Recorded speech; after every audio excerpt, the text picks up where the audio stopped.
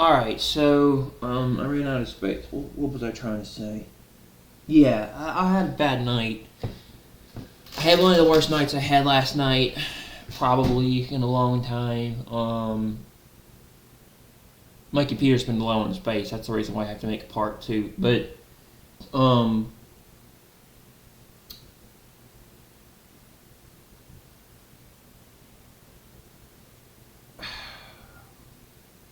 yeah.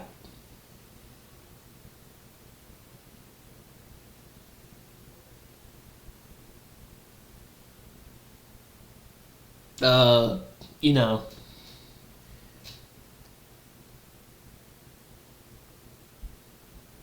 people that don't believe in spiritual warfare is real. And unfortunately, things can happen to you. And yeah, I truly believe stuff attacked me in my dreams last night because I could not sleep at all. I could not. I kept, like, waking up every 5 minutes. And I didn't get to sleep till about 2 a.m., 3 a.m. o'clock, 3 a.m. in the morning. And I don't know. I hadn't been doing well on YouTube. I mean, I asked y'all to pray for me, please, and stuff. But I'm serious. I've been feeling like I want to leave this world and I don't want to be here anymore with me having to deal with so much stuff lately. And my Christmas just pretty much not going to work out this year, man. Tell y'all the truth, I don't know anymore. I don't know anymore. I feel like I'm losing my goddamn mind. I really do feel like I'm losing my goddamn mind. Even though, like, I've been taking medicine to deal with these issues, I feel like I'm losing my goddamn mind. I wake up every day, and if it wasn't for the fact that I had you guys and and stuff, I would probably lose my mind being alone by myself with my own thoughts. I would go crazy. I really would, probably, to tell you the truth. You guys are a big part of why I'm able to stay where I am, and unfortunately, like, at least I'm able to function. And without y'all, it's really hard for me to get through the holidays because it's been hard. But yeah, Christmas isn't a good time for me, man. It's just not, and everything. And I thank y'all very much, but I thank the person who subbed yesterday too. You guys, you're awesome, dude. I appreciate that. Thank you.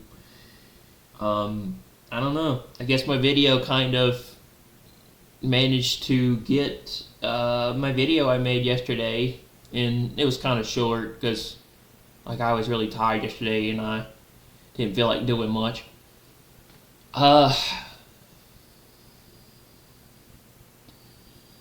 Another reason too, guys, I have been uploading so late is because I've been on a really odd sleep schedule. My sleep schedule has been all over the place. I have been waking up constantly tired, and I don't know. It's just strange because things have been hard in my life, and I don't know. I've been battling some really, really tough shit, man. And I gotta think about my life. I gotta think about my life. I gotta think of my future. I gotta think about where I'm gonna go with stuff. I feel like lately I've had a lot of stuff on my shoulders and to think about, and it's like, I don't know, dude. I don't know, man. With the way I am right now, man, I don't see myself making it to next year. Much less do I see myself making it to New Year's, to January. I don't see myself getting past 28 years old. I really don't, to tell you the truth, man. I got a lot of problems. I got a lot of problems, man. A lot of issues, man. It's like, I don't know. And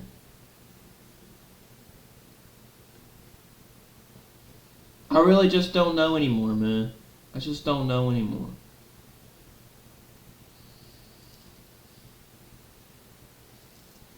Feel like things have gotten worse. And I just feel like I'm not going to get to where I want to be. And I've got to get my, I've got to have my, I've got to be able to pass my course by March, and if I don't, I'm going to have it. And it's just a lot of stuff, man. A lot of stuff. Got to send my console in to get it fixed. Got to fix these space issues with my computer. Got to work out this thing. So, was going to play Dying Light with my buddy Trav, and unfortunately we can't play because the system will not work. At this rate, if I send it in to Sony, I am not going to get it back till January because it's almost Christmas, and unfortunately it's going to be a pain in the ass to have to deal with. And I just don't know anymore. Just don't know anymore. I don't know if you guys feel just like me, where things are just hard for you and difficult, and Christmas is a tough time, and you don't know, and you're going through a lot of hard stuff, but I don't know if people can relate. I guess, my video I made yesterday, like I said, managed to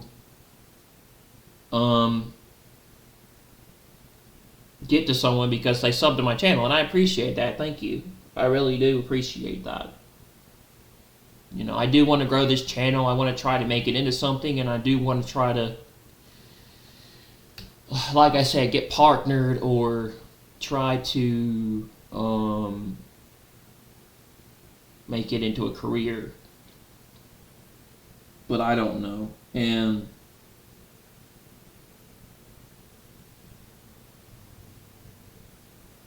it's just some hard stuff right now, man. It's some hard stuff, man. Yeah, people think I'm crazy, which I might be, which is nothing new. But, I do believe that I do believe that, yes, I was attacked in my dreams last night, because I have been really suffering and struggling with a lot of things, man. Going through a lot of hard shit.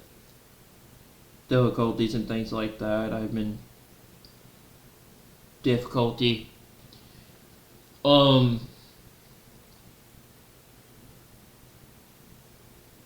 Been falling into my old vices and stuff, man. It's just, I don't, like nobody really cares, but I'm just saying that I've been going through a lot.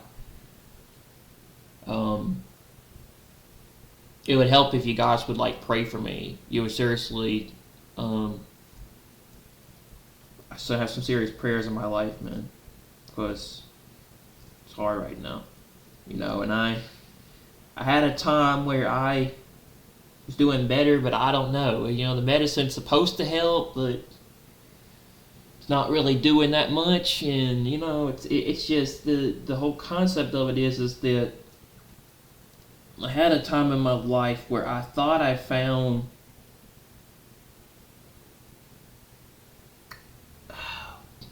after my dad died. Okay, what goes to right. I thought I had a time in my life where I found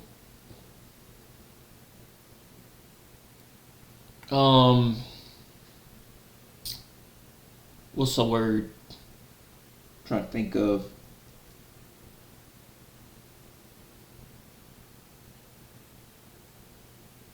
I found some sort of meaning or hope in my life, around that time.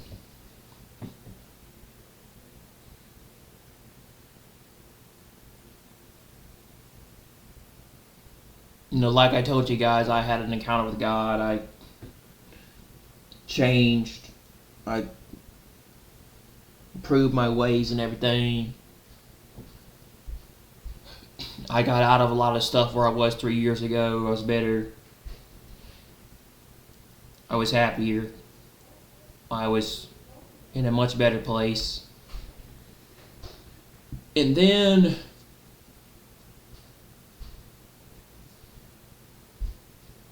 you know, the dominoes started kind of.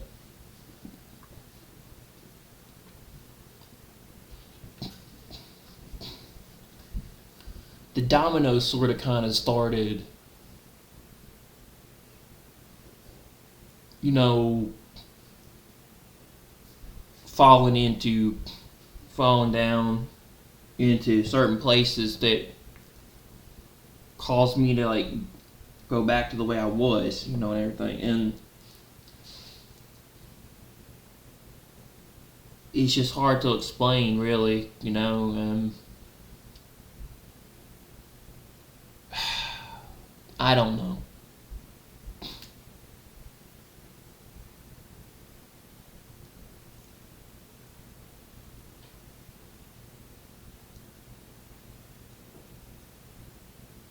I really hadn't had a chance to check on the Rapture news lately. I guess I guess I'm gonna watch a little bit of it and see what's going on with it.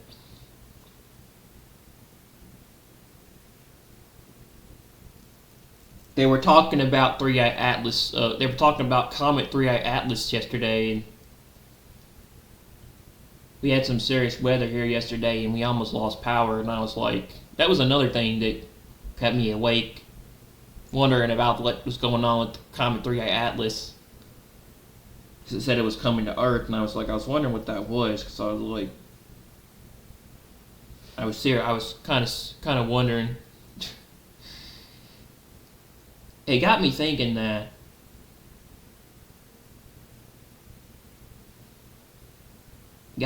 how close are we to the Rapture and an apocalypse happening, because I've also been watching the Fallout show, and anyway, I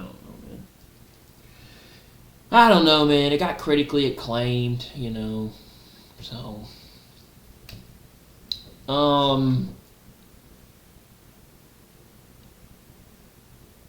I guess I need to get back into live streaming. I maybe get back into live streaming again, maybe something like that. I don't know.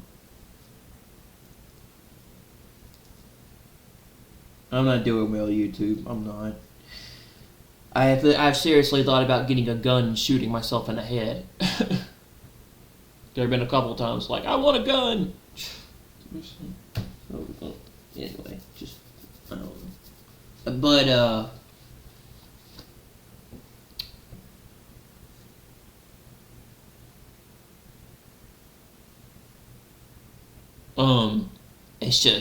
it just sucks. Things have been like, you know, been lonely, depressed, and going through a lot of hard shit. Just really hadn't had a reason to want to live, like, a lot lately, like, you know, or to do much. Not get motivation, not caring much about anything, and just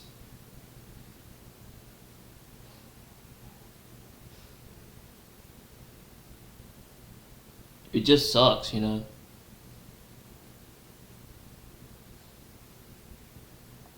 Stuff just sucks.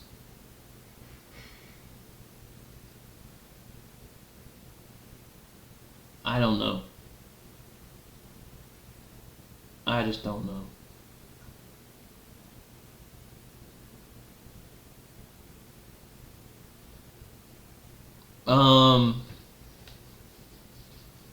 But yeah, I was watching Three Eye Atlas yesterday and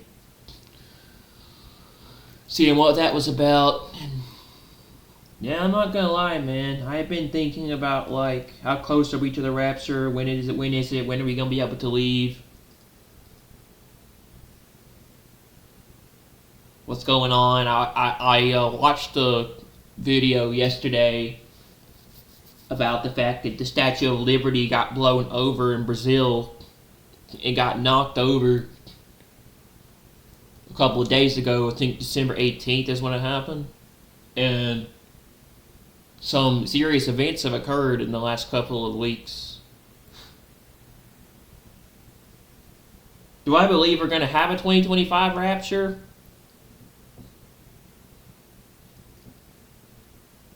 I really don't know. It's a possibility. I really do think it could happen. But, you know, it's definitely something I still think about. It's still something I wonder. I don't talk about it as much as I used to, but it's like definitely something I wonder.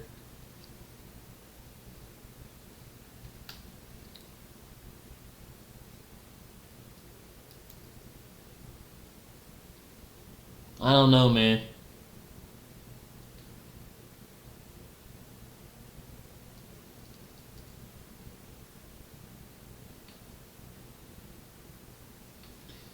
I don't know. The idea of stuff, man, is just that I've been going through a lot of hard stuff. It's a possibility I might have to take some time off of YouTube to gather myself. Because lately I just haven't been able to do it, man. Just haven't been able to do it. And it's been really hard. And yeah, I don't know, man. I really don't know. I've been suicidal, guys, and have considered not wanting to be here past this year, past December. I just don't know, man. I just don't know.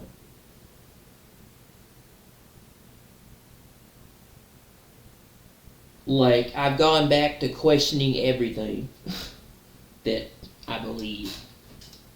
Because, see, I lost my channel I had for 3 years, and that thing was going pretty well, and I had a lot of subs, and I could have monetized that, and I could have really done something with that for a career until I lost it.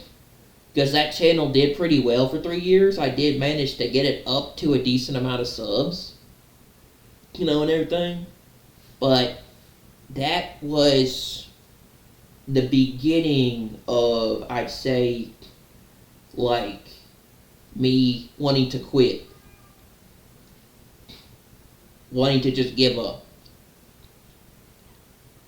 And I kind of lost it, like, back in April, when I lost my channel. Took me a long time to get past all that, to recover that, just...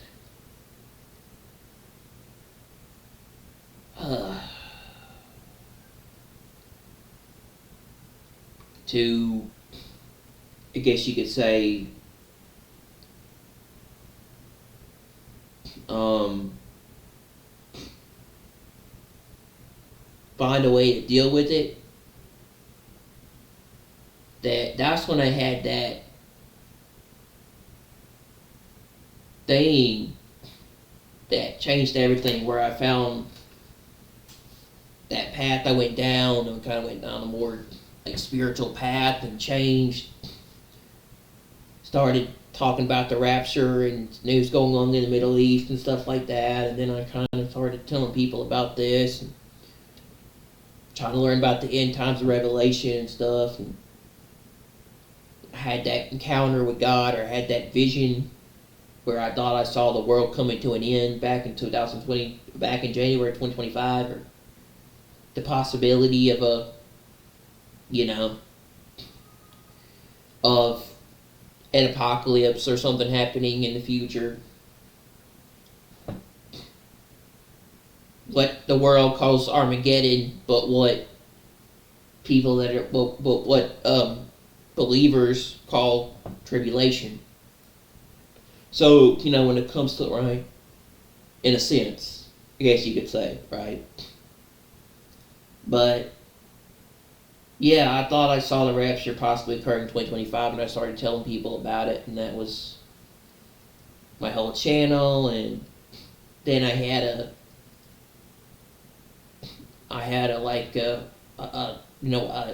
time on my channel where I was like started spreading things about God and telling people about all this.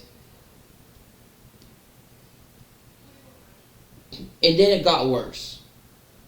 Because my friend Trav got sick. I felt lonely. There was nothing to do, and I started trying to go down this path to understand stuff, and it opened me up to a whole perspective. And I found these channels, and I started watching them all the time. And then I don't know. I think it might have made me crazy or did something. I don't know.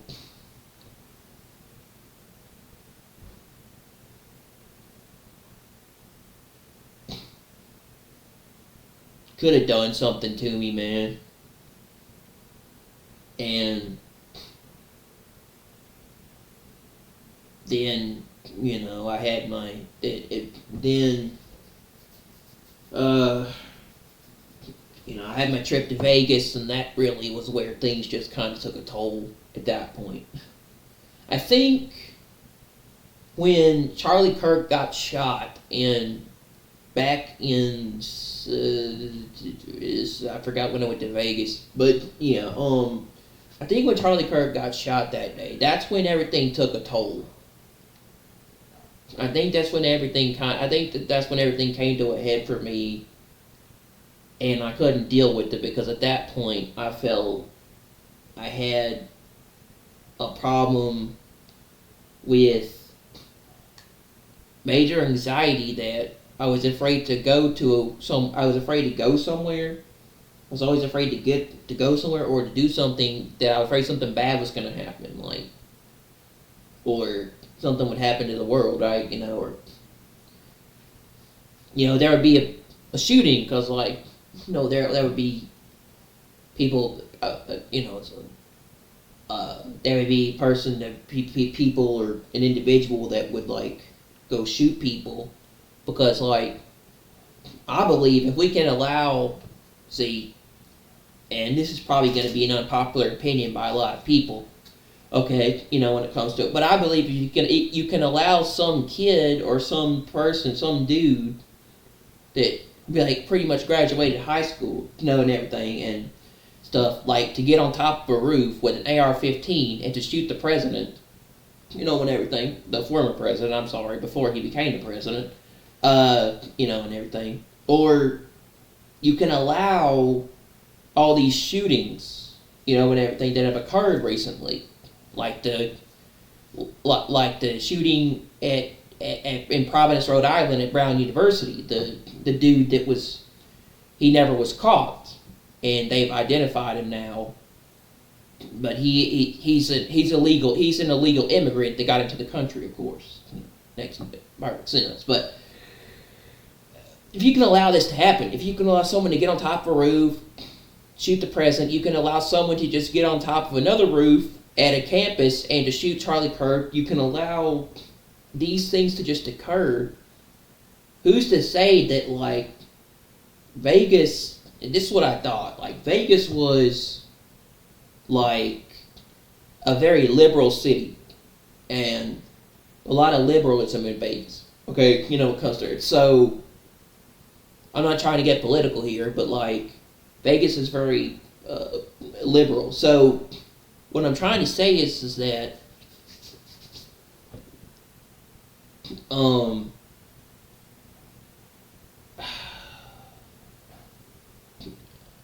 how do I explain this? I almost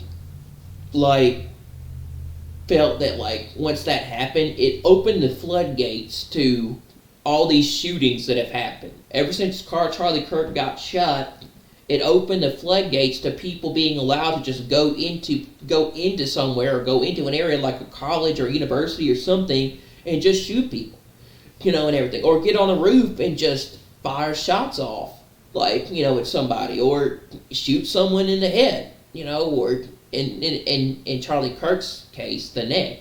Dude got shot in the neck. But yeah, and everything. And this stuff, right? So what I'm trying to say is that I worried about the fact at the time that if you go out to somewhere, you could risk your life, or you could possibly get shot, or you could end up being shot at, because this guy just a couple of days ago, he randomly just went to a university where these students were taking final exams, and he shot 20 people and then somehow got away without being arrested, and they still don't have him in custody, which I don't understand why, but he shot 20 people, and everything, and somehow just managed to get away. And I was all these shootings happening, it's nowadays, look, the media probably wants you to believe that that's the case, but I don't know. It's like it makes you believe you're not safe wherever you go, and you need to have God on your side. You need to have God on your side, and you need to be prayed up in this time because there's some intense warfare going on in our country and in America and in this world, like between good and evil. There's some very intense warfare going on. There's a battle going on, in this world or this country and everything between good and evil. I mean, there's spiritual warfare is going on in our country between all this bad shit, and everything. And all this stuff is happening. They just let these people just go and shoot people. Let these people just go in and just kill people. Let these individuals that are like not known or illegals or like probably some random person just go in and kill somebody. Go in and shoot a bunch of people. A bunch of people got killed in Australia at Bono Beach or whatever it was. And stuff. And so it's like it's been a lot of shootings lately. I feel like when Kirk got shot, that really led to the idea that now, like, people have the okay. It's okay, or they have the right. People are. It's okay, or people have the ability to go in there and just shoot somebody. Just shoot somebody. Just shoot a bunch of people, and everything. Like, that opened the idea that since, what's-his-face did it, and Rob Reiner and his wife were stabbed by their son, I mean, we'd have some serious events going on in the country, and everything, where it seems like there's a lot of killing and shooting and, and people just randomly just going into places lately and just like, okay, they're okay with it. Let's just allow this to happen. Just boom. And everything. Let's just allow someone to come in with a rifle or something, a machine gun, whatever, and just shoot people. And, like, I don't know if that has to do with the Trump administration or that has to do with, in my opinion, like, the idea of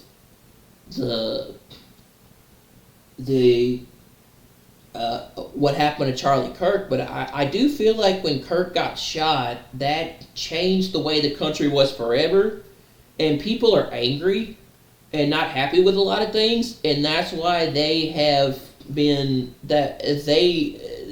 a lot of shootings and destruction and violence happening in the country, and everything. There's a lot of people out there that are pissed off about Charlie Kirk's death, and they still have theories about what really happened to him. And everything. But there's a lot of angry people out there that have not been happy since that day, and everything. And there are some people that have had shootings, like the 2 National Guardsmen that got shot when the person came around the corner and shot them.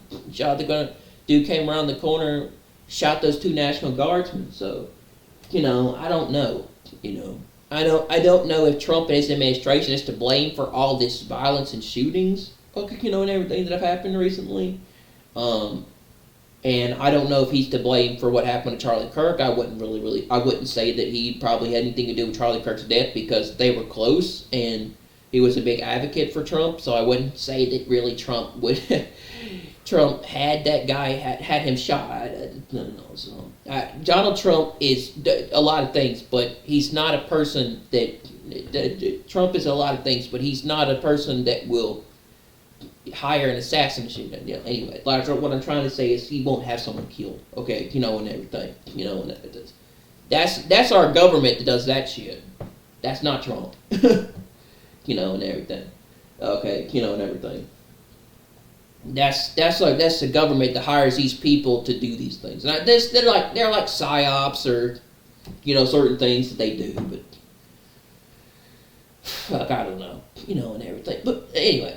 So, I had a weird thing where I was deathly afraid to go anywhere at the time after Charlie Kirk, the Charlie Kirk shooting, everything, I felt like everywhere we went that day, and that everywhere we went in Vegas, I felt like there's a there's a potential possibility of someone opening firing on people and shooting them, or an individual possibly, you know, being allowed into an event to kill people.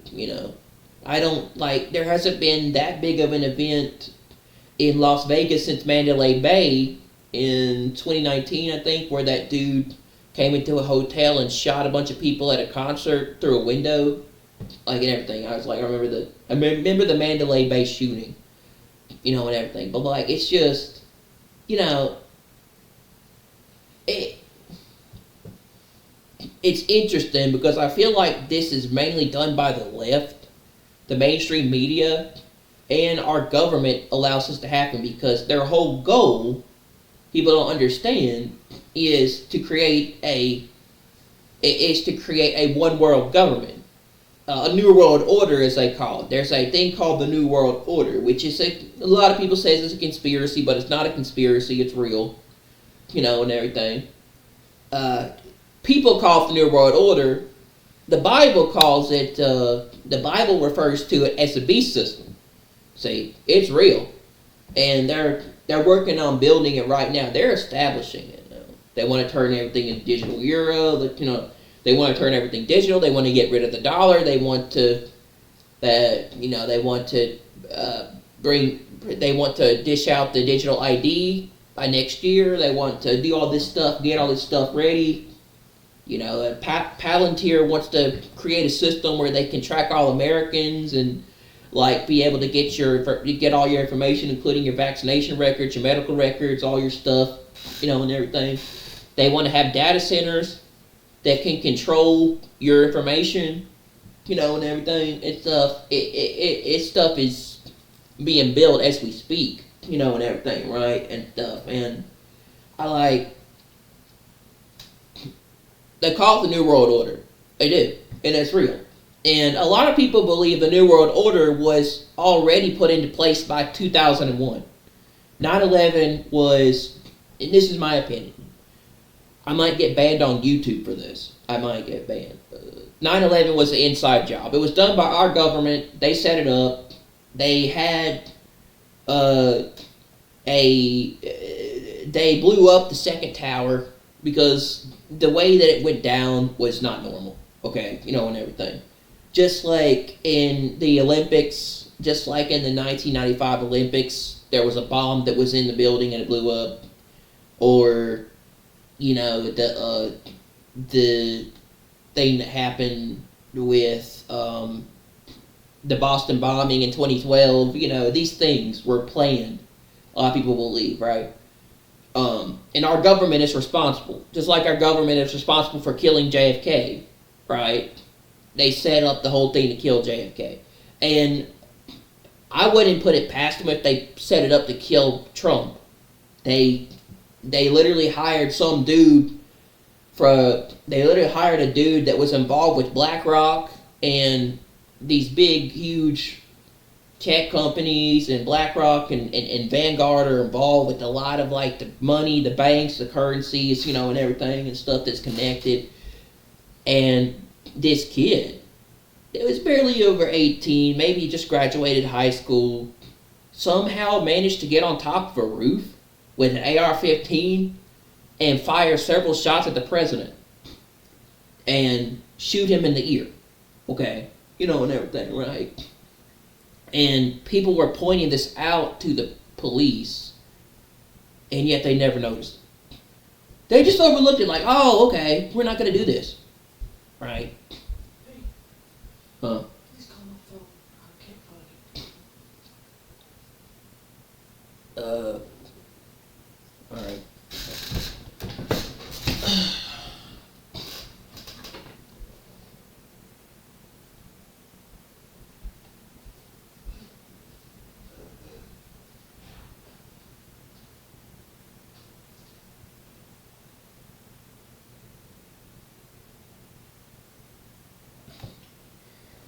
And then there are people like,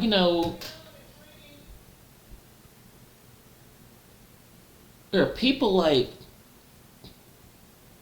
that believe that it was all a conspiracy, that it was set up by the Republicans and the people to, it's like a photo op to try to get votes and people bring voters in. It was staged, it was planned, maybe, Trump was involved with QAnon and some other stuff, and very powerful people that run the government. Some people believe that Trump won the election because he was meant to win, and it's a part of the elites running the country, okay, of the elites that run America, because there are very powerful elite companies that run America, okay, and everything, and they believe that he got away. People believe it was all planned. Seriously, that they weren't trying to kill Trump. They were trying to set it up so people would vote for him, and it would all fall into place, and he would win by a landslide, right? Okay.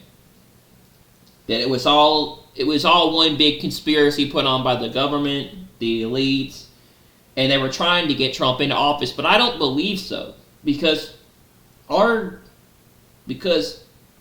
very powerful people behind the scenes hate Donald Trump, and they've been doing everything they can to get rid of him for years. So I don't think so.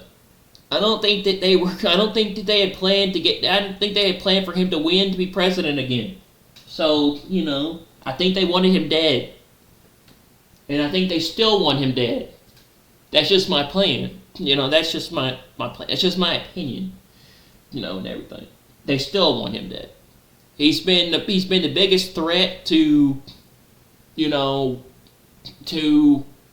this the New World Order and all these secret societies and these elites and these people that run the government since JFK. He's been a major threat to their plans. He's exposed their agendas. He's talked about what they've done. He's literally pointed out about the illegals, and he's literally just said the things that they won't say. Okay, and everything. And he's been a major pain in their side for a long time. And they've been wanting to get rid of him. And it's like, so there's a lot of people out there that believe, Trump's with the deep state. He's with the government. He's not trying to get rid of them. He's trying to, it's all part of the plan for him to get in there to do this, to start these things. And he's the Antichrist, and he's going to start war, and I don't know. He's going to start a war with Venezuela, stuff like that, right? I don't know for sure if that's the truth. And, he's going to be the one that's going to establish this system, this biometric scanning. So what is it? Biometric. I mean, he talked about this in his first presidency, but this biometric visa tracking system thingy, whatever it was, and everything. He's going to usher in, Trump's going to be the president that's going to bring the B system into fray. He's going to bring us all. He's going to introduce the B system in the next 4 years. Trump's going to get a third term, all this. Look, I don't know. Okay, and everything. But people think, that was all a setup and was planned for him to get back in office. Thomas Matthew Crooks, which was the person behind the shooting, was in BlackRock commercials, and people say that they took that commercial off the internet so people can't see it. They hid it, and everything. And BlackRock is a very powerful company that owns the stuff like crypto and digital currency, central banks, stuff like that, right? And Crooks was involved with BlackRock, in these very powerful things. So he was either trained, he was prepared and given the stuff to do this, or he was told the location and the things he needed to do.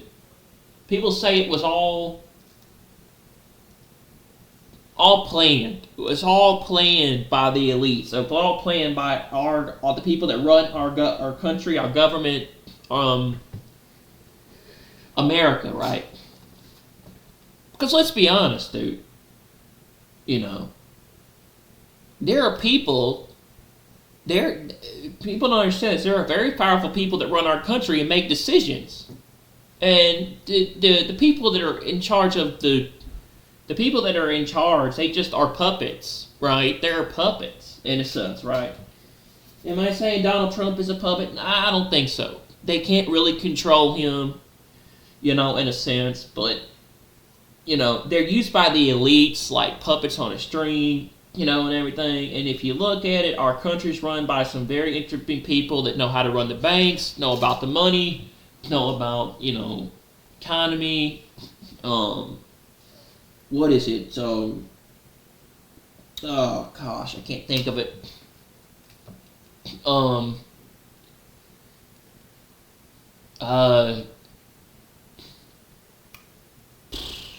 You know, the U.S. Treasury, you know, stuff like that, right? And people are like, how come Trump survives, but the dude that was in the back of the crowd who dove to stop a bullet from hitting his family, Corey Capertone, what's that dude's name? I think his name is Corey Capertone. Yeah, he was a firefighter that was at that rally that day. How come he got shot and he died, but Trump survived that bullet, right? You know, and everything, right? And people are like, oh, God saved Trump. Well, I don't know. Like, I don't know if that's the case or not. If he did or not.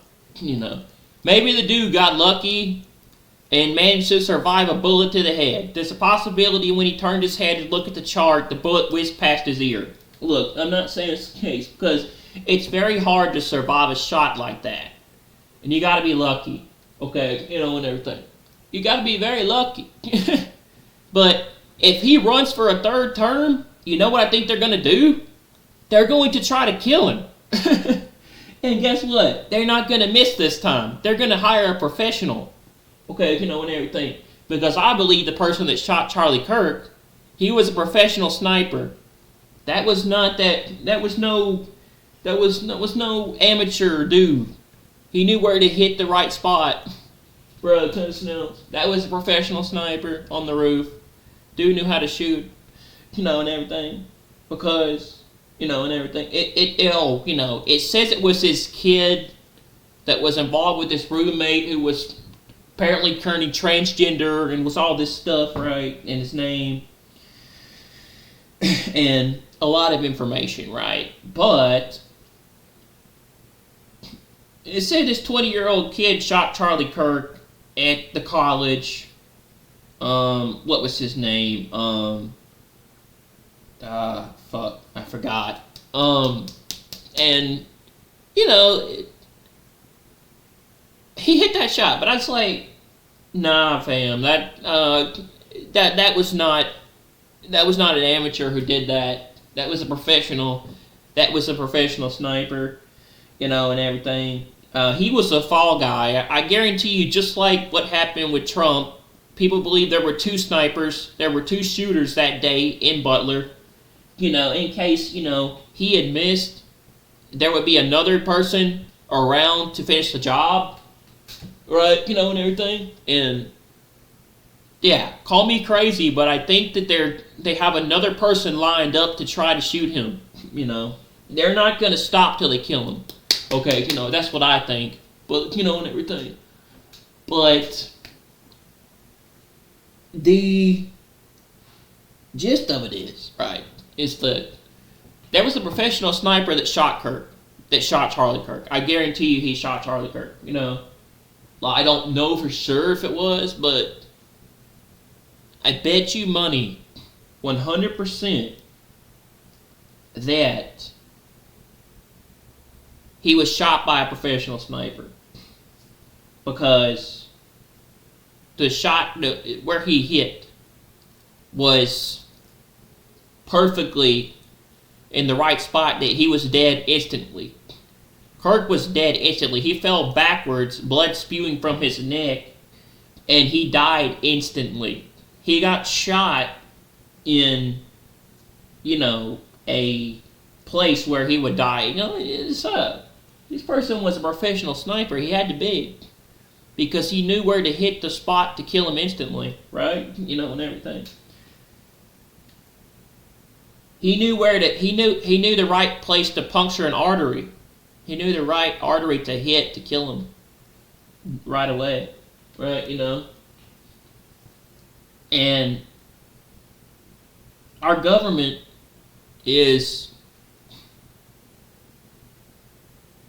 they're sneaky, man. They're sneaky. They lie about a lot of things. They don't tell you the truth. And they're very, very evil and stuff. And the Democrats are worse. Because I wouldn't say I'm necessarily a Republican. I'm more of a conservative person, right? When it comes to right. But the Democrats are the party of woke. We cannot deny that. And everything. They're all about woke. Okay, and everything. And this agenda. Let's put a black lady with a white lady. Let's put a white man with a black lady. Let's put this with this. Let's do that. Let's, have feminism in games. Let's do all this shit, right? Whatever. Let's have a black female play a role in movies, everything, right? And stuff. All about this transgender agenda perspective, right? And everything. So, and who's to say that they didn't put the hit out on Trump and Charlie Kirk, right? And that they don't have someone else waiting in the wings to stop him, to, get rid of him to start a civil war, or to start, or to bring in the, like the Hunger Games or 1984, or, like that type of shit, right? Or let's just say some kind of like apocalyptic setting, like some massive revolt. Because I guarantee you, if they do try to kill Trump, if they try to shoot him again, there will be a war. There will be a war in America. And that will lead to the rapture. And that will lead to the beast system. It will. At that point. I really do believe once if he dies, if they kill him, that will lead to the end of America, the fall of civilization, and the ushering into the beast system. And that will lead to the rapture and the Antichrist. It will be. That's it. That's the end. I really do believe I do believe if they kill Trump, that's it. It's over. So, and everything. There's no one standing in the way of the elites and the people that run the country. There's no one left standing in the way. No one. It's just my opinion, of course, but I don't know, man.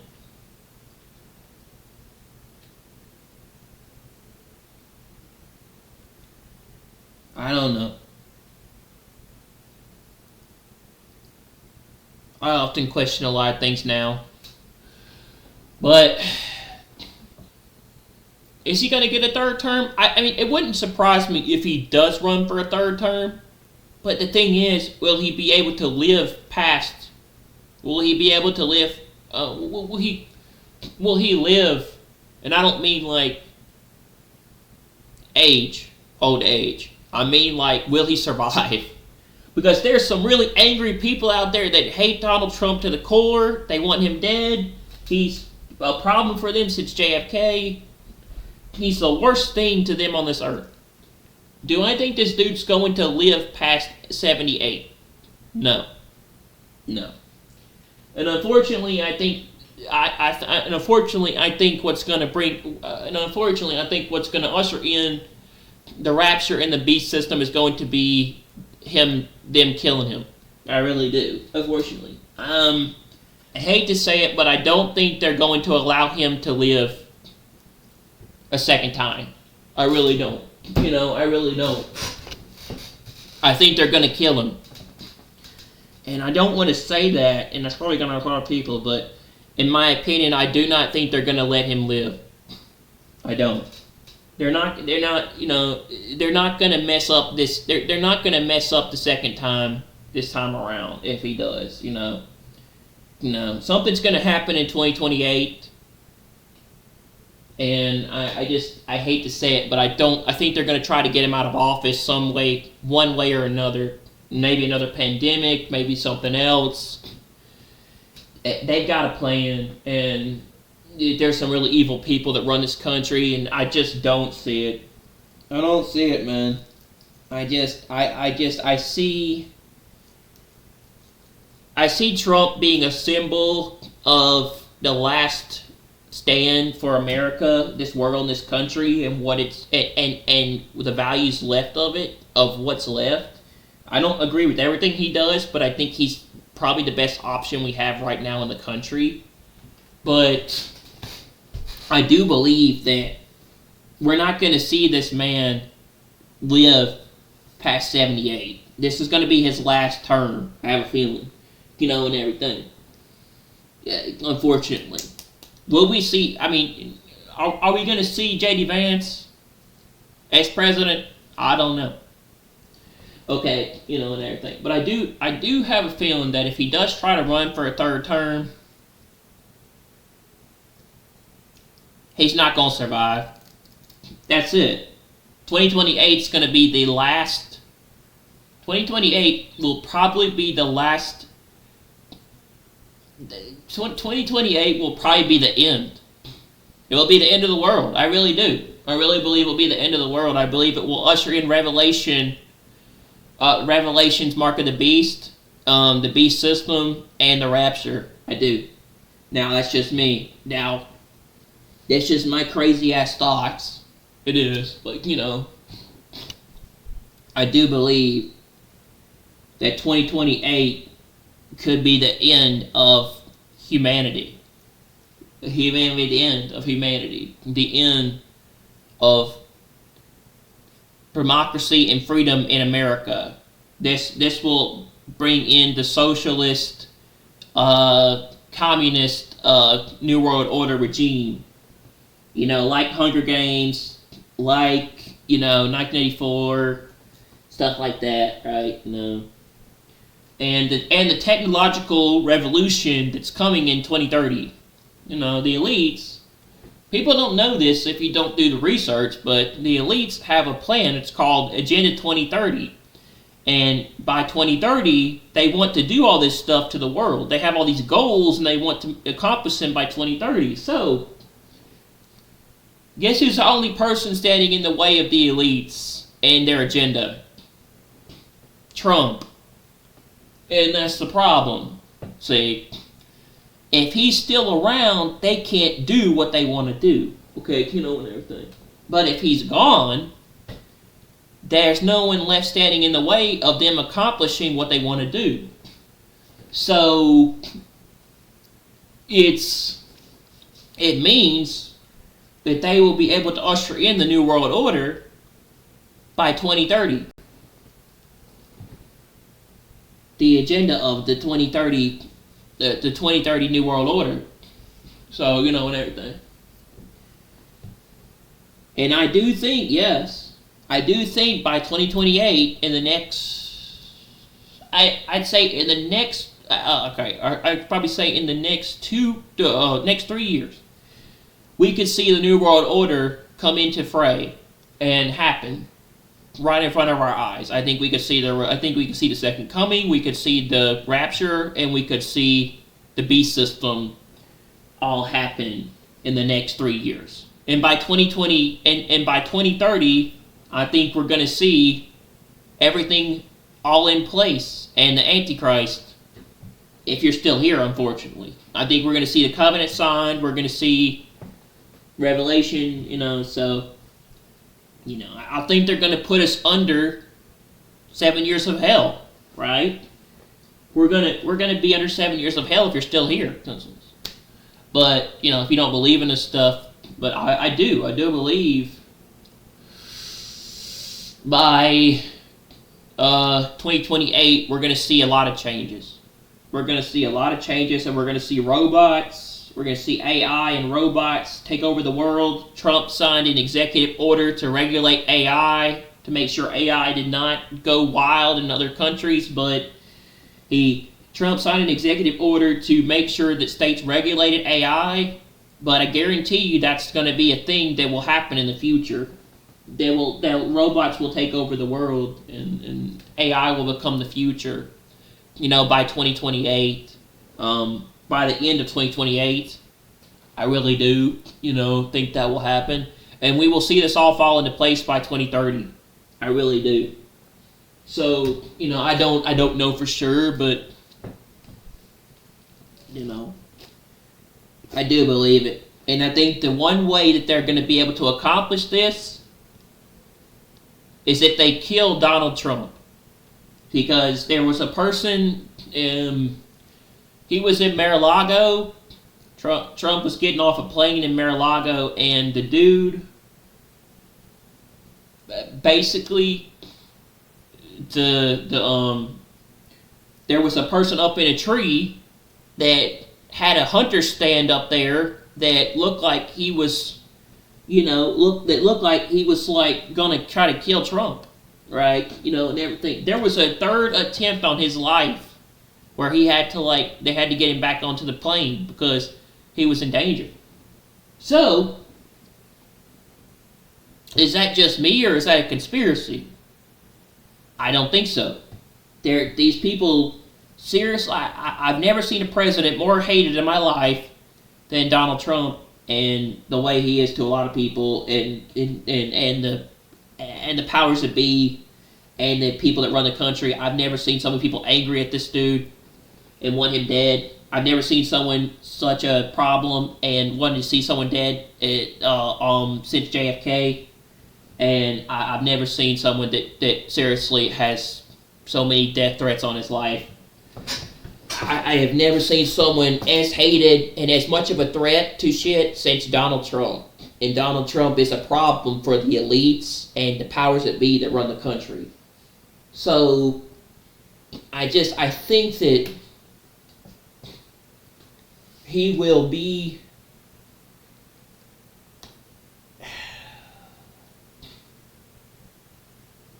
I think that he is, unfortunately, not going to make it past 78. I don't know, to tell you the truth, man. I really don't know. So, anyway, what I was getting at was I went to Vegas, and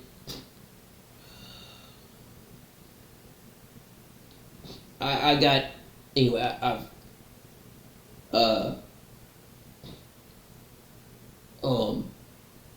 we're going to finish this up, and we're going to go over the news, and then we're going to, I guess we'll see what DSP's up to, and everything. But I went to Vegas, and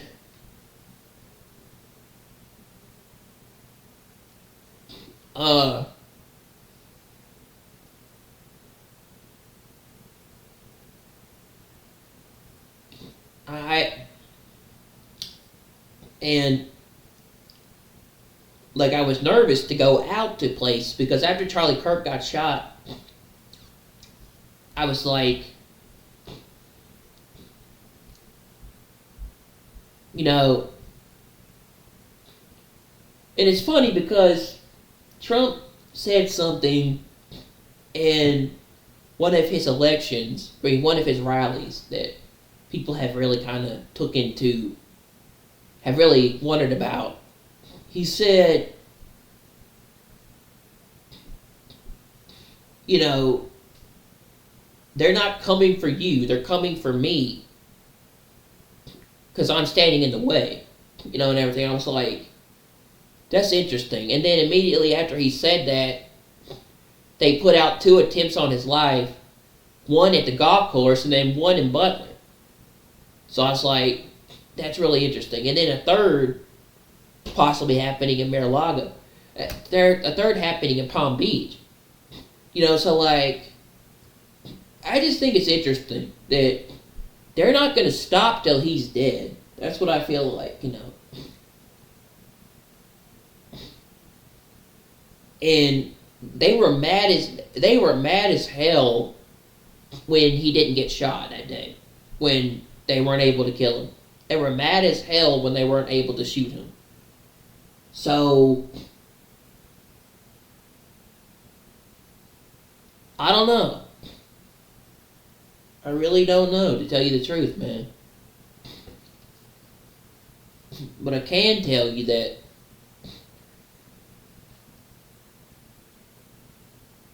something is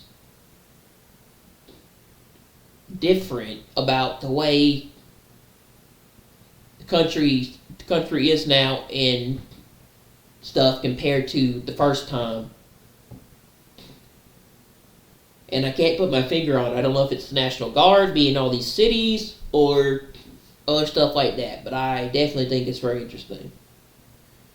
And yeah, I was like afraid. I was afraid to go out any place in Vegas because Vegas is a very liberal city. Something could happen, and I was afraid that they were gonna, that there could be a shooting or something could happen, and I just couldn't deal with it, man. So like, I don't know. It's just I felt nervous about going out. So I feel like when Kirk got shot, that kind of changed a lot of things. And from that point forward, a lot of people were not happy. A lot of people are now using the term "We are Charlie Kirk." So like it's just it's just. So when you look at it, it's just, how do you allow people to just go randomly into places and just shoot people? How do you allow somebody to just randomly just get away with going into somewhere and shooting somebody? Like, you have security, you have people that watch over stuff, you don't stop these people? You don't keep them from going and doing this? I mean, how do you let somebody just randomly just go into some place with a gun? And everything. And it's happening a lot. And not to mention, you let two people get on the roof and shoot people. So, yeah, you can't really blame me for being like, okay, I'm a little bit nervous to go out somewhere because I'm afraid I'm going to be shot at, at an event, or to go somewhere, or I'm doing something and somebody randomly, somebody tries to come in and shoot the place, right? And stuff. Look at these, like I said, look at these college students. They were going to take tests for finals, and this dude just appeared on campus and started shooting people. It's just like, I don't know. It's like I get a little bit nervous going out somewhere to an event or a big event or something like that, because like, you never know if these people are going to be allowed. They're just going to be able to just get into the place and start shooting people. So yeah, I was a little bit nervous because like, you have places like, you have events like that in Vegas, and you have like the Sphere, which was like one of the biggest events of the whole year, and you never know with a lot of people. I remember the Dark Knight shooting back in like 2008, the Dark Knight theater shooting. I was a little young to remember it, but I remembered the shooting that took place in the theater for the Dark Knight. Some dude went crazy and he started shooting a bunch of people. I don't know. Look. But it is. I don't know if it's like mental health problems, or if it's just people that are psycho, or it's just people that don't believe guns, or if it's they just allow, or if it's just people that are illegals or random individuals that just go shoot up places. But like, I feel like it's like controlled opposition or people that are planning to do these things, or like these things happen, and they're done by our government. And to me, a lot of them are done by the leftist. A lot of them are done by the leftist liberal Democrats in the media. Go down to the gas station to get some milk to make the mashed potatoes. Forgot I didn't have any milk. When I get back, I'm gonna fry this country fried steak and we'll be ready to eat. And mash the mashed potatoes. They're already boiled and the beans are cooked. I don't know, man.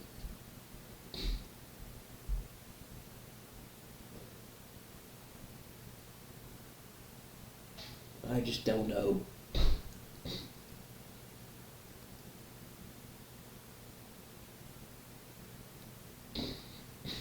I don't want to say that, but like,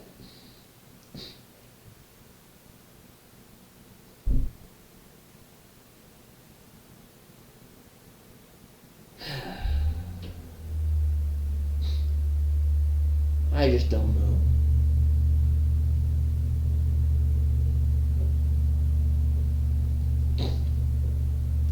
I mean, it is what it is, man.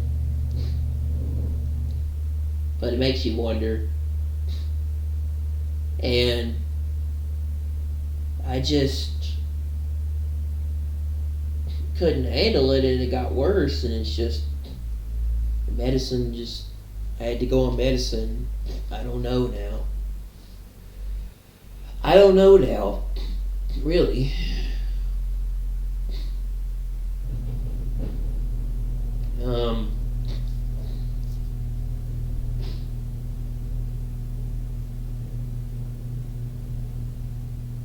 It's a possibility, man, but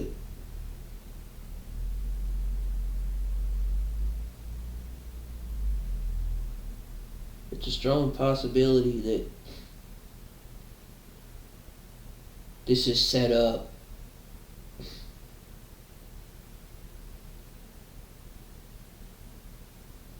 I don't really know.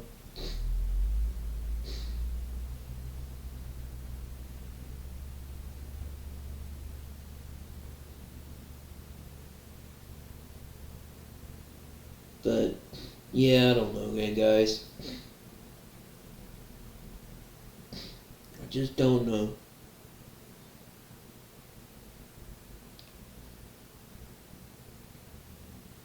I wonder about a lot of things.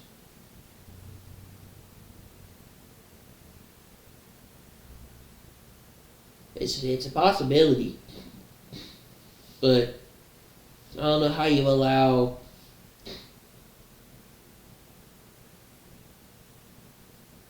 the Brown. I don't know how you allow that shooter dude to get to the university and then escape without being put in, without being arrested.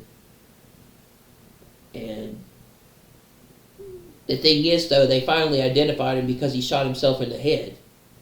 But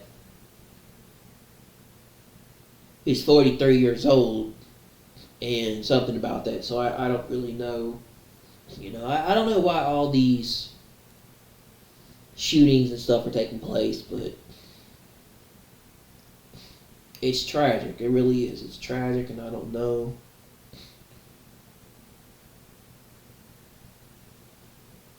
The world's getting dark, man. It really is when you look at it, and I really don't know what to say about that.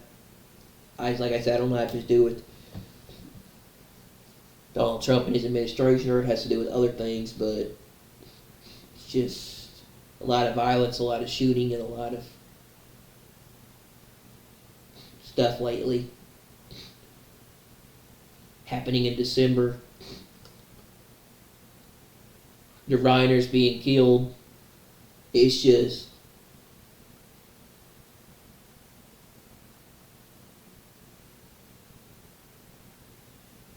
it's a lot to have to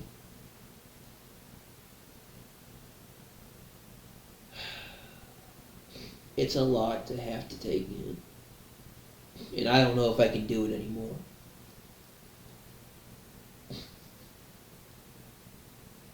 I'm having a hard time dealing with it all. And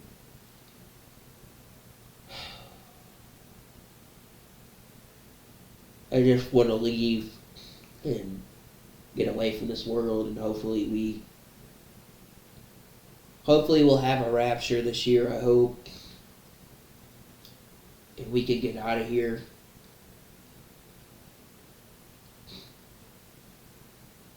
Maybe by Christmas. We'll have to be here. But I don't know. I think we could have a 2025 rapture. I really do.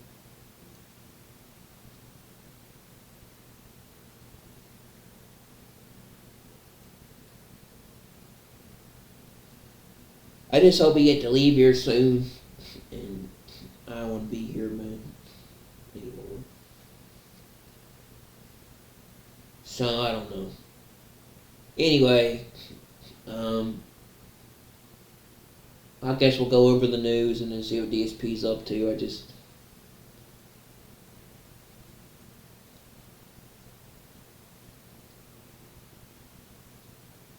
I don't know if I can do it anymore, man.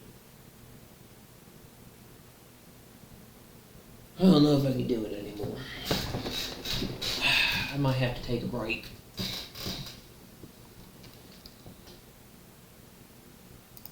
Let's see.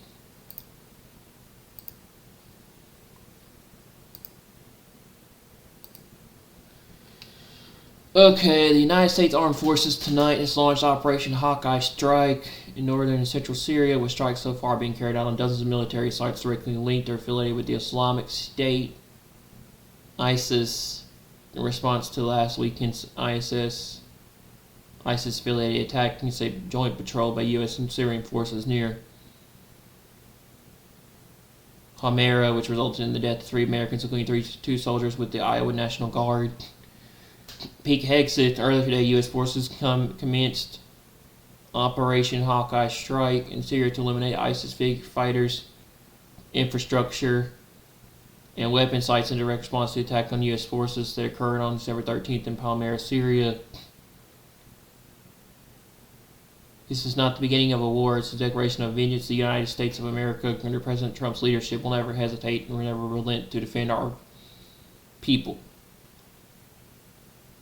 As we said, directly following the savage attack, if you target Americans anywhere in the world, you will spend the rest of your brief, anxious life knowing the United States will hunt you, find you, and ruthlessly kill you.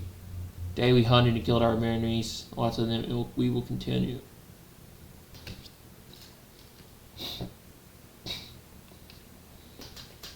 The U.S. is getting revenge in Syria. The U.S. Air Force has carried out multiple airstrikes on targets that are believed to belong to ISIS near Deir al-Zor, eastern Syria. Heavy drone activity in both Deir al-Zor and Idlib, and that's western Syria, has been reported as well.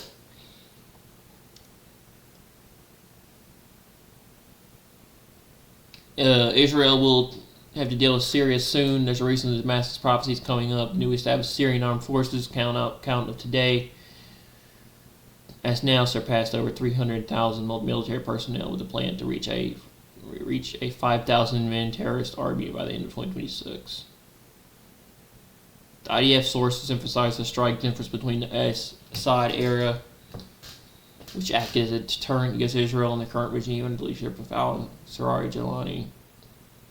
While Assad has maintained a relatively stable border, the current Syrian president leads a line of industrial claim calm that allows terrorist organizations almost free reign to operate. This states that IDF estimated that they are waiting for the right moment to attack Israel and building their strength while establishing themselves in a country that Assad no longer controls. From Walla News in Israel.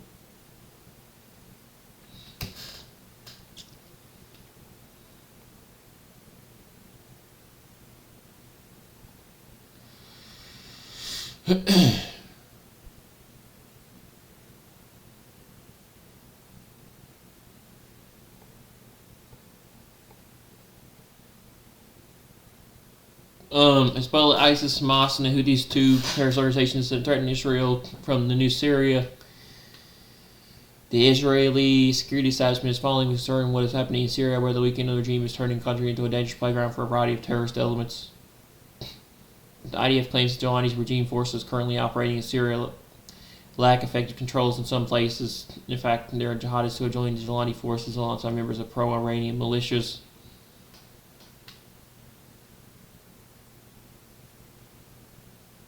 Islamic Jihad, Hamas, ISIS, and Hezbollah who are trying to secretly rebuild its terrorist infrastructure throughout Syria. These organizations have joined by forces from Jemaah Islamiyah and offshoot of the Muslim Brotherhood. Although the original organization is mainly identified with the Lebanese area, and we see it has become a significant player in the Syrian arena, as well as has carried out attacks against Israel, along with the Popular Front in Iraq and even Houthi militants from Yemen who have recently threatened to reach Israel.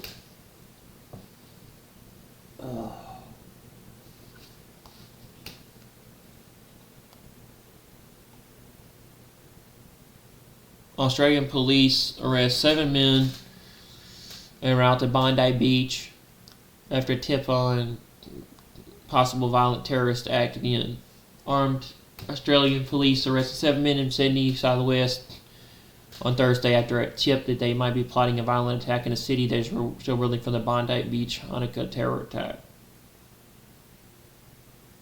Police said special tactical officers intercepted 2 cars after receiving information that the violent act was possibly being planned.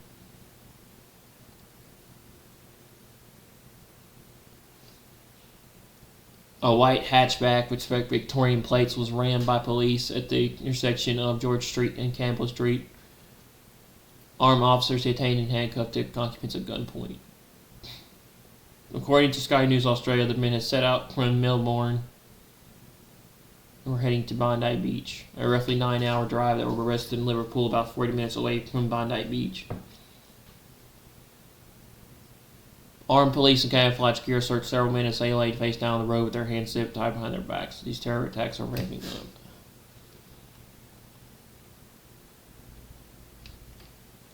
Trump drops $8 billion on smart wall, 1,400 miles of barriers and sensors coming to southern border, not only to keep its illegals out, but to keep Americans in. Trump just awarded 5 new contracts worth $3.3 billion to build 97 miles of primary barrier, 19 miles of secondary wall, and 66 miles of waterborne barriers in Texas and Arizona. It has just begun to get real.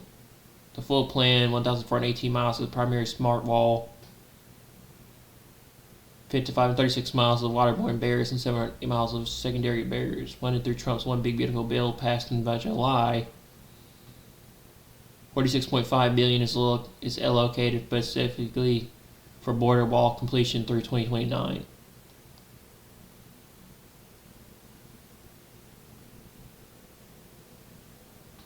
The smart wall isn't branded concrete, it's steel board ballarders combined with patrol roads, cameras, lighting, advanced detection sensors, and waterborne or secondary barriers. CBP calls it an integrated border security system, not just a physical barrier, but a surveillance infrastructure covering gaps where terrain makes construction impractical. How the heck would he be able to have that completed through 2029 if he only has 4 years?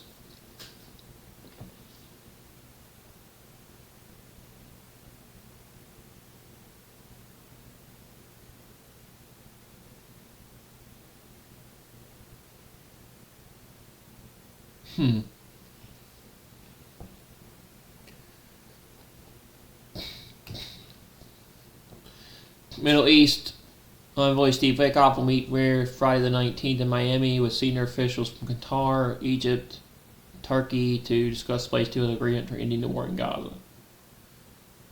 Key attendees include Qatari Prime Minister Mohammed bin Abdul Rahman Al Thani, Turkish Foreign Minister Hakan Fidan,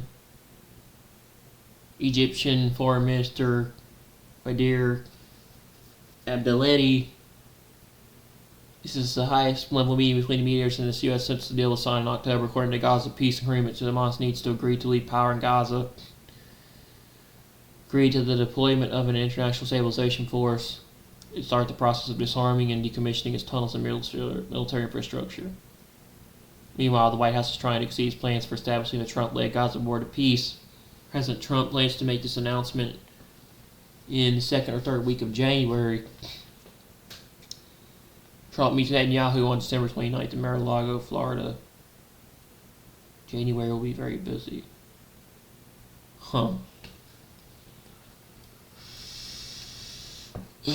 Israel to open 3 embassies, close one in 2026. Foreign Minister Gideon Saar announced that Israel will open 3 new embassies in 2026 in Fiji, Bolivia, La Paz, following renewed diplomatic ties in one African country yet to be named. Rwanda stands out as a strong candidate. And at the same time, Israel will close 1 diplomatic mission. Options under consideration, including embassy in Oslo, Norway, or the consulate in Chengdu, China. The move follows a policy of expanding ties with friendly states while getting diplomatic presence in hostile ones. The Oslo embassy is most likely candidate. Norway's government has been highly critical of Israel, e.g. recognizing a Palestinian state supporting ICC warrants against Israeli leaders and divestments. Gideon Saar is locally removed, closing the embassy in Oslo due to those hostilities with no Israeli ambassador there for over 18 months.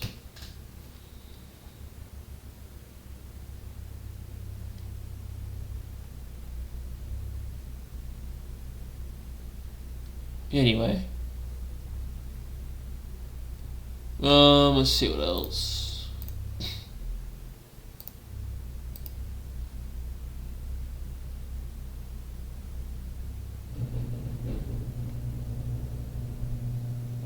The weird fog continues through Southern California, San Diego, California. 10:40 December 14th, 2025.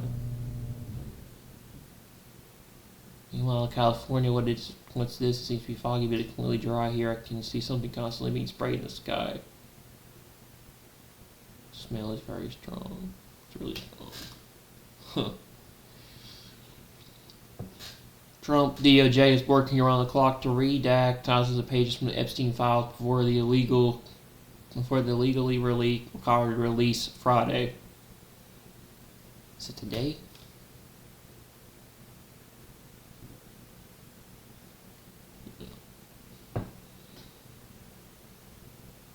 A Chinese VLCC tanker carrying 1.8 million barrels of Venezuela dice-grade Mercy 16 crude has departed from Jose Terminal, Venezuela towards China. The shadow vessel is receiving an escort by the Venezuelan Navy. Brussels looks like a war zone. 10 injuries and 2 arrests reported so far. Chaos outside the European Parliament has thousands of farmers protest outside the building in Brussels. Mm.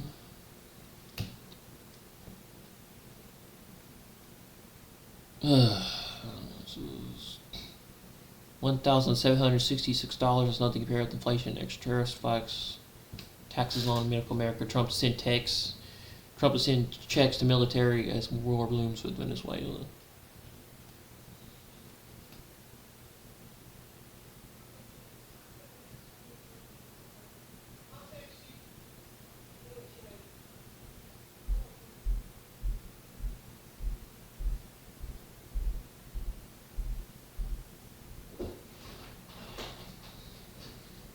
Disclosure Day? What the heck is Disclosure Day?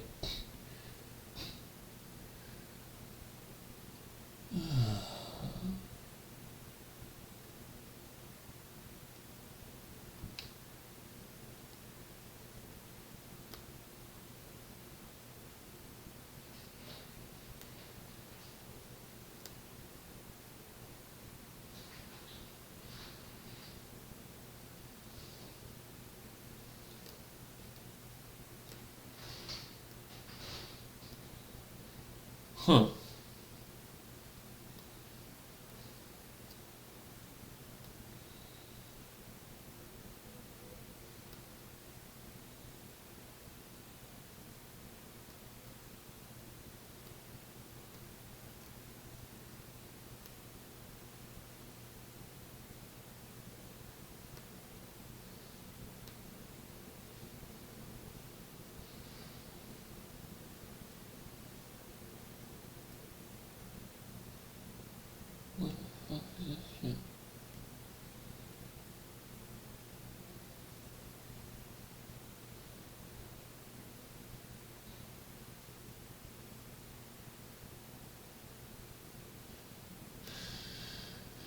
Okay.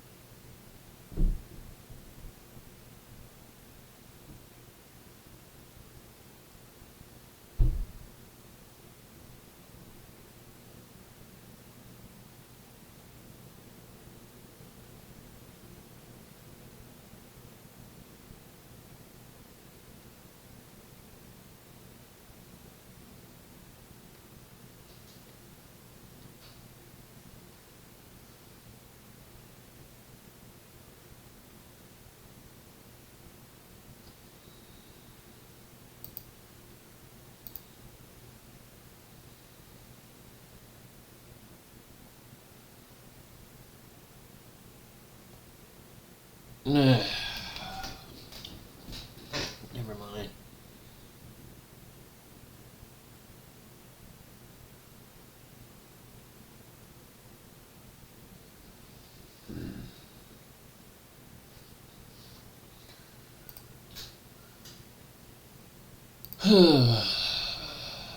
Fucking hell.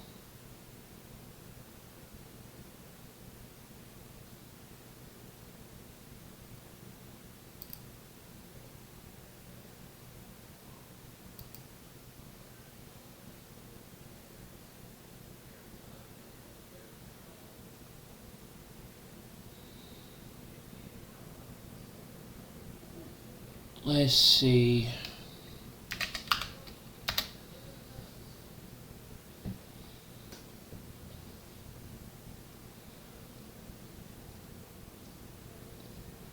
DSP recorded another podcast, Copes are being lifeless.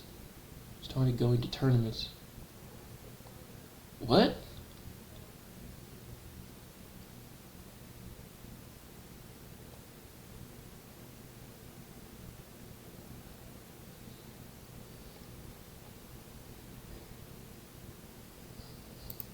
I played the whole trilogy back in the day, some of my biggest playthroughs of my early content. So she left? What were my thoughts? Oh, they're amazing. Assassin's Creed 2 trilogy is absolutely outstanding, the whole Ezio Auditore story. After that, I actually did not like Assassin's Creed 3. I did like 4, I thought 3 kind of sucked. But I love the entire trilogy of 2.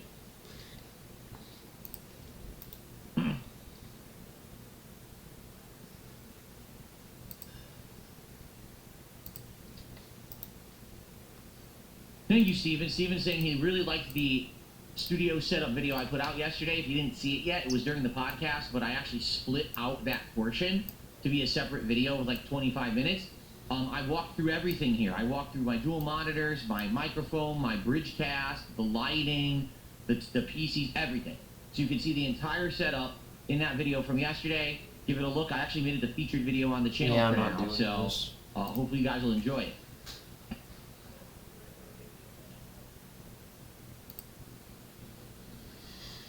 See what this is. Good morning, everybody. Steve Fletcher with a trumpet for my people, December 19th, 2025.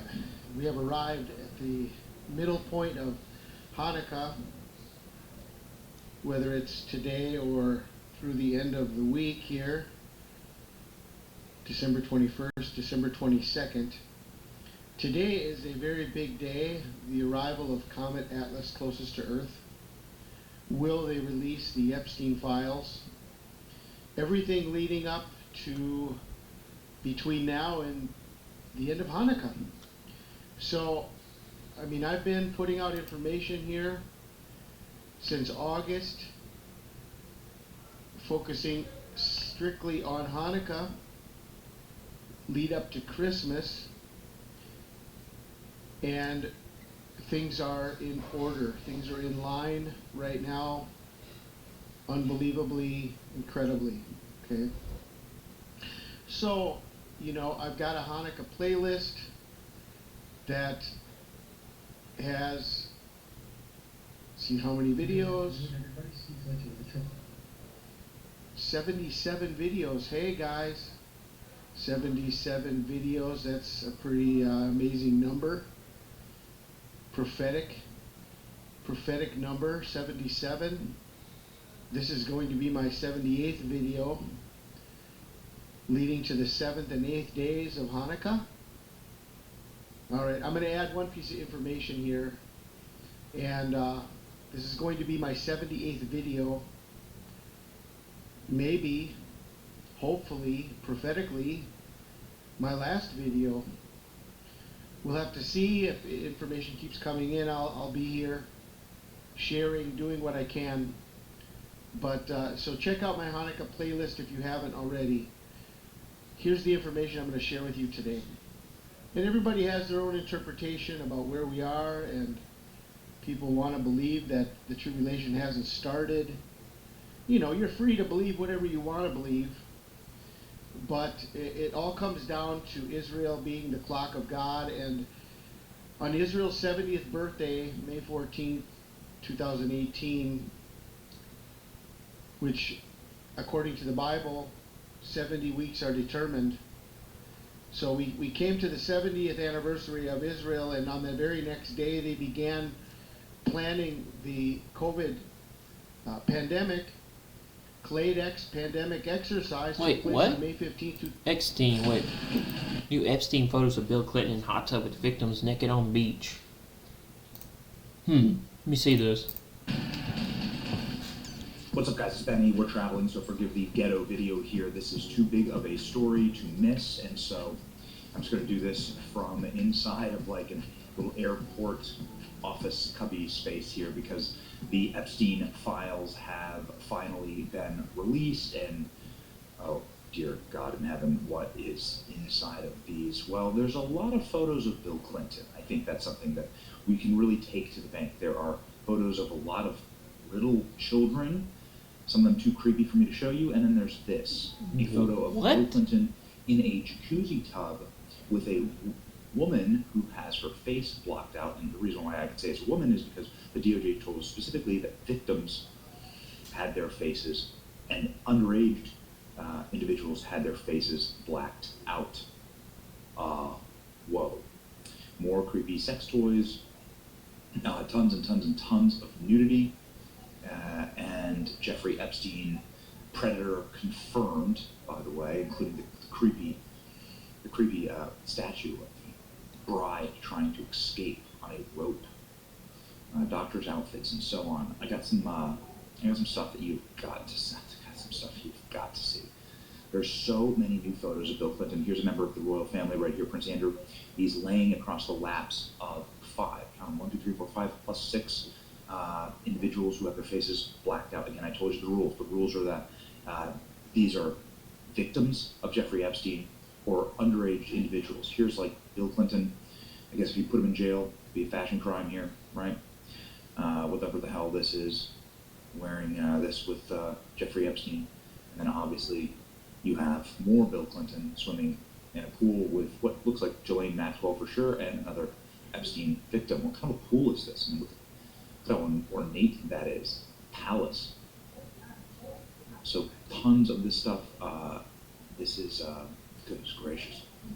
He's talking about checking their IDs to make sure that they are under the age of 18. Not over the age of 18, under the age of 18. Chris Tucker is in these. You know that Jeffrey Epstein was very close with Hollywood actors and actresses, and here you can see Bill Clinton with a woman who is, let's just say this, definitely not Hillary Clinton, sitting on his lap on a private jet. Now, we've heard about these private jet trips. There's also quite an interesting series of Israeli Defense Force shirts. Massage for dummies, no joke. And then Jeffrey Epstein here with a inappropriately shaped cake. Here is ready to lick that cake. Again, here's a younger Jeffrey Epstein with more, nudity, or individuals that had their faces blurred out. Oh, there's extra photos of Bill Clinton. Do you know that there's more than one painting of Bill Clinton? Oh no, creepy that is. Look at these creeps. Look at these creeps. These globalists. They run the world, right? These people, they're such monsters. They're literal monsters. I mean, they are. They're literal monsters. Here we go. There's more photos of Bill Clinton. Do you see this? Here's Bill Clinton and Jeffrey Epstein. There, drawn, getting on the Lolita Express. Isn't that amazing? Or, well, it's something, at least. Unidentified young woman on a float. More Chris Tucker. More nude paintings. More lewd paintings. Victims. Obviously seen some of the Ghislaine Maxwell stuff. So, these photos are crazy. But this is the one that's making the rounds here. Okay, so I've got to preface this by saying that it may not be Bill Clinton, but it's marked St. Tropez, right? This is a pretty famous island. Clinton, Morocco, nude. So, is this Bill Clinton nude on the beach? That is absolutely not Hillary Clinton. Look at the size of the cankles there. Is this Bill Clinton? Is this the one? Is this the smoking gun? It's Bill Clinton there. Obviously, he's been blacked out or blotted out. Is that it? I mean, I'm just an individual here with a YouTube channel, but I gotta tell you, that kind of looks like Bill Clinton. I don't know. It's also labeled as Bill Clinton. My producers are telling me that it might be Bill Clinton's Morocco trip. So it's like it's just sharing the name of the CD.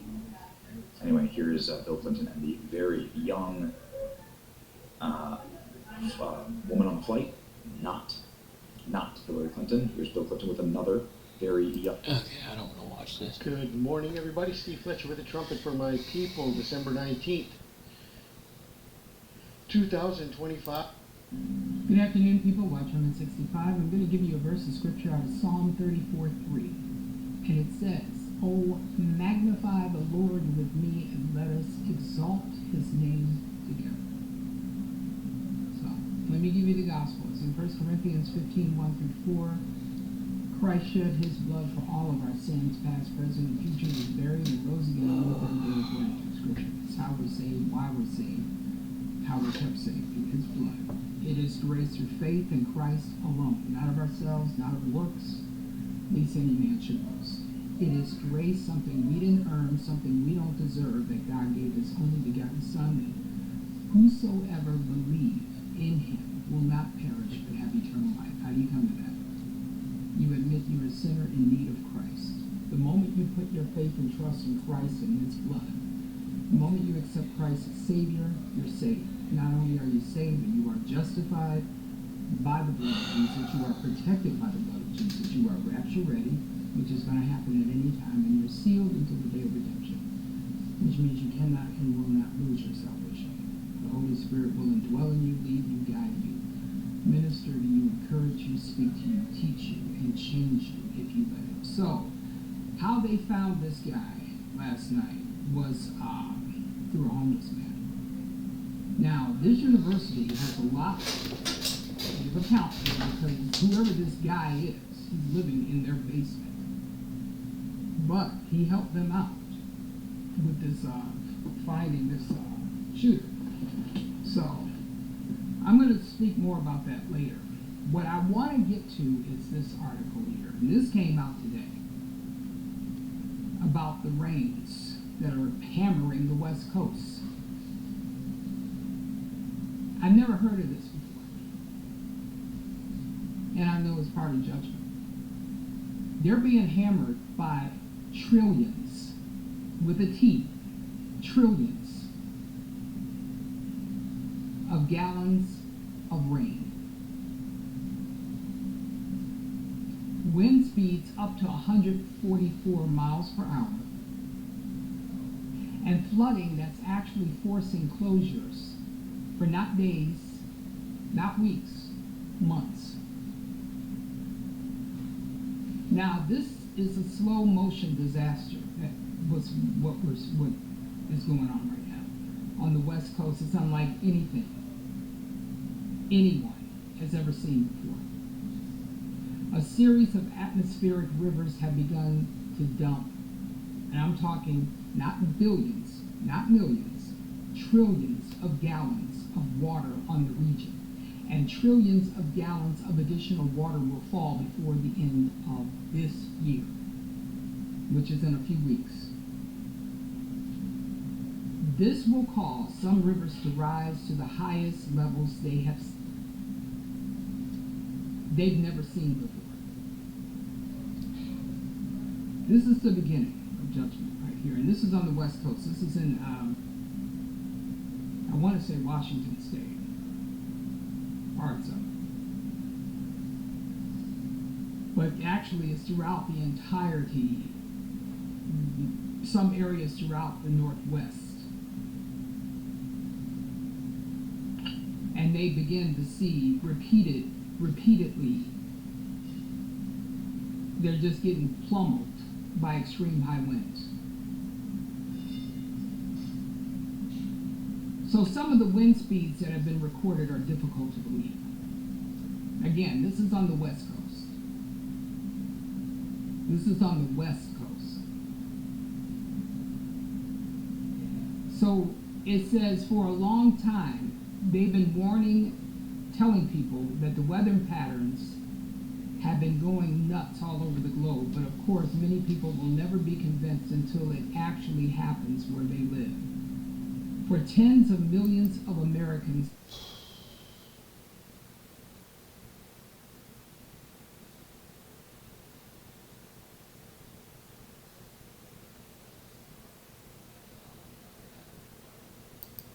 I played the whole trilogy back in the day, some of my biggest playthroughs of my early content.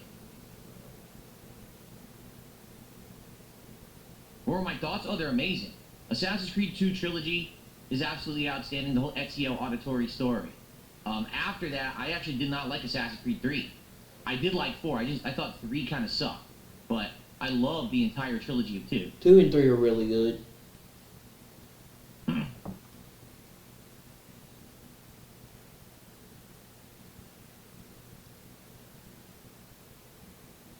Thank you, Steven. Steven's saying he really liked the studio setup video I put out yesterday. If you didn't see it yet, it was during the podcast, but I actually split out that portion to be a separate video of like 25 minutes. I walked through everything here. I walked through my dual monitors, my microphone, my Bridgecast, the lighting, the PCs, everything. So you can see the entire setup in that video from yesterday. Give it a look. I actually made it the featured video on the channel for now, so hopefully you guys will enjoy it.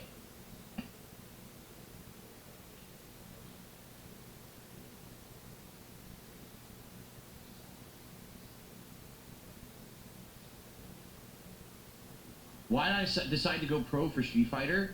Honestly, it was motivation from people from my local arcade who had been going to tournaments.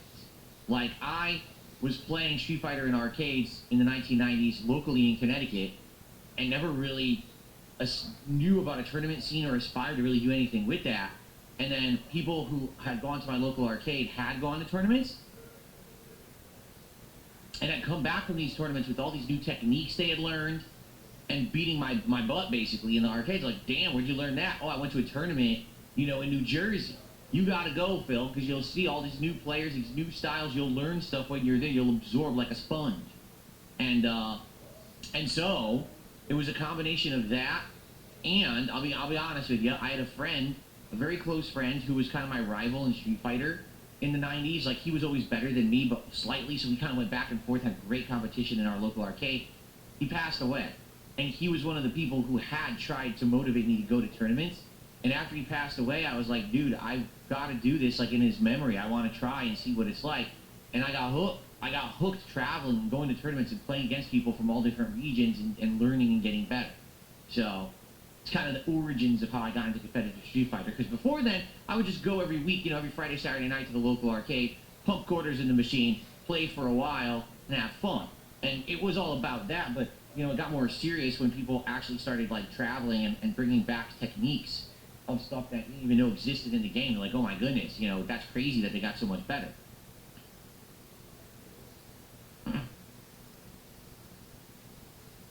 Could I play with the He-Man action toy set on stream? Well, if I could teleport to Connecticut to the attic where it's in storage, maybe. I don't know. I don't have it here with me in Washington as a 43-year-old adult. I don't even know if it's still at my parents' house. I mean, they tell me that they saved a whole bunch of stuff from when I was a kid. and it's like in storage, but I don't even know if it's really there or not.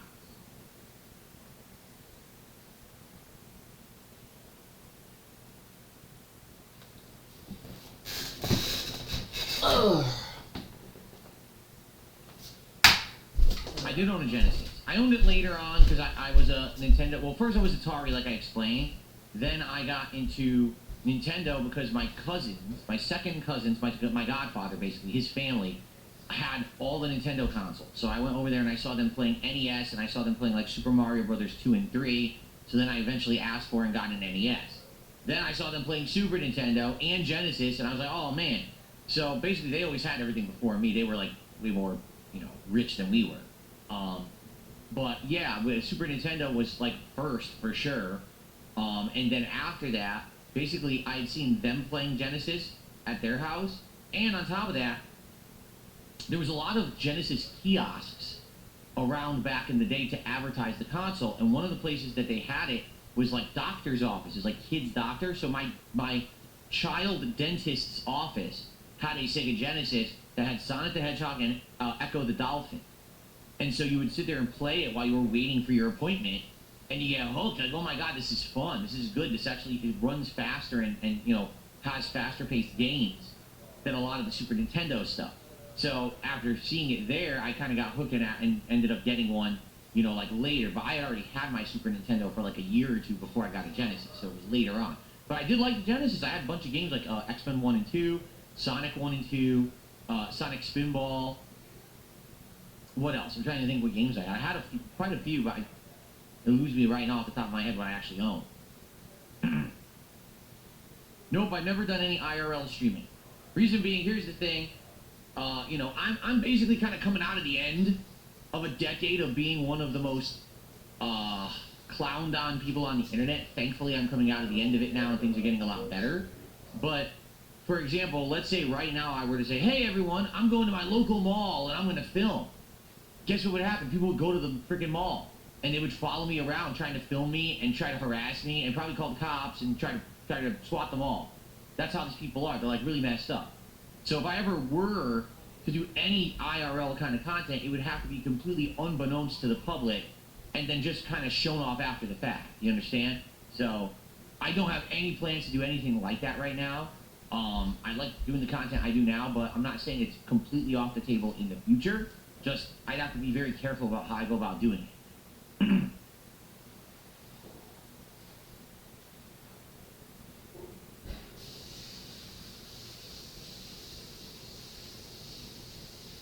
Why is club music playing? Because we're at the club. It stopped playing. I started dancing and it stopped playing. Damn it.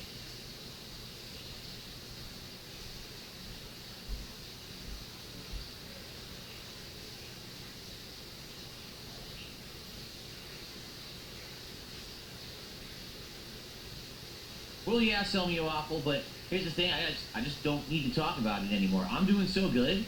Like, literally, I'm doing so well right now, right?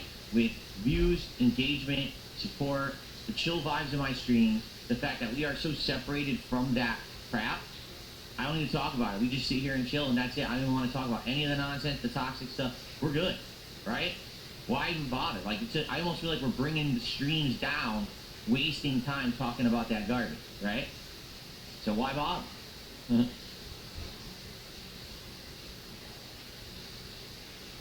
Hold on 1 second here. Maybe I can smooth this background down a bit.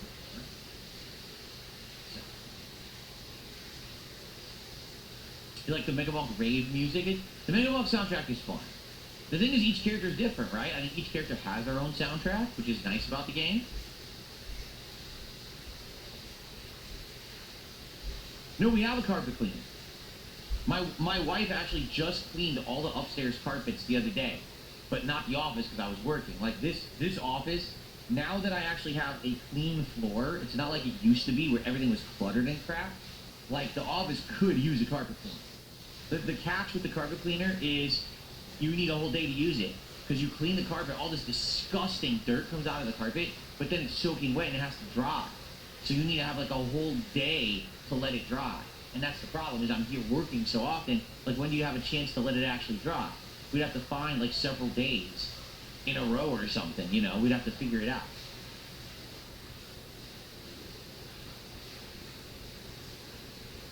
No, my wife has not left me. She's just not in my content. She has no desire to be, which is how it should be for many people. Just because you're a streamer or a creator doesn't mean that you have to share and absolutely show every aspect of your private life to the public. It's better that way to have the separation. It really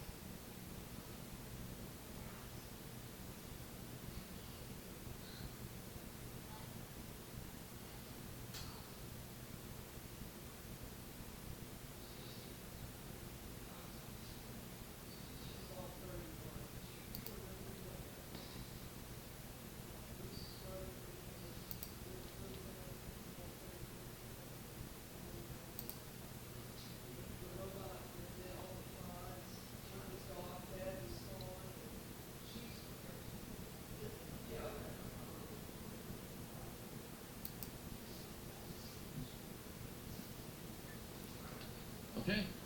Wait, that was only enough for one? I need another mechanical component. Really? Damn, that's a lot. Yeah, I need 7 more metal parts. Alright. I thought I had bought enough, but I guess I didn't.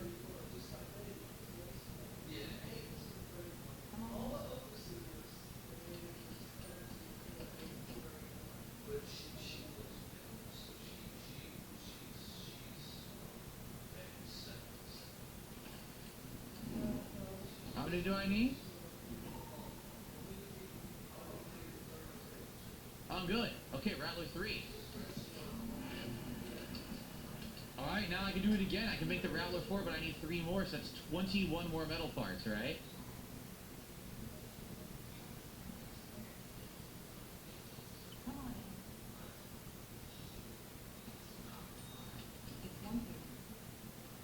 Okay.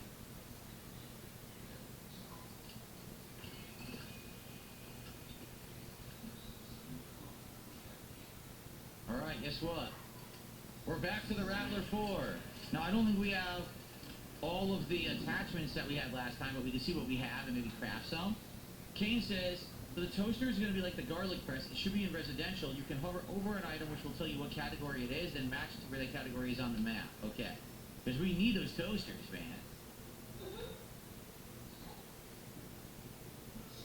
Alright, enough of this guy. Okay, good. Pay any attention to this guy. Alright. And that's it. That's 4. That's the highest level you can have it. Yeah, okay. So now, can I craft attachments now that will work on the Rattler? I don't know because they don't say what they're for. That's a problem. Look, it doesn't tell you. It doesn't tell you on it what guns it works for. That sucks. Take a look here.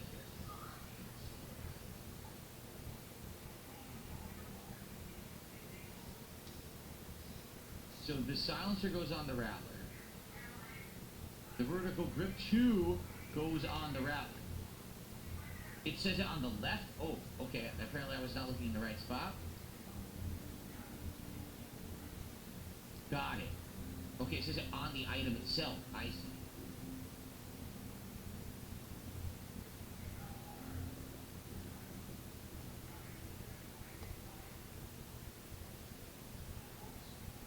So I would probably want a muzzle brake. I would probably want a stable stock. And I would probably want the compensator and the muzzle brake of this. Kodak Black is one of the most popular and successful hip-hop artists of the last decade, and it's not even close. He has sold millions of records, has a #1 album, and several top 10 Billboard hits. Kodak Black is also one of the most openly demonic rappers in the industry as well, from his lyrics to his music videos, his hand symbols, him even confessing to sacrificing real people in his music. In today's episode, we will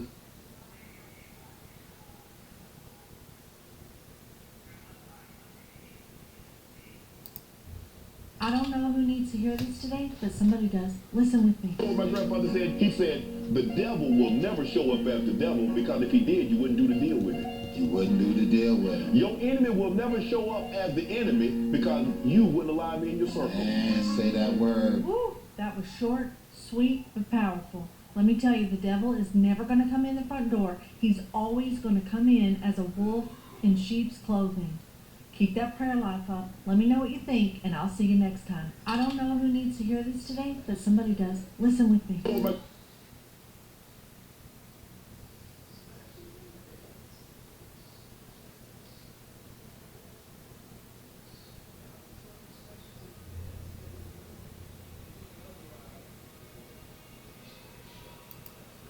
This man made a deal with the devil in order to gain wealth, fame, and wisdom of magic.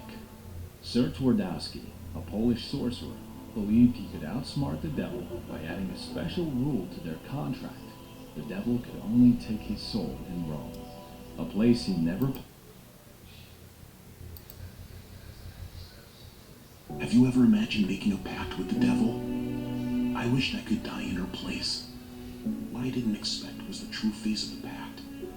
He transformed before my eyes. Want to know how the story ends?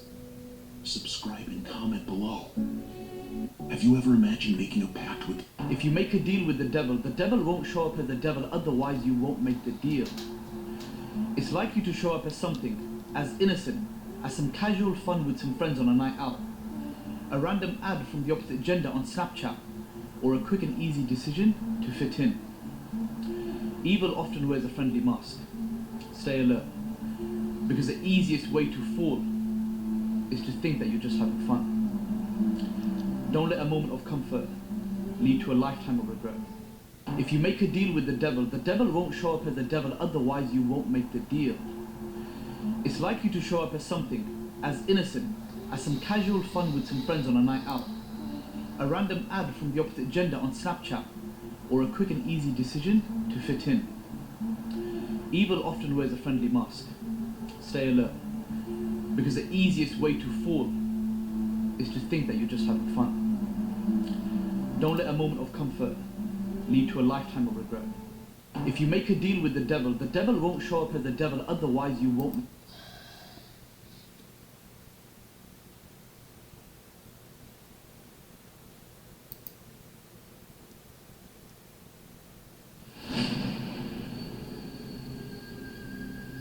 What happens when someone makes a deal with the devil? You've probably seen this plotline in a movie or heard it in a song. Someone wants unlimited power, talent, or immortality, so they make a deal with the devil, trading their soul for whatever it is they want more than anything else. It's even a popular colloquialism. If someone did something evil to gain some benefit, they are said to have made a deal with the devil. But is this biblical? Does Scripture give us any reason to think that someone can actually make a deal with the devil? And if so, would this deal be unbreakable?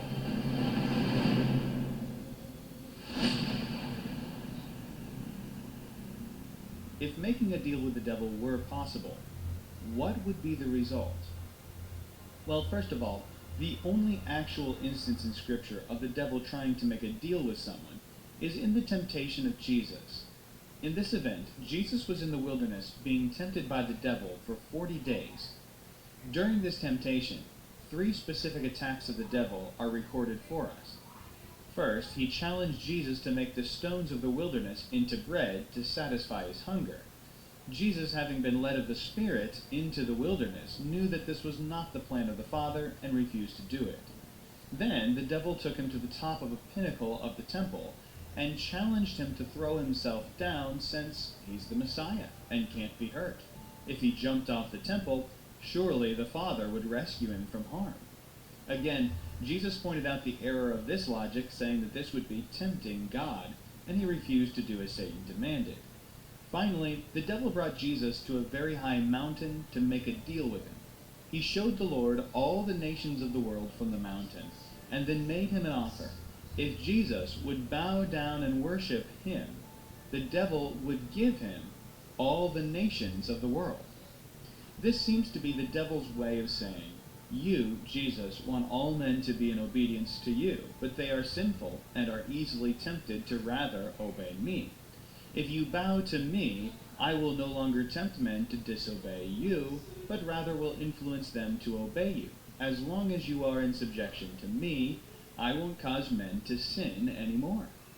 Of course, Christ, who is God, could not bow to Satan, rather than the Father. So he refused, pointing out that if he did this, he himself would be sinning. He told him, "Get thee hence, Satan, for it is written, Thou shalt worship the Lord thy God, and him only shalt thou serve."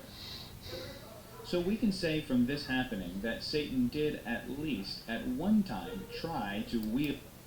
Recently, Usher, the world-renowned artist who performed for millions during this year's Super Bowl, went viral allegedly for almost giving the devil thanks during his award speech. Watch this. I'm very honored to be able to receive this amazing award from the devil.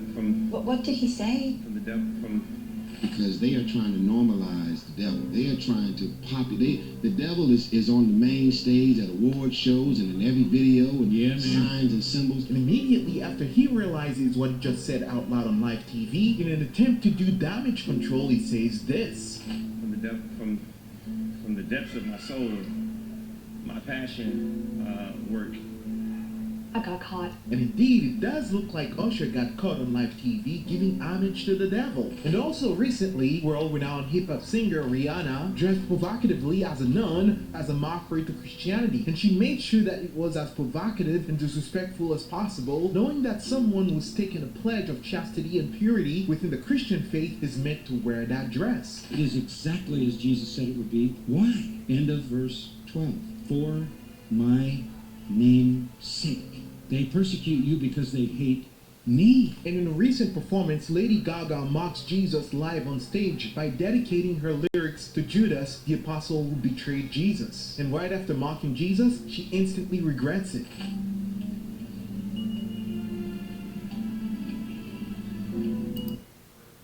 At this year's MTV Music Award, world-renowned artist Lil Nas X made sure to exclusively make a mockery of God and Christianity by including the Bible as part of his outfit. Gary, your nephew came back with the Holy Bible. He's giving a saved flamingo dancer. I love that he pushes the envelope, but the Bible just throws me off. Yeah, he's confessing. About what? I am 100% certain that he would never do that with the Quran or any other religious books. And to make matters worse and even more provocative, Lil Nas took several pictures with this gentleman while holding the Bible. And he made sure that the Bible was clearly shown in every single shot he took for the night. Over here, please. And last one here, there it is. That's the shot right there. And as I've said it before, I'll say it again. This would never be done by any celebrity or music stars for that matter to the Quran or Islam. People don't want to say anything against Islam because they're afraid. And Christianity, on the other hand, is up for grabs all year round to be mocked by Hollywood celebrities and music stars. People will say anything against. Major companies have been using demonic advertising in order to bring in angst-filled audiences, as neither witchcraft nor sexuality or even the number of the beast happens to be off limits in this day and age. And Logan Paul's fiancée continues to be dragged through the mud all over the internet as her past is being used by Dylan Dennis to help promote their celebrity boxing fight, as we look at the real-world ramifications of a public life of lasciviousness. Stay with us as we look at these and other stories in the 511 News.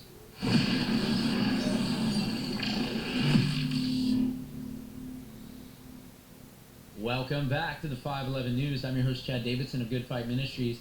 And on today's episode, we're going to be looking at a number of stories, specifically not only some of the advertisements and some of the ways that people are pushing their products and using demonic material in order to do it, as well as the sad reality of what happens when you live a lascivious lifestyle and post about it on social media and how it can be used against you.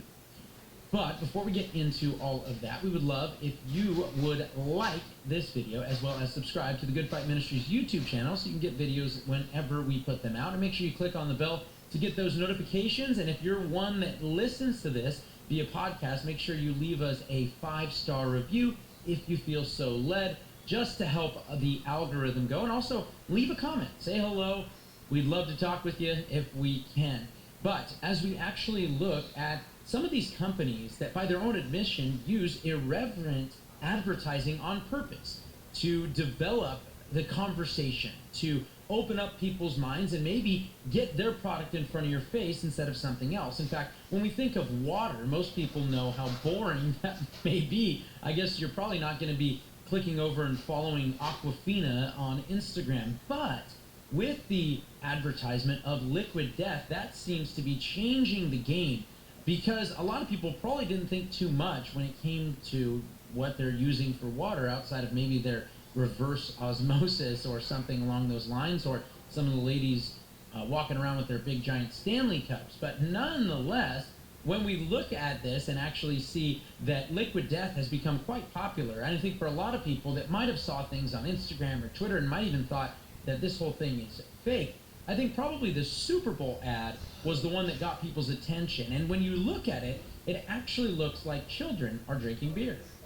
Breaking the law, breaking the law, breaking the law, breaking the law, breaking the law, breaking the law, breaking the law, breaking the law, breaking the law, breaking the law, breaking the law, breaking the law.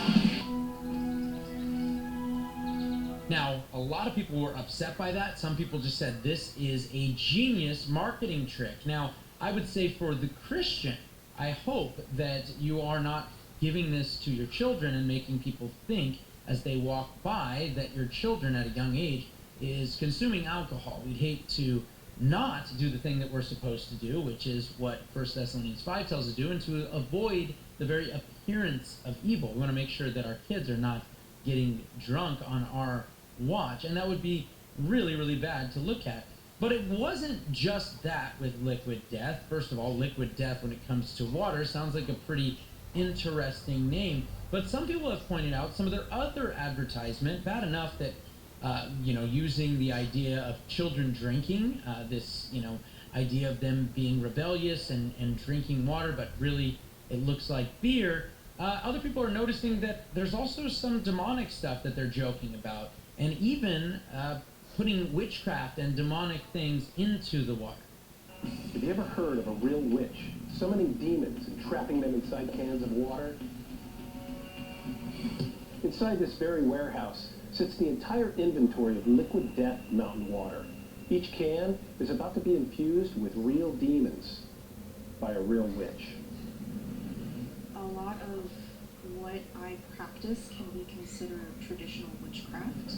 What you're about to witness is very real, very dangerous, and in my opinion, a terrible idea. We enter into the dark half of the year. Now is the time of the dead. I ask you, spirits, those who are listening, I invite you here. I offer this water as a vessel for you to come into this world. When the cans are opened, you are released. I welcome you. Now is the time of the dead. Demon-infused Liquid Death. If you drink it, will you become possessed?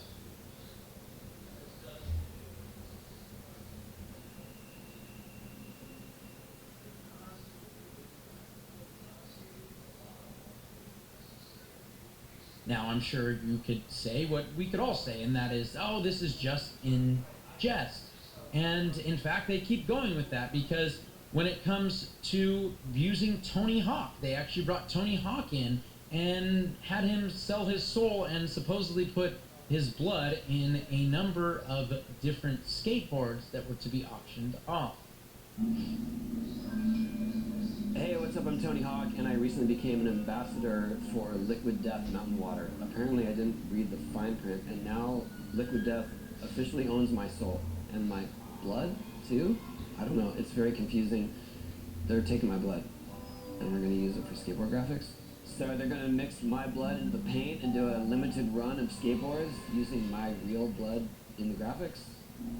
But some of the profits will go towards killing plastic pollution and to building skate parks in underserved communities. Yeah, so I guess go to liquiddeath.com to get skateboards with my blood in it. So wait, if you have my blood, that means you have my DNA. Get a Liquid Death skateboard infused with 100% real Tony Hawk today. Wow, you can own your very own piece of Birdman, but hurry. Supplies are extremely limited, so visit liquiddeath.com/hawkblood right now. Liquid Death also has some advertising where you actually can sell your soul right there on their website. And for most people, they look at this and they think, oh, it's no big deal. It's them just being funny. It's just joking. But there is a real concern here that people are just partaking in this and it's no big deal. And I mean, when we are getting to a place, I think, in our culture where not only is this something that's not repulsive, I mean, there was a time where the Beatles simply said they were more popular than Jesus and people were burning their records. Praise God. But now it's, you could literally say whatever you want. You could joke about whatever you want and even make fun of Christians who come out against such sort of thing. In fact, Liquid Death on their YouTube channel has an entire video mocking Christians, dressing them up as pilgrims, and then having them, of course, burn witches at the stake, and even cussing and yelling at the devil.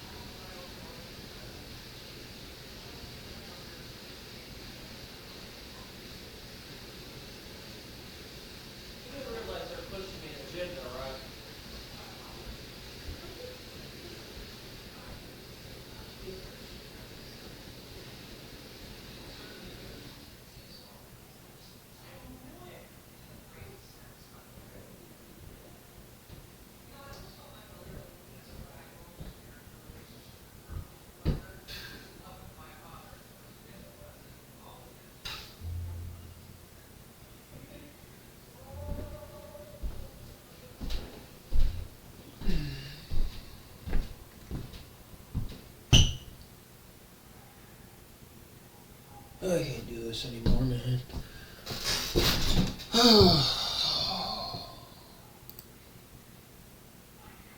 I wanna die.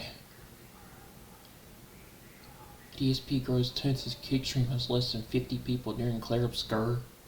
Bad boys, what you gonna do when I come for you? Buddy mouse beating no brigade. Policeman get no break. Soldier man get no break. Bad boys, what you gonna do? What you gonna do when they come for you? This music is great.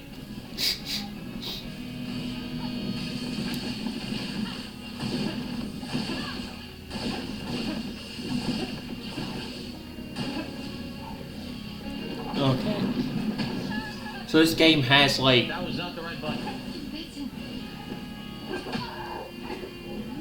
I gotta learn the parries. If I learn the parries, I'll win this, but I don't know the parries at all, so we're gonna have to do it a bunch.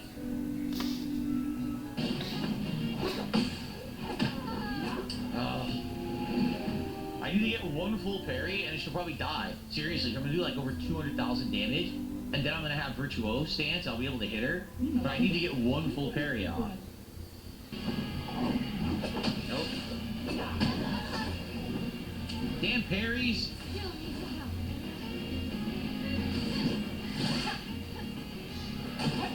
Okay. Nice. Oh. Now we're talking.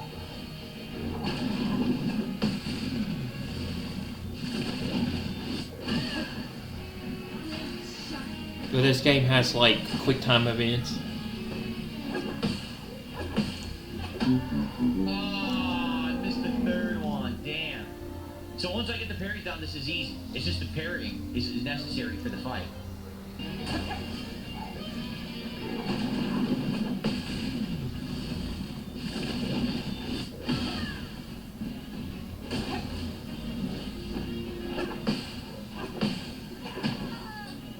I keep getting the two combos confused. She has like 4 different ones she does, and I get them confused and I'm timing it wrong because of it.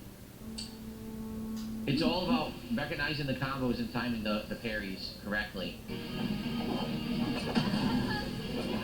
I can't get that. Was he doing push-ups before he was fighting it? Yeah, it looked like it.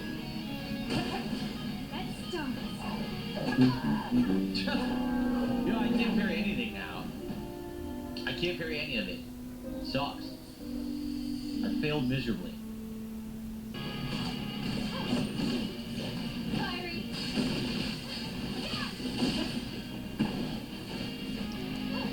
Now she's gonna change. Yep. Now she's gonna do 6 hit combos. I'm gonna have to parry.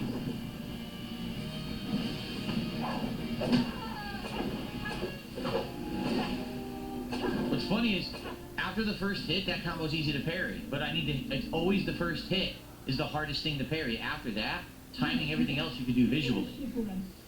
We'll get it. We'll get it. We're getting there.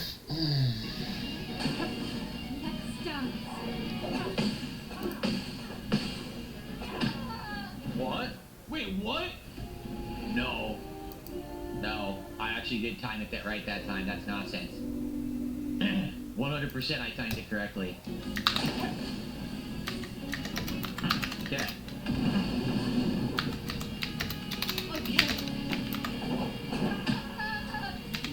The first hit is so deceptive because she jumps and it looks like she's kicking.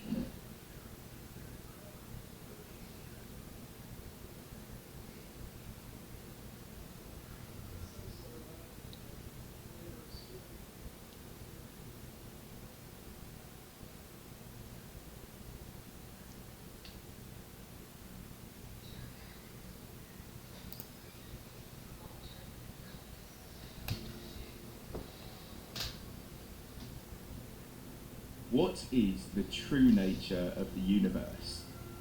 How large is it, and where does it start and end? And if it is not infinitely extending, then what else may be lurking out there beyond its bounds? These are the questions pondered by scientists and philosophers alike for centuries. as they contemplated the possibility of a parallel universe. The idea that our cosmos is not alone, but instead part of something bigger. That something is the so-called multiverse, an outlandish branch of theoretical physics that doesn't often receive much serious consideration from scientists, due to its wildly speculative and ultimately untestable nature. However, there exists a myriad of contrasting interpretations to explain how a multiverse might manifest, some of which may affect our own cosmos in ways which we can observe. So buckle up and get ready, because in this video we will be leaving the solar system and the galaxy entirely, as we take on the biggest question of them all, the question of cosmic seclusion, and whether our universe is... Hey guys, I hope all is well. Thank you for joining me for this Truth Talk episode. In today's episode, we're going to be talking about The Weeknd. Let's get right into it. The Weeknd over the years has become one of the biggest pop stars in the world, setting millions of records, solidifying his legend status in the music industry. He has had one of the most successful music careers in recent years, but behind all that success lied a dark story about a young artist who traded his soul to have the world. The Weeknd became the megastar he is today at the price of his soul, a story The Weeknd told himself through his music videos. My day one supporters should know that over 2 years ago now, I made this video about The Weeknd, a story of a lost soul, where I showed that some of his music videos seem to connect to each other to tell a dark twisted story of The Weeknd's rise to fame. Still to this day, I believe this is one of the most in-your-face confessions of selling their souls by an artist. I will not retell the whole story in this video, as you can just watch the original video, but since I know this video is over 2 years old, and it connects directly to what we're going to be talking about today, I will summarize the 3 music videos in which The Weeknd depicts the story of him selling his soul. One pattern that I noticed, and I believe is very important with this story, is the number 3 symbolism with The Weeknd. See, the Masons use the 3 symbolism to represent the Masonic rebirth, as in the Master Mason rituals, the number 3 plays an important role. The number 3 is used throughout many Masonic rituals. For example, you must first go through 3 degrees of initiation to become a Master Mason. The Entered Apprentice, which is the first degree, requires the candidate to knock on the lodge's door 3 times. Then in the Master Mason initiation, they reenact the Masonic legend of Hiram Abiff, who was attacked by 3 ruffians and taken out. This 3 symbolism ties back to the story of Jesus Christ being resurrected on the 3rd day. I broke this all down in my recent video on the former Mason exposing the craft. It's clear that the number 3 represents the Masonic rebirth, and The Weeknd dropped 3 projects, which he called the trilogy, before his superstardom. He also dropped 3 videos that shows The Weeknd selling his soul, going through his Masonic death and rebirth, becoming that star. All of this points back to the Masonic rebirth, and it's important to note that The Weeknd, since the beginning of his career, has had this dark, gloomy persona, presenting himself as this mysterious loner who embraces darkness. In his very first music video for his song Wicked Games, which the title is revealing on...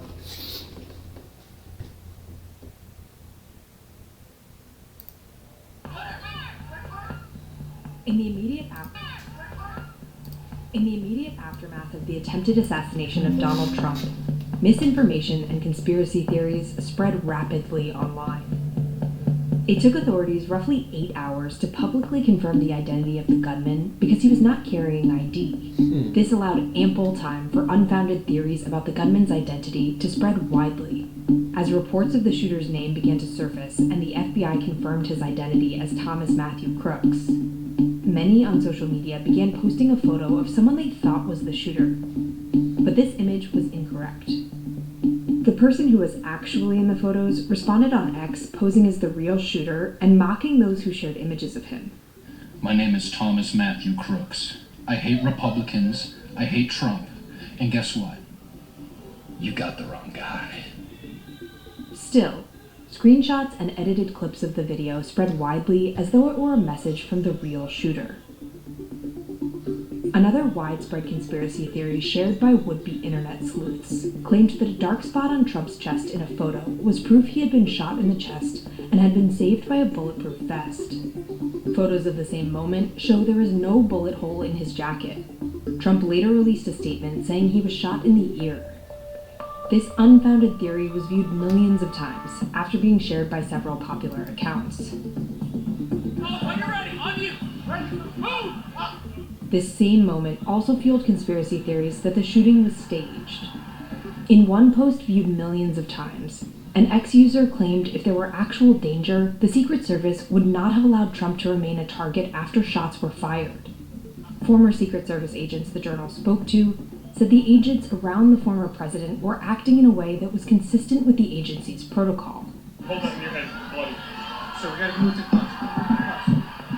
They moved quickly to surround him, and then worked together effectively to move him from the stage once it was safe to do so. The rush to establish a motive for the shooting also led to viral misinformation. Ex-users claimed the video of a man shouting hateful comments about Republicans was of the shooter.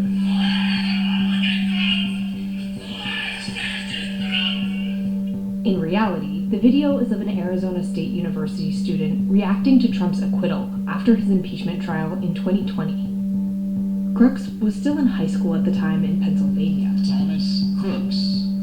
This video of Bethel Park High School's commencement ceremony shows him graduating in 2022. X did not respond to a request for comment. Some of the original posts no longer appear on the platform, and others have been tagged with community notes from other X users correcting the posts. But misinformation continues to spread rapidly. But police and FBI have now confirmed it to be an assassination attempt. They say it is still an active crime scene. Police officially still not identifying who the shooter is, though, although they say they are close. They say they are waiting until they are 100% confident. Some complications have slowed down a positive identification because there was no ID on the shooter, they say, so they're conducting DNA checks, and they say there's no reason to believe that there is any other existing threat, so a lone wolf, a solo shooter. But aside from that, the New York Post is right now reporting the shooter to be 20-year-old Thomas Matthew Crooks. They've got a photograph there that has been published again. This is the New York Post. It's an image of what appears to be that shooter on the roof with blood on his face and security standing over his body. That there, one of the images of the day, the 20-year-old shooter there on the roof, Thomas Matthew Crooks. Again, this is according to the New York Post, a little over 100 metres away from where Donald Trump was giving that campaign speech. So let's back things up and recap what's happened today. There has been an assassination attempt on the former US President Donald Trump as he was campaigning in Butler in Pennsylvania early today. Donald Trump was grazed by a bullet on his ear, his right ear, and he has been discharged from hospital. That's the good news. He had reportedly been taken to be treated in Pittsburgh in Pennsylvania after a shooting at that nearby campaign rally. He's now been discharged, or has left the county where the shooting took place, and is under the protection of US Secret Service as well as the state police. So this is what we know about the shooting so far. The former president and the current challenger had been holding a rally in Butler, Pennsylvania, when audience members reported hearing multiple gunshots. It's not just audience members. That video that's beaming around the world now, we can all hear multiple gunshots. Trump then seen falling to the ground after clutching his ear, where he was quickly surrounded by his armed security staff, the Secret Service. He was then escorted. A couple of months old, and if you want to really see something that said... You know, the real crazy thought is, President Trump missed that bullet by an angel's breath. He might have been on stage with his vice president as well. Not only could the leader of the Republican Party have been killed tonight, but also his anointed successor. I was standing there, and all of a sudden it sounds like firecrackers going off.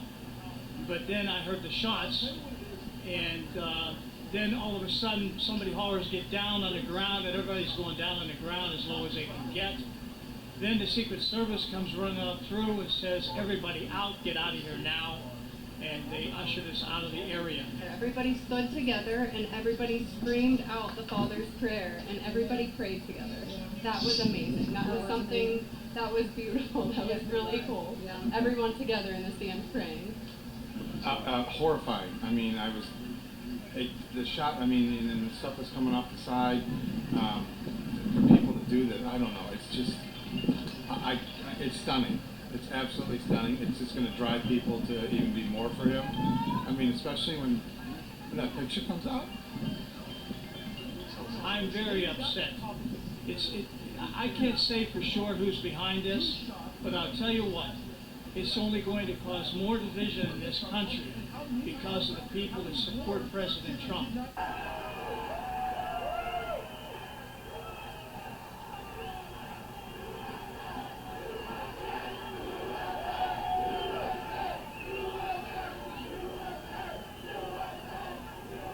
And so when those first few bullet noises happened, there were people all around me, including myself, that thought that this was a firework or a BB gun, that it wasn't an actual shooting event. But as they kept coming, everyone kind of really quickly hit the floor, including the president. And it was a little bit of a dazed situation at that point. As we kind of peeked our heads back up, Secret Service had formed that kind of shell around him, and I got a little bit of footage of that. And first thing I saw was him, reach out his fist to the audience. Come to find out later that he was saying, "Fight, fight," and that definitely caused a ripple through the crowd. Everyone noticed that. It really kind of energized everyone. He gets on stage, and I was standing right there, probably about 40 feet from him in the Friends and Family VIP section, and he gets on, and within the first 5 or 6 minutes, he immediately begins telling a series of stories about this chart that he had brought on about immigration that had to do with the difference between President Biden's record in when it came to the border versus his. And thank God for that chart, because I think it's because of his head turning left and right as he was explaining the things that were on that chart that first bullet actually missed him. There is that picture of one of the bullets whizzing by his head that one of the New York Times reporters got. I think the only reason that he didn't get hit today is because that chart was on the television and he was turning his head.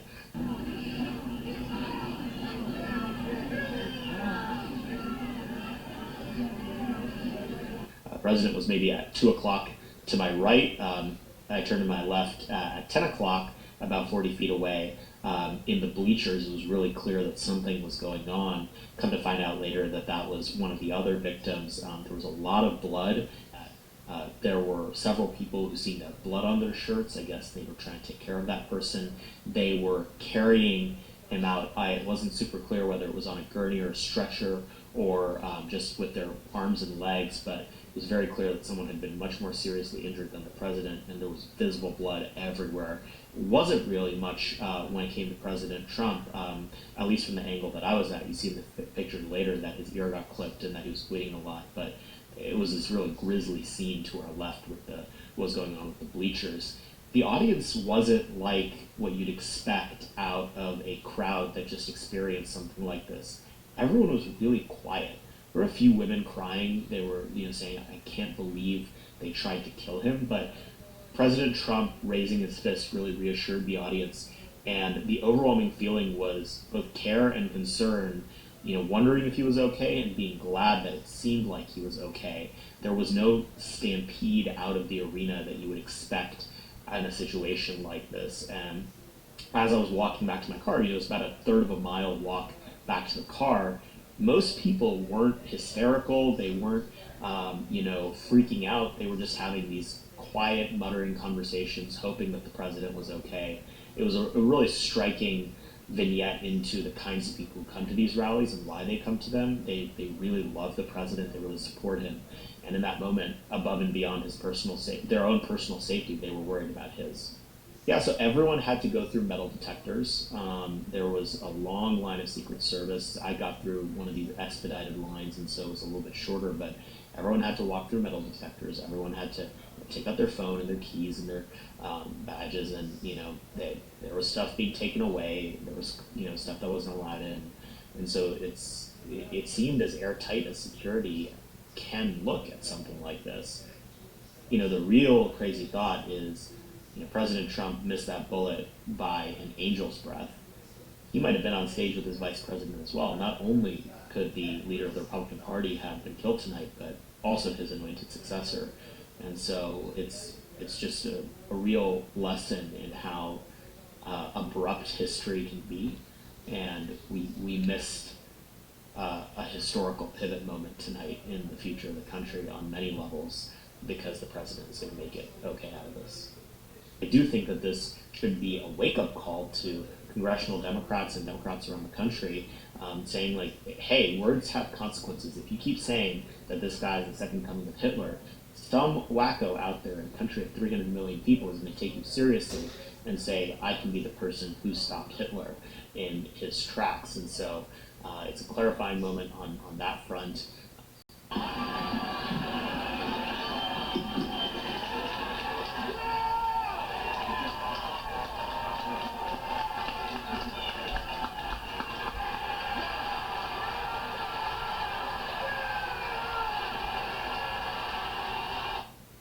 Sure, basically what happens is a protective advance is done for anywhere between 5 and 7 days before the event. The detail will work with the local Secret Service office in that area to help liaise with state, local, and federal partners in that area to help us, the Secret Service, develop a very robust protective element within that venue. During that 5 to 7 days, the agents who are assigned to that protective advance will cover every possible what-if that could happen at that venue. Again, where are the motorcade routes?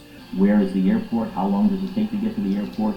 Let's develop a plan with the local police who are going to assist the motorcade and things of that nature. Again, 99.9% of the time, all of those things are done, and many of those things don't have to be implemented. But here's a perfect situation where it looks to me like a very good protective advance was done. Unfortunately, we had an incident, but the bottom line here is that the president, former president, was taken out of that venue and appears to be somewhat safe, although it appears he may have some injuries, but he is alive, and that's the most important thing here, as are all of the agents that are around him. There may not be anything that could have been done, and this person was able to perform this nefarious activity without being detected by the Secret Service for some reason. Don't know the answer to that, but I can tell you the Secret Service, the FBI, and those local, state, and federal partners are going to be looking at this with a fine-tooth comb and being able to send out a message to all the details now to make sure that whatever happened here, there are no copycat situations moving along, or to make sure that everybody that we're protecting in open-air venues like this is double-checking, triple-checking, and quadruple-checking everything that needs to be checked. This evening we had what we're calling an assassination attempt against our former president, Donald Trump. It's still an active crime scene. As I mentioned, we have a number of agents on scene. Again, at this time, we are not prepared to identify who the shooter is. We are close to that identification, and as soon as we are 100% confident in who that individual is, we will share it with the press. The immediate focus was life safety, getting the former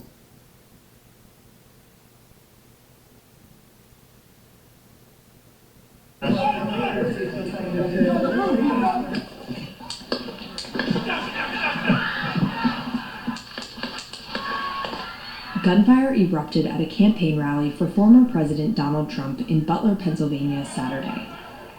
Trump said a bullet struck him in the ear. Here's how the attack unfolded.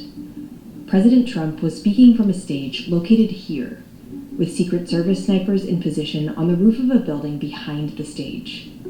The suspected gunman was on the roof of another building less than 450 feet away from where Trump was speaking, with a clear line of sight. And look what happened to our country.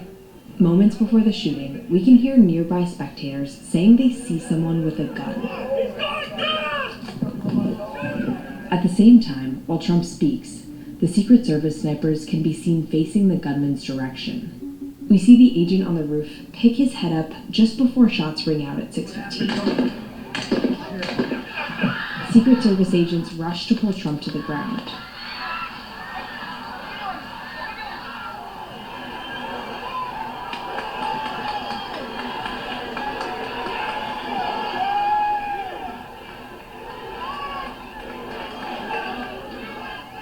As they rush in from the stage, blood can be seen on the bleachers behind where Trump was speaking.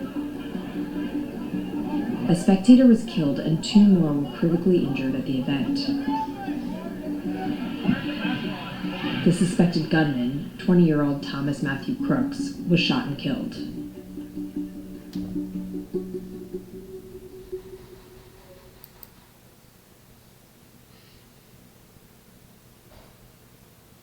Make sure we take back the White House. 2 Secret Service sniper teams could be seen on rooftops behind former President Donald Trump less than 2 minutes before gunfire erupted at a campaign rally in Butler, Pennsylvania on Saturday. They appear to be getting into position facing the direction of the gunman who authorities say fired the shots that grazed former President Trump. Look what happened.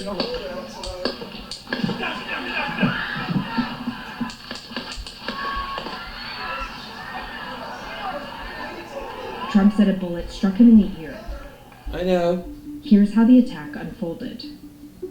President Trump was speaking from a stage located here. No, he didn't ever come in. Was on the roof of another building less than 450 feet away from where Trump was speaking, with a clear line of sight. 1 minute and 32 seconds before shots are heard, we can see 2 Secret Service sniper teams moving into place on the roofs behind the former president. One on the south roof and one on the north roof, facing the direction of the shooter. It's unclear if they were repositioning or setting up for the first time. And then the worst president in the history of our country took over, and look what happened to our country. Moments before the shooting, we can hear nearby spectators say, New video is shedding more light on the assassination attempt on former President Donald Trump.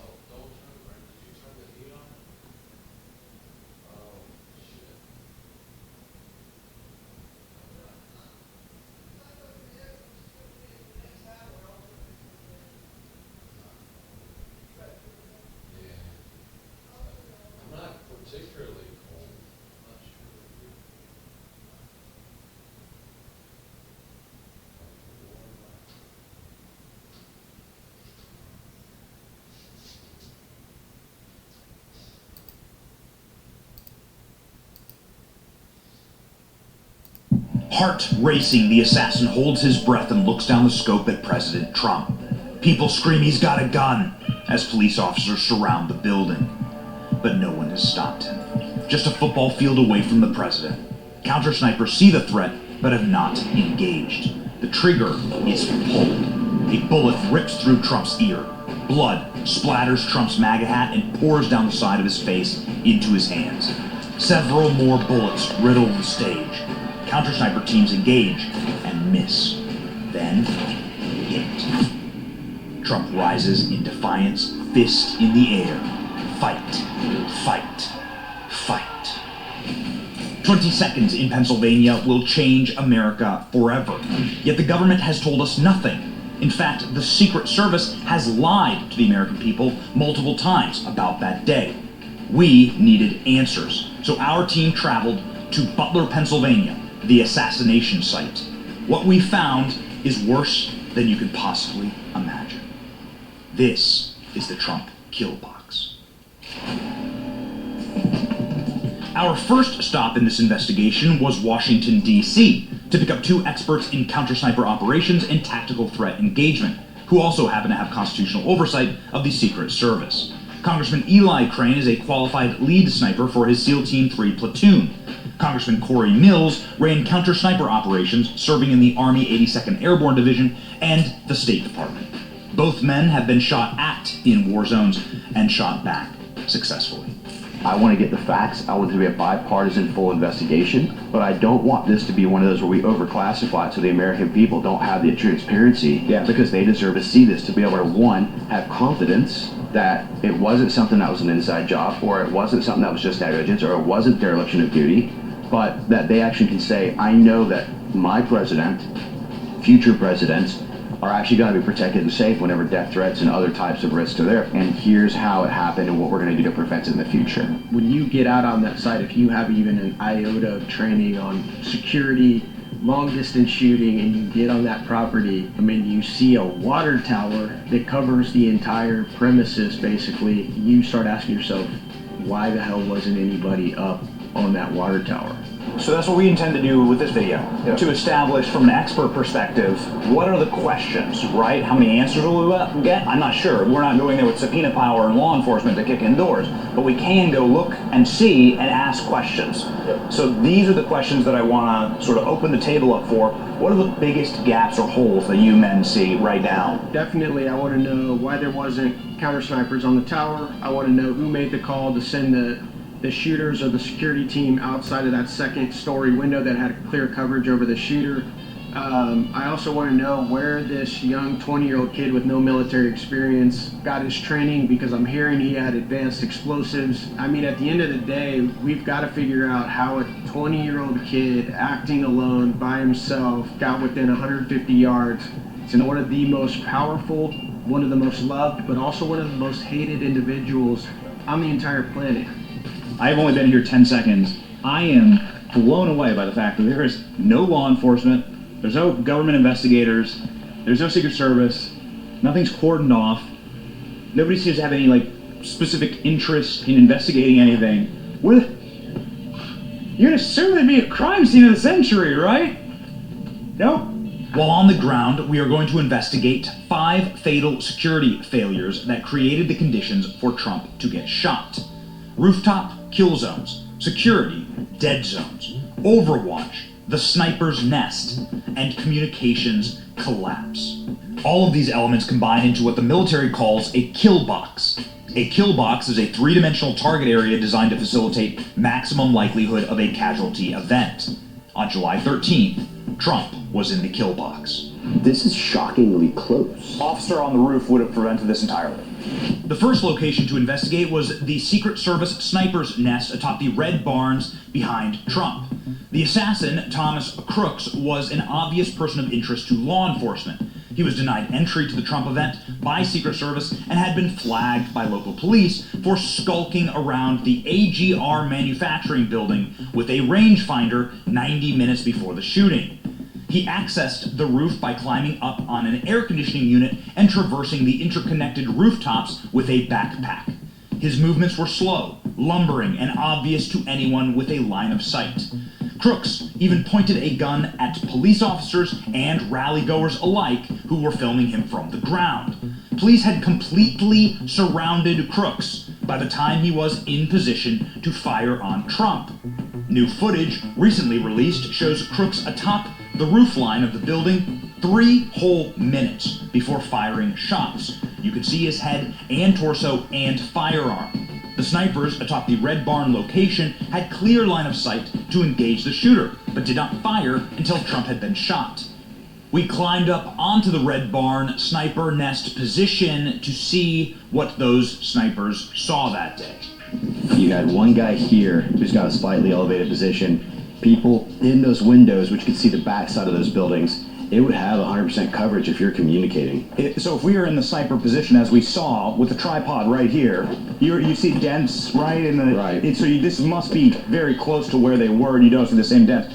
So if you're looking at this shot, what were they looking for? What was the hesitation? What would you expect to have happened? I haven't seen video of Crooks taking a shot, but I'm assuming based on how he was wisely low crawling up the roof that he probably took a shot from a prone position. So you might be looking at a profile that's, I don't know, maybe 6, 10, 12 inches high. Got it. And if one of those guys was on high magnification, one of the snipers, it's hard to find anything on high magnification, so he might have had to dial his scope back out. Get the field of view. Just so he could find him. Oh, there he is. I'm coming in. Crack. It took a full 20 seconds to neutralize the target. Why? The answer is bone-chilling. According to local SWAT teams, there was simply no communication with the Secret Service. We were supposed to get a face-to-face briefing with the Secret Service snipers. That never happened, and we had no communication with the Secret Service. The Secret Service skipped the security briefings and site visits. You had no communication with the Secret Service at all on that Saturday. The snipers on the roof had no idea what was going on, what the commotion in the building was about, and local law enforcement had no way to contact them directly. They had no intelligence and were in the dark, and that is why they were fatally slow to react. Neither the Secret Service counter-sniper teams nor members of the former president's security detail had any knowledge that there was a man on the roof of the AGR building with a firearm. This is completely suicidal. If the agents protecting the president can't share intelligence about a threat to the president's life, it guarantees failure of the mission by design. The agents we spoke with say that New video is shutting. Make sure we take back the White House. 2 Secret Service sniper teams could be seen on rooftops behind former President Donald Trump less than 2 minutes before.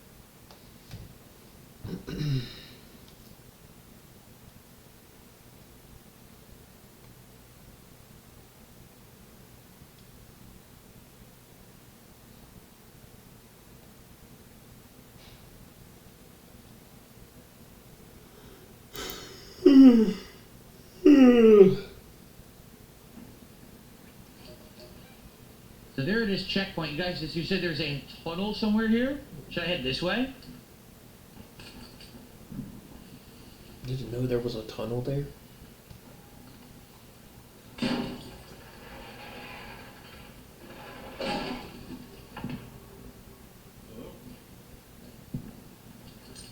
Someone get down.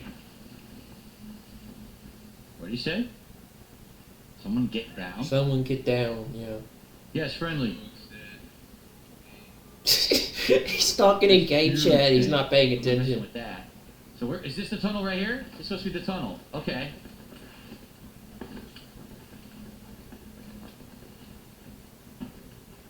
Alright.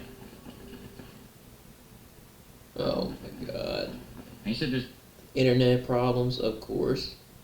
There's a turret at the entrance of the tunnel. Just when I think I can get away from problem after problem, it just happens. It just keeps happening.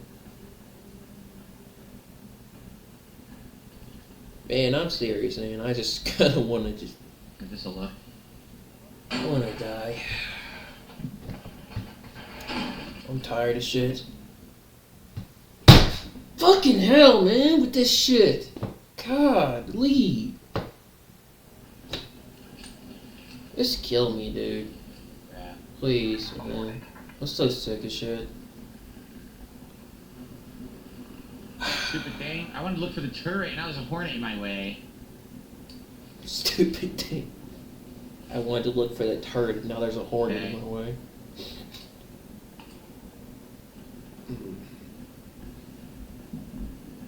So this is where I'm going, the turret right, or the tunnel right here?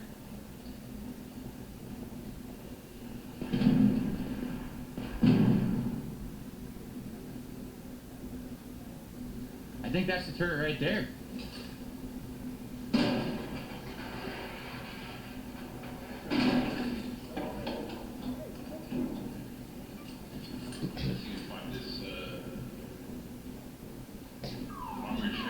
Oh, he turned on a freaking car alarm, man. DSP, he's trying to help you find stuff.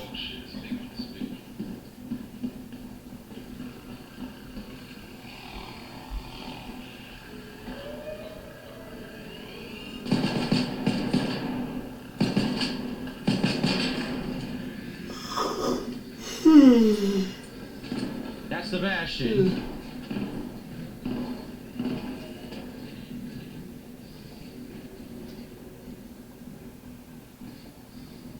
Well, he basically screwed us because he turned on the car alarm and he got the Bastion in here. I was being stealthy.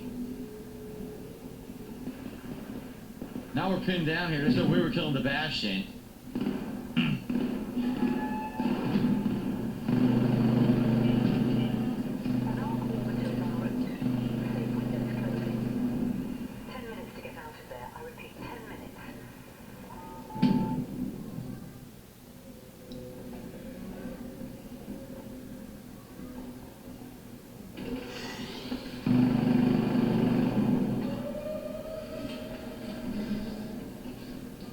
He's running. Are you kidding me? He's running towards me?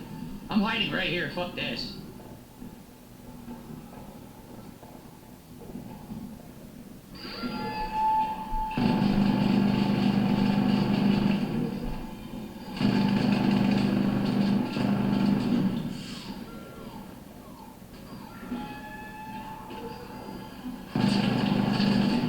It's shooting me? How the fuck does it know I'm here? It's because you're hiding. Oh, I have a defib. But I'd have to get to him, which is going to be insane. How am I going to get to him with this fucking thing? I need this to go away.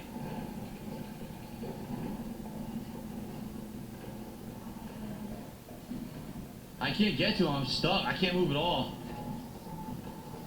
Yeah, I wish I could get to you. But I can't move. This thing's got me completely pinned down. I can't move. This thing's got me completely pinned down.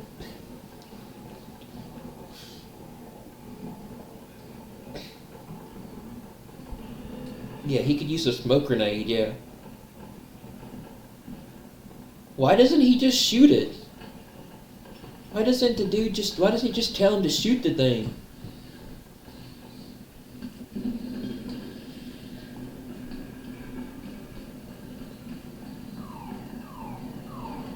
Where the hell did he get down? I'm here, he's gone. Oh shit! Oh my god, with the lag.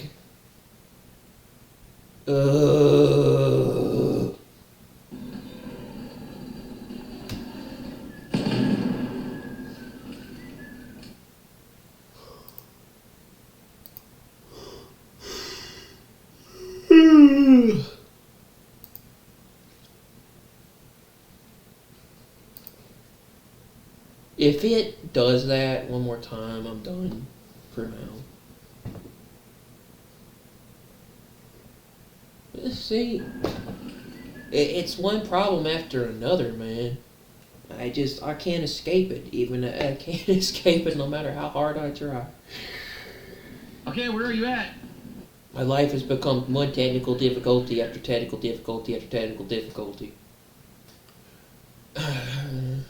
I'm in tech hell. I'm in tech hell. That's what I'm in.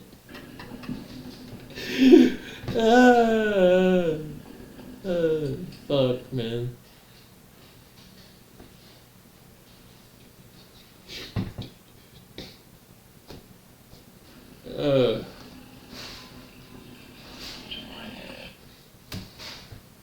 It never did this to me before until now, for some reason, and it didn't do it to me when I was watching those clips on the Trump assassination stuff. I don't know why it's starting now. It just wants to start. Holy shit! It literally wants to do this to me. That was crazy. Huh. Why are you doing this now?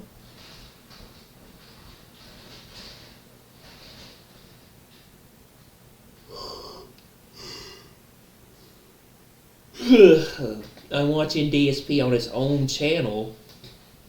Maybe if I go to Raw Phil, maybe it won't do that. I usually watch Raw Phil, and that doesn't work.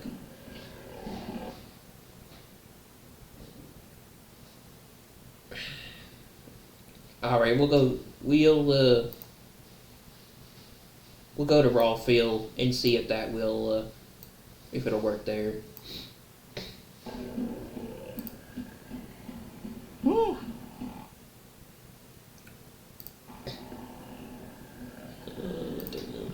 Where's this thing go?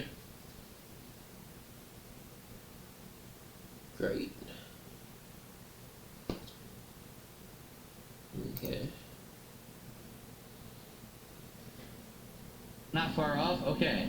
Better be careful so I don't trigger the damn thing. Yeah, it's still doing it. What is that? The resolution There's is still enemies. crappy.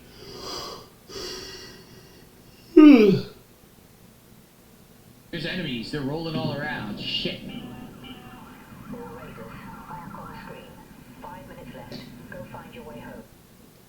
Oh my god. Oh, fuck.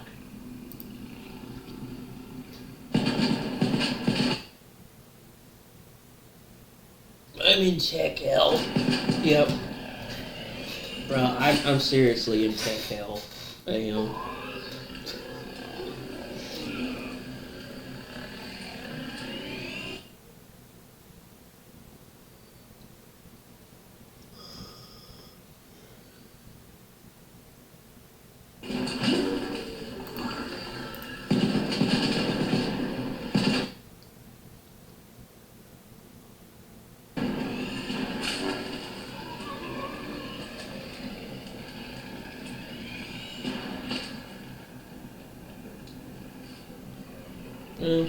Maybe that one will work.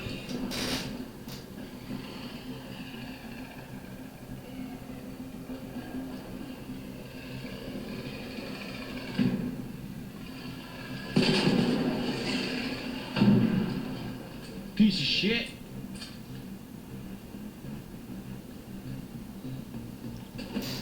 Piece of shit. Piece of shit.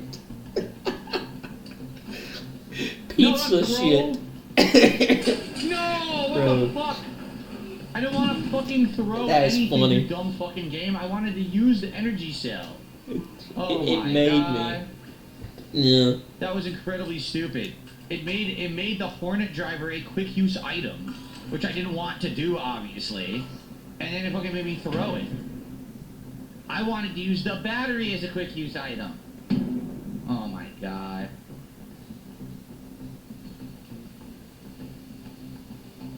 My problem now is I just don't have any ammo.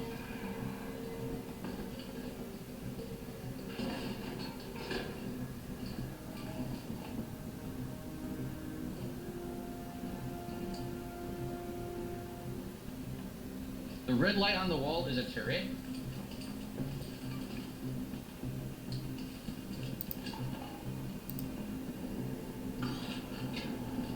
My problem is I don't have enough ammo to kill it.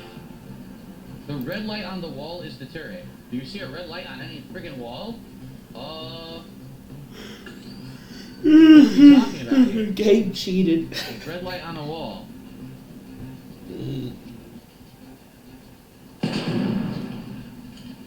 I have no ammo, man. Then why are you shooting? If you don't have any ammo.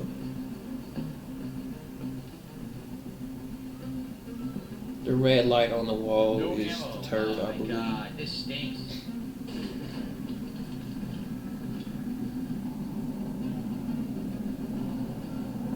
No, he ain't gonna make it out. It doesn't look like it. He looks like he's trapped. Something's going on.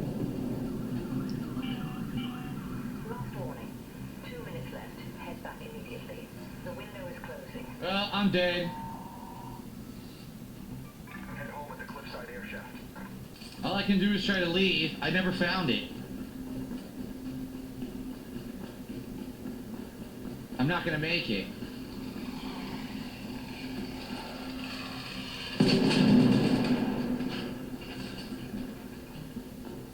There's no way I'm gonna make it.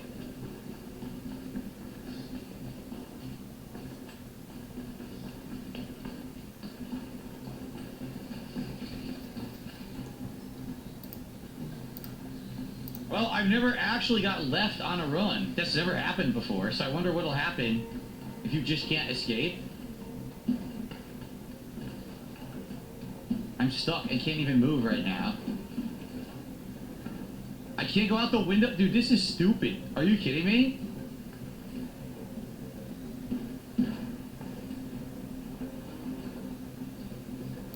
There's no way to get there in time. Only 40 seconds left. Yeah, he probably needs to find a switch or some kind of button to push to find that to get that thing to work.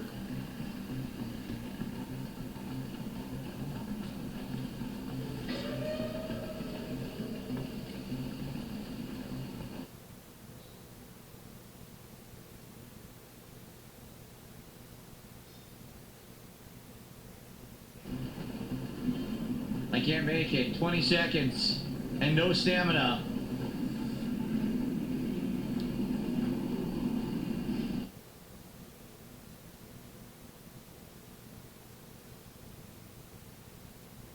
He's probably gonna die. Nope. He doesn't have enough time. He's Well, not it was gonna. interesting to check this out. I've never been here before. Oh. Green Hill Zone music plays. Yeah, that's what I was thinking of. Where you fall into the chemicals and you have a certain amount of time to get out before you die. Yeah. It gave me like Warzone vibes. Free loadout, interesting. I didn't get to see where the turret was though. That sucked. At least I saved the guy's life.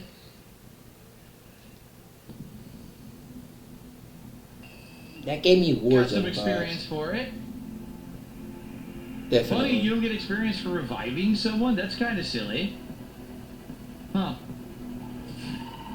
You're, just so you know, you're like way delayed. You're talking in the chat right now. The game's already over. So you're delayed. That no wonder I couldn't get you to help me. You were like way behind on the stream. That's what happened there. Okay. Yeah, I mean, not bad. Come back with money. And I did get to experience the map for the first time, which was kind of cool. I just wish that I could have been more effective. Like, I wish I could have taken the turret out. I didn't even see it. I never found it, you know? Alright, that doesn't work. I've got to go back to that.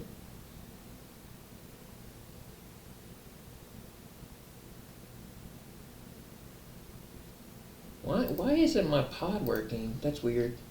It's never done this to me until now. Alright, well, that was good, and guys, that was a good stream, right? I had a great time. Once again, we actually got really good loot tonight. We're on our way to leveling up to the point where we can get some high-level weapons that we can craft at the gunsmith. We checked out a new map. Pretty good stuff. And obviously, we had a great chill time. I hope that you all had a great time with me here tonight. And more coming next week. Actually, I have a major stream of this set, I think, for Monday. Yeah, the day before my Christmas Marathon, we're going to do this as a daytime stream. So I hope that you guys can make it for then, all right? So Monday the 22nd, more Arc Raiders coming, okay? But thank you guys so much. Great stream of Arc Raiders to end our week. I hope you had a great time. Thank you so much for your engagement and support. See you next time. Okay. All right, guys, let's get cleaned up here, boys. Why am I stuck in this, man? I just want to leave.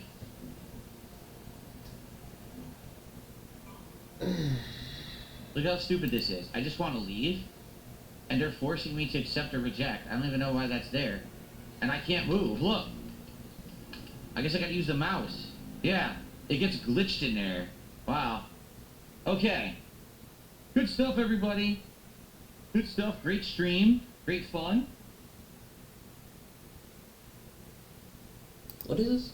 Today I'm pleased to announce Trump that I will be signs Common Sense order changing marijuana legal status. signing an executive order to reschedule marijuana from a Schedule 1 to a Schedule 3 controlled substance with legitimate medical uses. We have people begging for me to do this, people that are in great pain.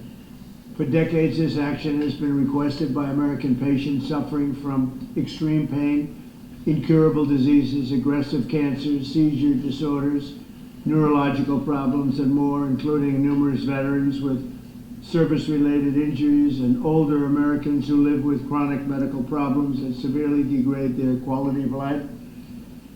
And it's so really, I mean, just, I can't tell you, I think I probably have received more phone calls on this, on doing what we're doing.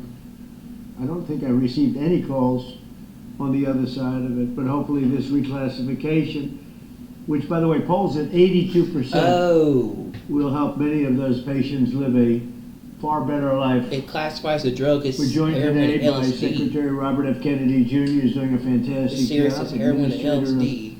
Centers for Medicare and Medicaid Services, Dr. Mehmet Oz. No longer classified. The FDA Commissioner, Dr. Marty McCary. So is it for like medical purposes?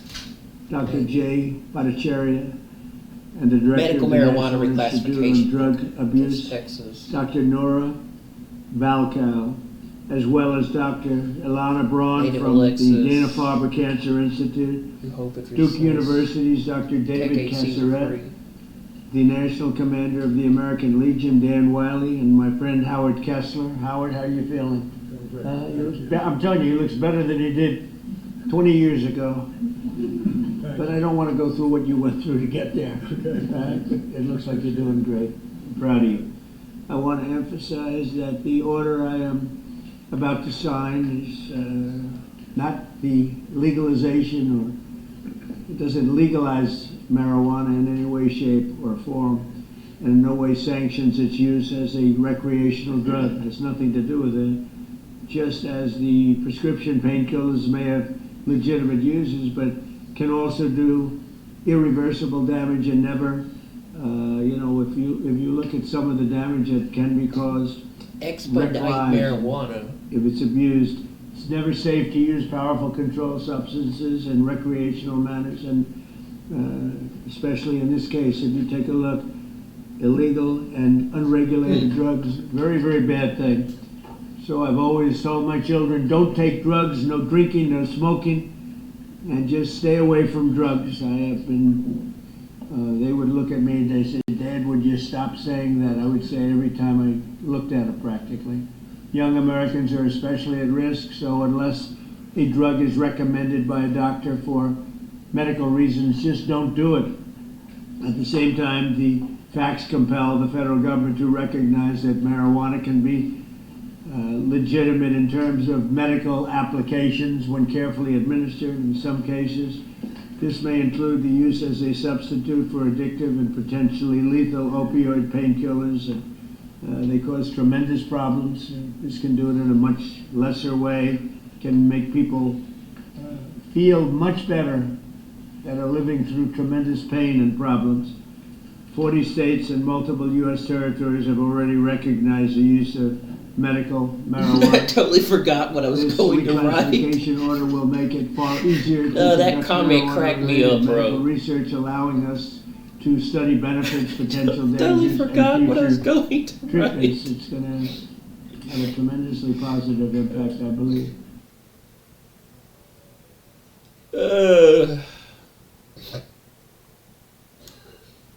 Let's see what this is.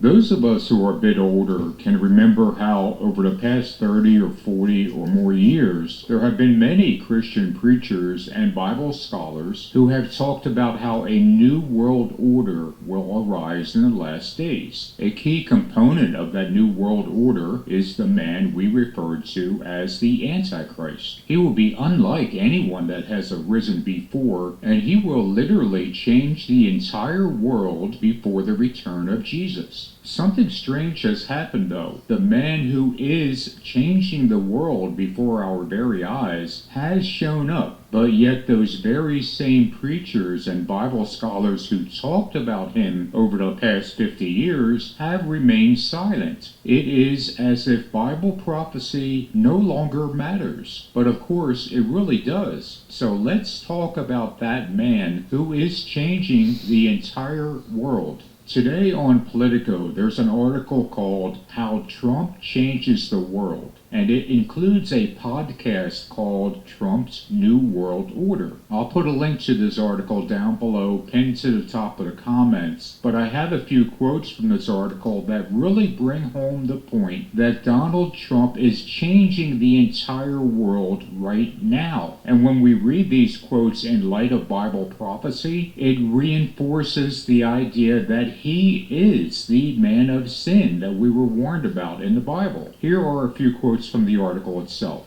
New World Order. Take a step back. Donald Trump is transforming America's relations with the world before our eyes. Old rules are being rewritten, old alliances torn up. The world's greatest superpower is shifting on its axis. In many cases, there may be no going back. After 8 decades of rock-solid alliance, relations with Europe are in freefall, with Trump using his big interview with Politico this week to dismiss its culture as decaying and its leaders as weak. Official U.S. foreign policy now supports patriotic European parties aligned with the MAGA worldview. We need to talk about Trump's push for a third term. On October 23, 2025, Donald Trump's former White House chief strategist Steve Bannon sat down with The Economist for a near 40-minute-long interview. In it, Bannon spoke on what kind of America he wants to build and how to seize America's institutions. He also said what I believe to be one of the most concerning comments about American democracy that I've ever heard. But instead of me reading it to you, you should just listen to him yourself. Well, he's going to get a third term. So Trump 28, Trump is going to be president 28, and people just ought to get accommodated with that. So what about the 22nd Amendment?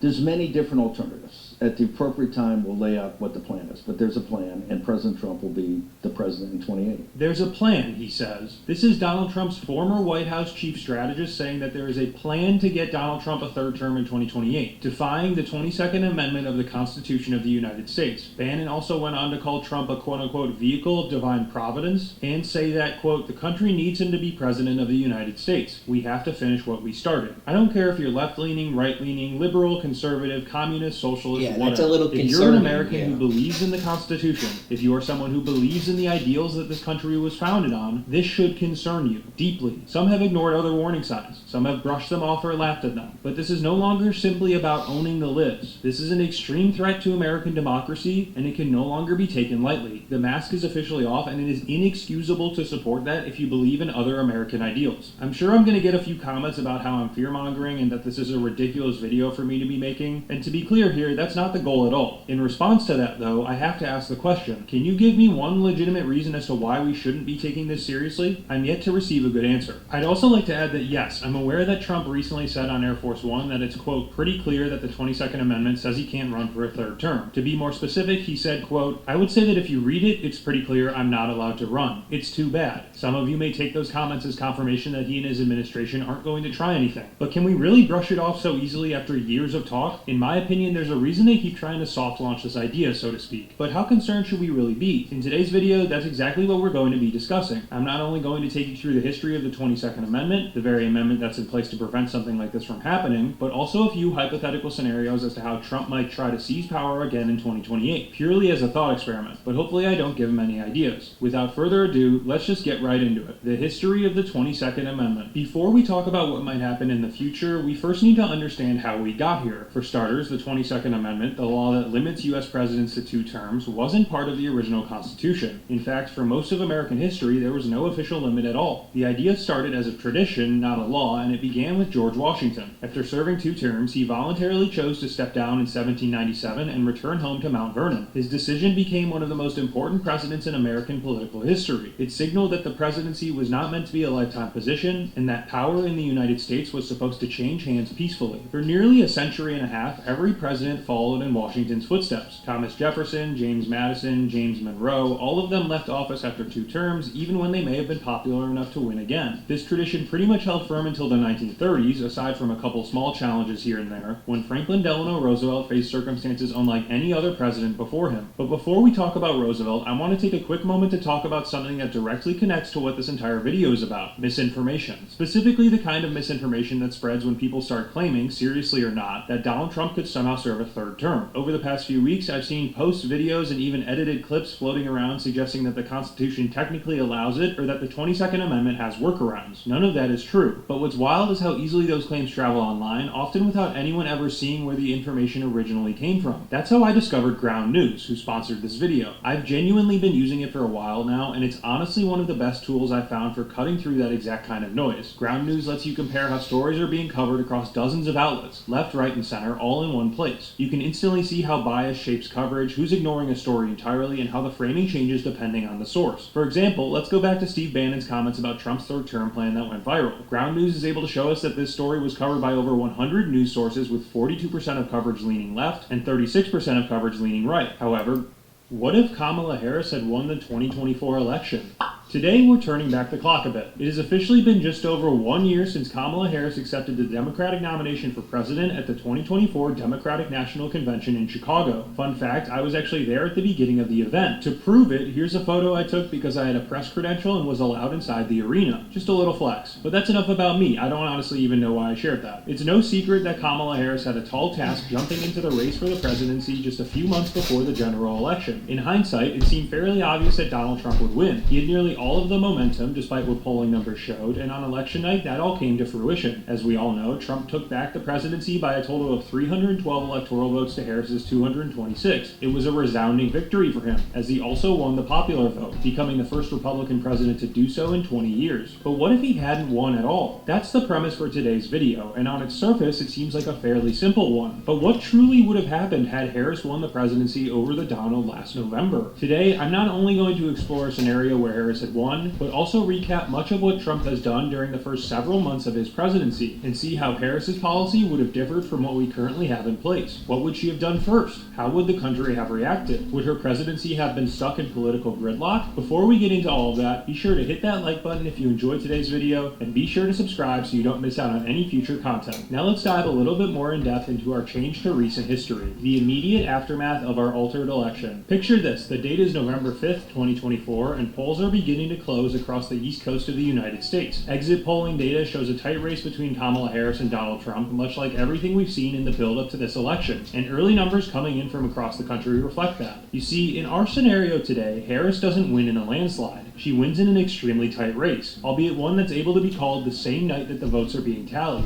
In our altered timeline, Kamala Harris hangs on tight to the swing states of the Rust Belt, Michigan, Pennsylvania, and Wisconsin, while Trump, much like he did in real life, flips back 3 other swing states from blue to red in Georgia, Arizona, and Nevada. The Rust Belt ultimately ends up deciding the entire election, with Harris winning 270 electoral votes to Trump's 268, making it an extremely tight race overall. She also narrowly wins the popular vote in our scenario, largely because we've never seen a Democratic nominee for president lose the popular vote yet win the Electoral College in modern U.S. politics, outside of Bill Clinton, whose race was a very special case. Anyways, back to our scenario. The following morning, AP News and several other news outlets call the race for Harris. But even before that happens, Trump begins his election rigging rhetoric over on Truth Social, citing apparent illegal voting in cities like Philadelphia and Detroit. This strategy, unsurprisingly, echoes his 2020 election strategy, and the myriad of lawsuits from Trump that follow his loss to Harris in this timeline mirror his challenges in 2020 as well. With these lawsuits comes civil unrest, with thousands of Trump supporters gathering in cities where crucial Harris votes decided the race. Claims of undocumented migrants voting for Harris and flipping the race in her favor spread like wildfire on X, with Elon Musk amplifying many of the posts to his hundreds of millions of followers. All in all, it's a situation of extremely high tension, but it's also different from 2020, due in large part by the fact that Trump isn't the sitting president. As challenge after challenge from Trump and his team fail, and certification day and inauguration day inch closer, the Biden administration is determined to ensure that the events of January 6th do not come to fruition again. Eventually, certification day in DC arrives, and the security there is airtight, with thousands of National Guard troops deployed in and around the nation's capital. Ultimately, this staves off the worst of what many people might have been expecting, with protests remaining relatively quiet overall. By the end of the election certification, 15 House Republicans and 3 senators, including J.D. Vance, object to the result, citing voting irregularities. Harris certifies her own victory, and on January 20th, 2025, she is inaugurated as the next president of the United States. With the baseline for this alternate scenario now set in stone, let's get into Harris's policy. What would she have done first as president? It's time to find out. Kamala Harris's first 100 days. Given that Kamala Harris was the vice president under Joe Biden, I think we can safely assume that much of her first 100 days in office would have been spent continuing much of Biden's agenda, albeit with a bit of a shift in both emphasis and branding. A Harris presidency almost certainly would have been seen by the public as Biden 2.0 in direction, but not necessarily in tone. Before we get into comparing comparing how her plan would have compared to what Trump is actually doing now, let's quickly run through some of the biggest goals Harris would have tried to accomplish during her first 100 days as president. To begin, much of Harris's focus during her first 100 days would have been on economic relief. When she announced her economic plan in August 2024, she planned an early push to combat price gouging, particularly on things like groceries. She also would have pushed to investigate things like supermarket mergers and, more generally, penalize bad actors in this area more harshly. Critics of these ideas claim they could be veering into the territory of price control, which could have set a risky precedent, though it's ultimately unclear whether that would have been the case or not. Continuing on with her economic relief plan, Harris's first 100 days likely would have seen a huge push to cap the cost of prescription drugs such as insulin, as well as more generally attempting to reduce the burden of medical debt on Americans by introducing policies to get rid of medical debt entirely. All in all, her economic plan for the first 100 days of her presidency would have been focused on reducing everyday costs for Americans. We'll get into the specifics of that, as well as how it would have differed from what Trump is currently doing in a few minutes. For now, let's talk about the rest of her 100-day plan. When it comes to housing, Harris proposed constructing 3 million new housing units over her 4 years as president under the Build the American Dream plan. Obviously, this would have been impossible to get done during her first 100 days, but it's very likely we would have seen some sort of legislation passed or worked on related to this early on in her presidency. Her housing plan also included offering up to $25,000 in down payment assistance for first-time home buyers, particularly those who have paid rent on time for at least 2 years, with even more generous assistance for first-generation home buyers. Once again, it's unlikely that this would have been entirely accomplished in her first 100 days, but it's something that would have been worked on. Meanwhile, on the topic of taxes, Harris's first 100 days would have had a few focuses, namely tax credits and relief as well as wealth equity measures. Legislation would have likely been started to push for a $6,000 first-year child tax credit and the elimination of income taxes on tips. Additionally, Harris wanted small businesses to enjoy tax deductions up to $50,000, encouraging entrepreneurship. The wealth equity portion of her tax plan would have likely taken much longer to get done than in her first 100 days, as her vision for this included a capital gains tax increase, a billionaire minimum income tax, increased buyback taxes, and even a potential tax on unrealized gains for ultra-wealthy Americans. Regardless, we may still have seen some movement to get the ball rolling on this front. Now let's get into a really hot topic, immigration. During her campaign, Harris admitted that the U.S. immigration system was broken and supported bipartisan expansion of Border Patrol agents. In her first 100 days, Harris likely would have pushed for Congress to pass the bipartisan border security bill that Republicans and Democrats drafted in mid-2024. The bill called for hiring thousands of new Border Patrol and immigration staff, streamlining case processing, and raising the bar for asylum claims in the U.S. If you remember correctly, Trump ultimately got GOP Congress members to shut this down. We'll talk more about how this all would have compared to what he's done so far in a bit. Before wrapping this section up, let's touch on foreign policy, specifically how Harris would have approached the war in Ukraine and the war between Israel and Hamas. On Ukraine, Harris repeatedly framed aid to the war-torn country as essential and rejected any land for peace deals. During her first 100 days, it was expected that she would have made an early push to move appropriated funds quickly for weapons to be sent to Ukraine and press Congress for any top-ups if needed. She also likely would have kept saying no to peace talks with Putin if Kiev didn't have a spot at the table as well. Meanwhile, on Israel and Hamas, she likely would have continued with Biden-era policy for the most part, but with a shift in her public tone. During her campaign, Harris consistently paired backing for Israel's defense with calls to end the war, free the hostages, and to expand humanitarian aid to the region. In practice, she likely would have maintained most military support to Israel while also signaling limits on specific munitions tied to civilian harm concerns, alongside robust aid into the Gaza Strip and West Bank. There also probably would have been a sharper emphasis on humanitarian outcomes in her public remarks. The last major emphasis of Harris's first 100 days would have been a continuation of Biden-era climate policy. There probably wouldn't have been too much legislation to work on here, at least right away, given that her focus would have been on maintaining clean energy. Regardless of that, though, it still would have been something her administration tried to key in on. That's everything it seems like Kamala Harris would have worked on in her first 100 days had she actually won the presidency. But of course, that's not the reality we actually live in. So how does that compare to what Trump has actually done? Let's now go policy topic by policy topic and discover the true differences between the two sides. Trump's economics versus Harris's economics. As we've already somewhat established, Kamala Harris would have likely spent her first 100 days trying to pass direct economic relief for Americans. While Trump has also framed things like inflation as a kitchen table issue, he's leaned on different strategies to tackle the problem. To be more specific, President Trump has taken a supply-side approach to managing inflation rather than pursuing direct price controls or consumer cost caps. He previously signed executive actions aimed at unleashing American energy, declaring a national energy emergency to boost oil and gas production and bring down energy prices. At the same time, his administration enacted sweeping deregulation, targeting hundreds of regulations, particularly environmental rules that business officials say reduce costs. Trump's Office of Management and Budget projected this deregulation could yield up to $5 trillion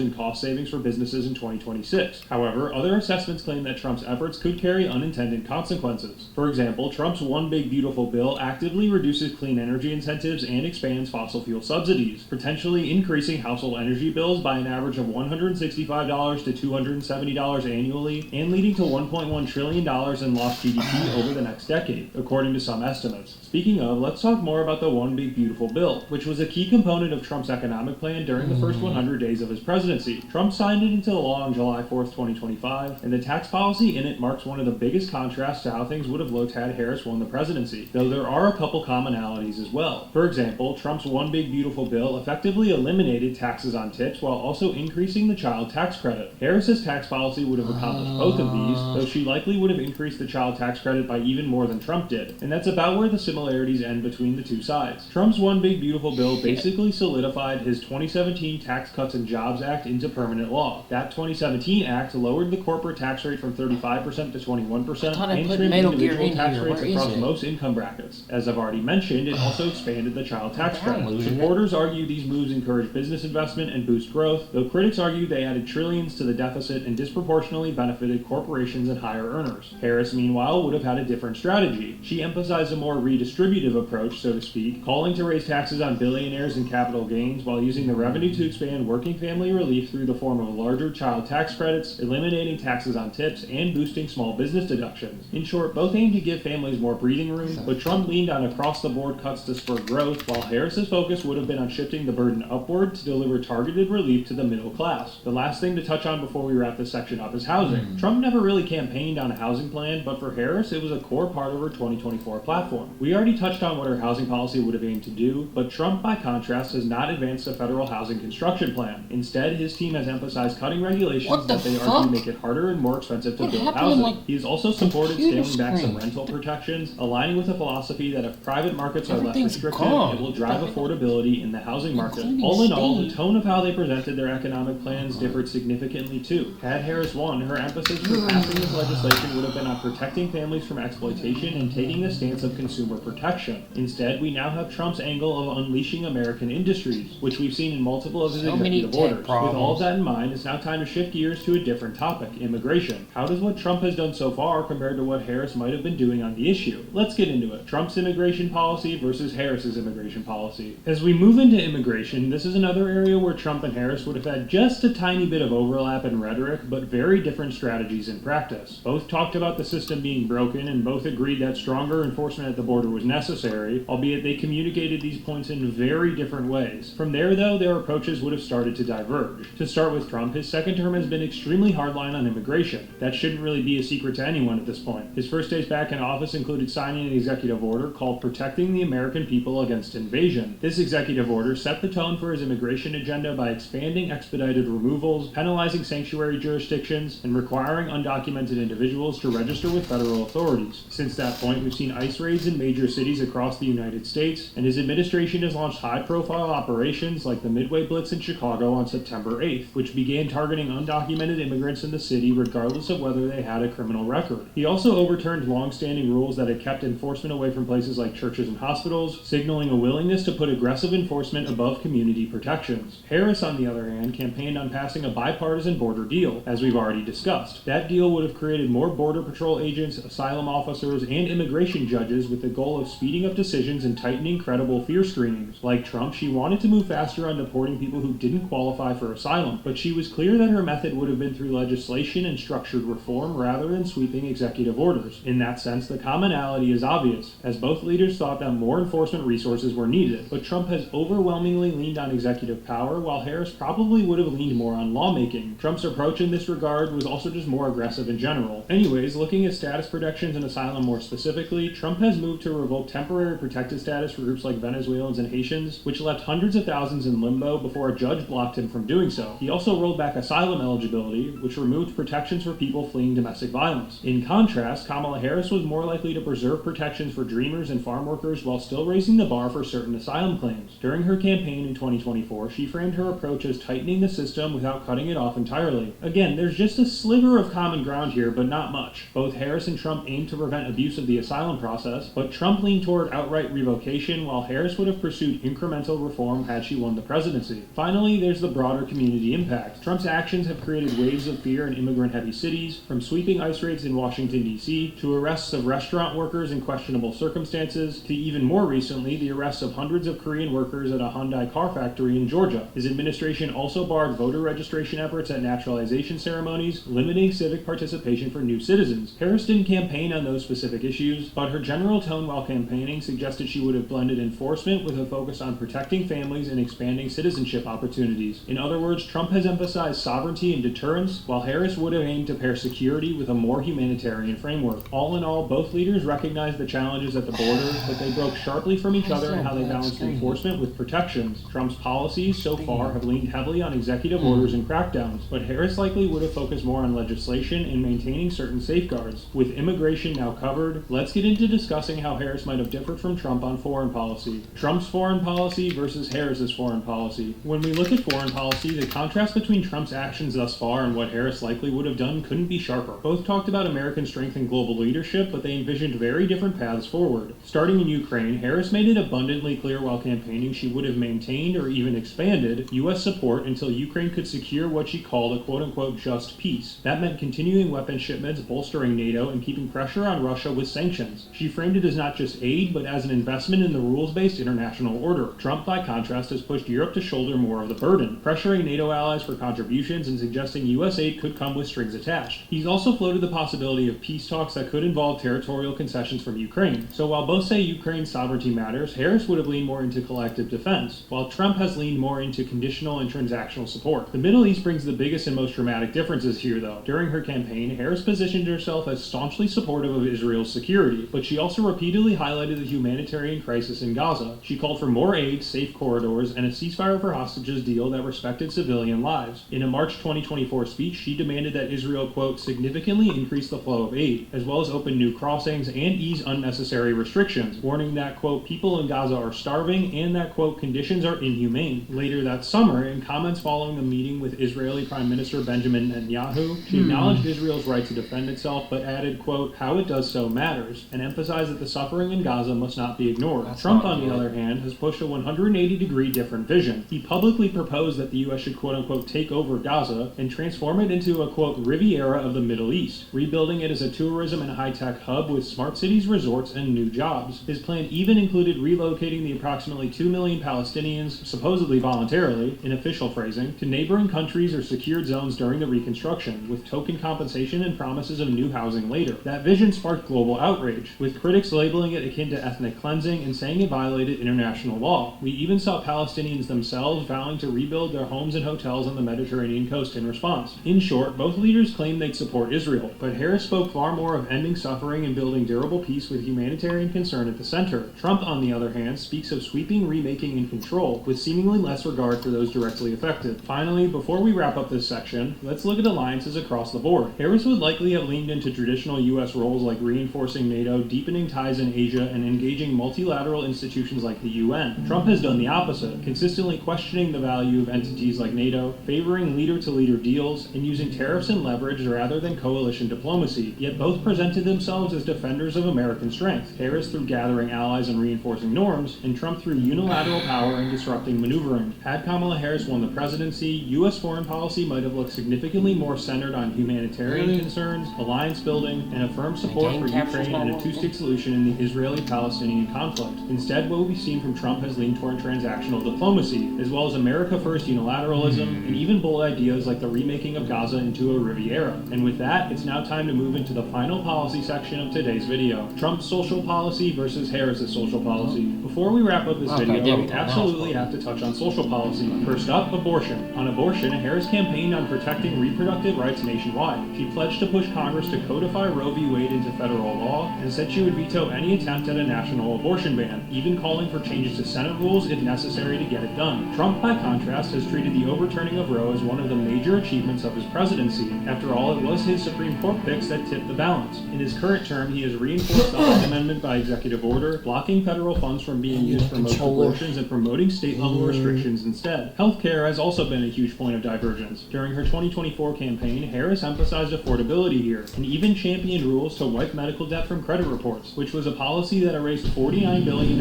in debt from about 15 million Americans that got announced in January of this year. She also helped direct federal funding through the American Rescue Plan to cancel billions of dollars in local medical debt while she was vice president. It's very likely her work in this area would have continued had she won. Trump, on the other hand, has pursued a rollback of parts of the Affordable Care Act, instructing agencies to expand waivers and exemptions as part of his broader push to reduce the federal role in healthcare. Civil rights and protections for LGBTQ+ Americans marks another clear split. Harris supported codifying non-discrimination through the Equality Act and oversaw federal rules protecting LGBTQ+ Americans in healthcare, education, and federally funded programs as vice president. Trump has taken a very different direction, rescinding protections for transgender individuals across federal agencies and removing gender-affirming care coverage for federal employees and their families. He has also revived some of the most controversial policies from his first administration. That included reinstating the ban on transgender individuals serving in the military, which was first implemented in 2017 and later rolled back under Biden. More recently, reports surfaced that his administration was even considering a policy to ban firearms sales to transgender Americans, a move that would create new restrictions based on gender identity and sparked fierce debate among both gun rights and LGBTQ+ advocacy groups. Even in education, the difference in emphasis is clear. Harris tied her agenda during her campaign to expanding early childhood education and supporting working families, as we've already touched on, while Trump has focused more on issues like expanding school choice and restricting what he called ideological curricula. He and his administration have also heavily pursued ridding public schools of alleged woke ideologies in their curriculum. Both framed their policies as pro-family, but Harris leaned on federal expansion of rights and services, while Trump leaned on state control and conservative cultural priorities. With all of that out of the way now, let's take a couple minutes to answer one final, very important question. Would Kamala Harris have been stuck in political gridlock? I'll just be straight up with you all. My quick answer to this question is probably, but let me explain why I think so. When Trump took back the presidency last November, it wasn't just a resounding victory for him, but a resounding victory for the Republican Party in general. We saw Republicans win majorities in both the Senate and the House, which basically meant that Trump had, and still has, free reign to try to pass whatever legislation he sees fit. I don't believe Kamala Harris would have been afforded the same opportunity. As I mentioned at the beginning of this video, had she actually won the presidency, I believe the race would have been tight. I also think Democrats wouldn't have been able to hold on to the House. The Senate could have maybe remained split, but if we only flip the presidency in our timeline, that means that Harris would have been working alongside both a Republican Senate and a Republican House. In other words, that's pretty much guaranteed political gridlock. And given the backlash we probably would have seen from many Republicans had Trump lost again, my guess is the Republicans in Congress wouldn't have been too eager to work with her. So unless she tried to make some sort of huge compromise from the policy she ran on, I just don't know if she would have been super effective, at least early on. And that's not necessarily her fault at all. I'm just pointing out what I think would have happened. Anyways, that's all I've got for you today. I have no idea how this video got so long. I wanted to include a section in this video about their styles of governance, but after writing most of this script, I realized it really wasn't necessary, as their differences in governing seem pretty evident across all the major policy topics I talked about. If you enjoyed this video or learned something new, please feel free to like and subscribe. More videos coming soon. Also, I had a note about this at the beginning of the video, but YouTube is testing a new hype feature for small creators. If you're given the option to hype this video, please consider doing so. It apparently helps a ton to get my channel out there. If you're interested in learning more about anything I talked about today, feel free to check out my sources in the description down below. As always, thank you so much for watching and for your continued support. I really appreciate it. Hope I see you next time. Take care.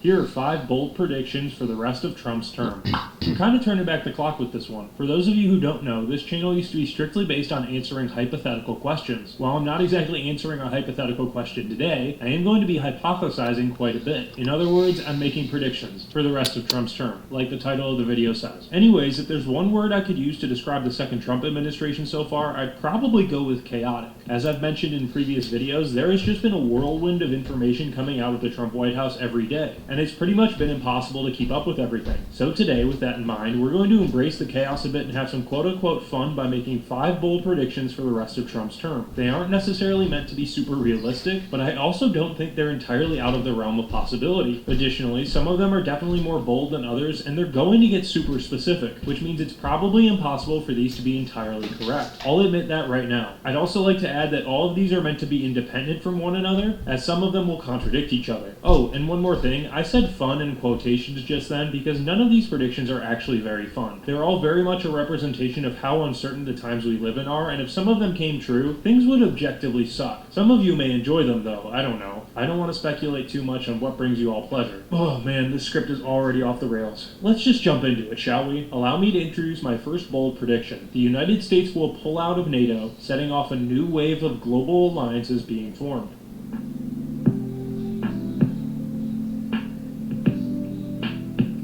Donald Trump hasn't exactly been quiet about his disdain for NATO. Way back in 2019, during his first term, he reportedly floated the idea of leaving NATO to his aides. In fact, the idea got so legit that the House of Representatives had to vote to bar the United States from leaving NATO. The vote then was overwhelmingly bipartisan, with there being 357 yeses to 22 noes. However, things have changed. Donald Trump is now in his second term, the government continues to be filled more and more with those who are loyal to Donald Trump, and he continues to rage against NATO. So here's where the prediction comes in. By mid-2026, Trump makes good on the idea that he first floated way back in 2019 by pulling the United States out of NATO entirely. Backed by an administration that's heavily reliant on executive orders, with 139 having been signed just by the end of April 2025, Trump issues a demand. Every NATO member must spend at least 3% of their GDP on defense within a year, marking a step up from the long-standing 2% guideline. When only a few countries actually meet that mark, such as Poland and the United Kingdom, Trump follows through with his claim. In a primetime address, he declares NATO essentially dead and announces that the United States will fully withdraw by the end of 2027. Congress isn't thrilled with this by any means. As of this point, it's still narrowly Republican-led, and even then many GOP members hesitate, but Trump frames the move as a major cost-saving win for American taxpayers, claiming it'll save something like $100 billion annually. That framing sticks, and Congress ultimately doesn't block the exit. The withdrawal from NATO itself is pretty chaotic. U.S. military bases in places like Germany start winding down. Roughly 80,000 American troops are either brought home from Europe or sent to other locations. NATO, already strained, struggles to function without the U.S. We see things like joint training exercises stop entirely, along with intel sharing, and the alliance's central pillar, the Article 5 Mutual Defense Clause, loses credibility fast. For reference, NATO's Article 5 basically says that if one member of NATO is attacked, the entire alliance will defend them. At this point, European countries start scrambling. France pushes harder for a European Union army, but other countries drag their feet over concerns about cost. Smaller NATO countries, especially those near Russia like those in the Baltics, start asking for separate defense deals with the US, but the Trump administration refuses unless they pay up front. Meanwhile, Russia begins pushing boundaries, moving tanks closer to Estonia's borders and buzzing ships in the Black Sea. We don't see outright conflict break out, but the message is very clear. Meanwhile, instead of just stepping back, Trump pivots to something new. By mid-2028, he introduces a replacement alliance of sorts known as the Global Freedom Network, or GFN for short. It's a smaller, invite-only group of countries that Trump considers reliable and strategically valuable. The founding members include the UK, Israel, and India, with others like Australia and Saudi Arabia floated as potential additions. The idea is simple. If you want in, you need to offer something tangible. That might be basing rights, direct military support, or buying American arms. No vague promises and no free rides are allowed. To add to the fun of this prediction, the GFN launches in true Trump fashion with a major summit at Mar-a-Lago, live-streamed and hyped as a modern alternative to NATO. But structurally, it's not really the same thing. This isn't a formal treaty organization, it's more of a flexible coalition built around specific missions like countering Iran, pressuring China, or protecting global trade routes. The U.S. starts joint naval patrols with India in the Indian Ocean. Meanwhile, Israel and the UK partner on cybersecurity operations targeting Russian activity. Critics are quick to point out that the GFN lacks NATO's depth and reach. Some even call it a club for Trump's political favorites, but Trump presents it as leaner, more efficient, and more aligned with U.S. interests. Back in Europe, things are not going well. Germany and France do try to build an EU-centered defense strategy, but it's underfunded and bogged down in bureaucracy. Russia takes advantage of the power vacuum, tightening its grip on Ukraine and raising energy prices to put pressure on the remaining NATO members. China, meanwhile, steps in with attractive trade deals, gradually pulling some European nations closer to its orbit. In terms of global influence, the U.S. ends up with a smaller alliance footprint, but one that's more tightly controlled and centered on American priorities. It's a big shift from broad consensus to a more transactional, power-first model. At home, Trump supporters rally behind the move. Approval among Republicans stays high, while protests erupt in D.C. and nationwide from critics who see this as abandoning decades of international cooperation. Regardless, the administration stays its course. By the end of Trump's second term, the Global Freedom Network becomes his signature foreign policy legacy, a radical break from the post-World War II order that prioritizes loyalty, deals, and direct benefits over multilateralism. And with that, I think it's time we move into my second bold prediction of today's video, a war in Mexico.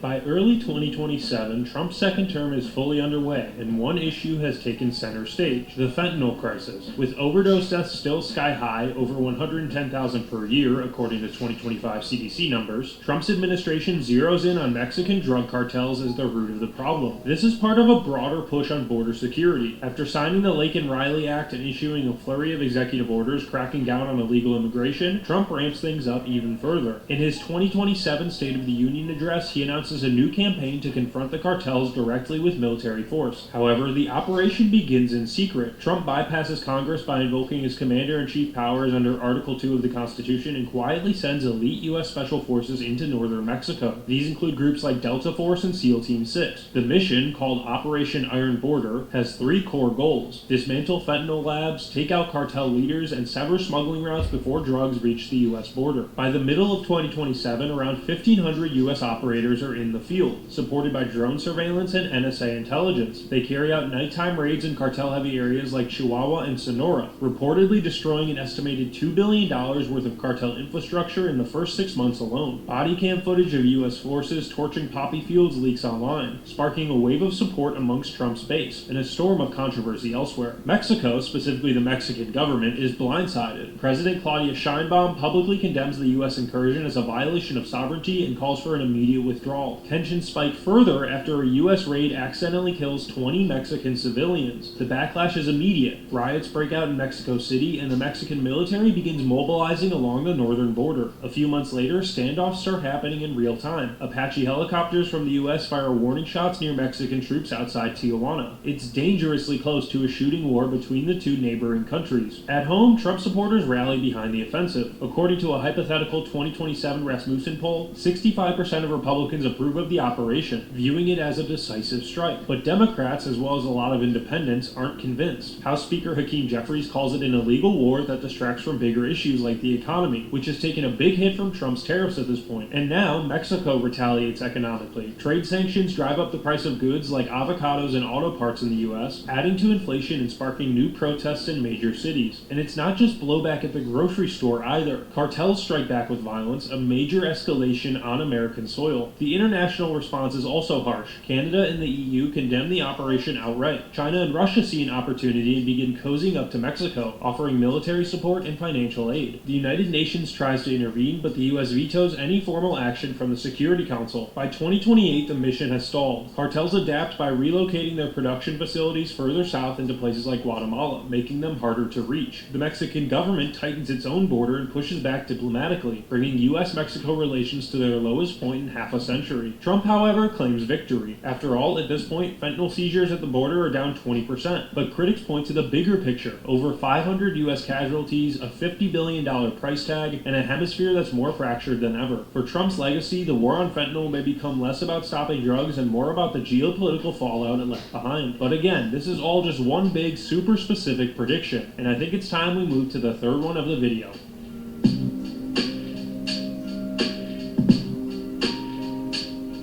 To be honest, this is probably the least bold prediction of this entire video. In all likelihood, if Democrats win back the House in 2026, they will bring articles of impeachment up against Trump. But could he be removed from office? Is there a world where that's possible? Let's get into it. Hypothetically speaking, by late 2026, the political center of gravity in the US has fully shifted. Trump's second term, defined by sweeping executive actions and deepening polarization, begins to collapse under its own weight, and Democrats ride the fallout to a decisive midterm victory. By campaigning on a message of restoring rule of law and government accountability, they win back the House by a wide margin in the 2026 midterms, and flip the Senate, taking full control of Congress for the first time since 2022. By early 2027, the stage is set. With momentum on their side, Democratic leaders move quickly to check Trump's power. They draft articles of impeachment focused on two charges: abuse of power and obstruction of Congress. The abuse charge centers on Trump's refusal to comply with a Supreme Court ruling that struck down his attempt to reinstate a broader version of the Muslim ban. Rather than reverse course in this hypothetical scenario, he reportedly ordered ICE to continue detaining travelers anyway, insisting that the courts had no authority to dictate immigration policy. The obstruction charge stems from his refusal to honor congressional subpoenas investigating his deportation policies, repeating a pattern of stonewalling that began in his first term. But again, remember, this is all hypothetical and hasn't actually happened. The House votes to impeach in mid-2027. While it's not necessary, a few Republicans cross party lines, signaling that Trump's hold on the GOP, while still strong, is no longer absolute. What follows is a summer-long Senate trial that pushes the political system to the brink. Democrats argue that Trump's actions go beyond policy disagreements and that they're a threat to constitutional order. They present internal memos suggesting Trump directed aides to ignore court rulings, as well as whistleblower testimony alleging the destruction of government records. Public opinion begins to shift. Even some center-right voters start to wonder whether Trump has finally gone too far. But removal requires a two-thirds Senate vote, and Trump's base remains fiercely loyal. GOP senators fear primary challengers if they vote to convict. A few Republicans waver, but most do not, and in the end, Trump survives the trial. But the margin is close, and the damage is lasting. The air of invincibility he carried since his 2024 win is officially gone. Abroad, the impeachment saga raises further questions about American stability. Allies wonder if the U.S. can still be counted on. Adversaries, specifically China, seize on this dysfunction to advance their own influence. In the United States, the trial leaves a deep mark and furthers political divide. Whether it's remembered as a constitutional crisis averted or a missed opportunity to restore checks and balances, the second Trump impeachment reopens old wounds and redefines the stakes for the next election, and for the future of American democracy as a whole. With that in mind, let's move to our fourth prediction.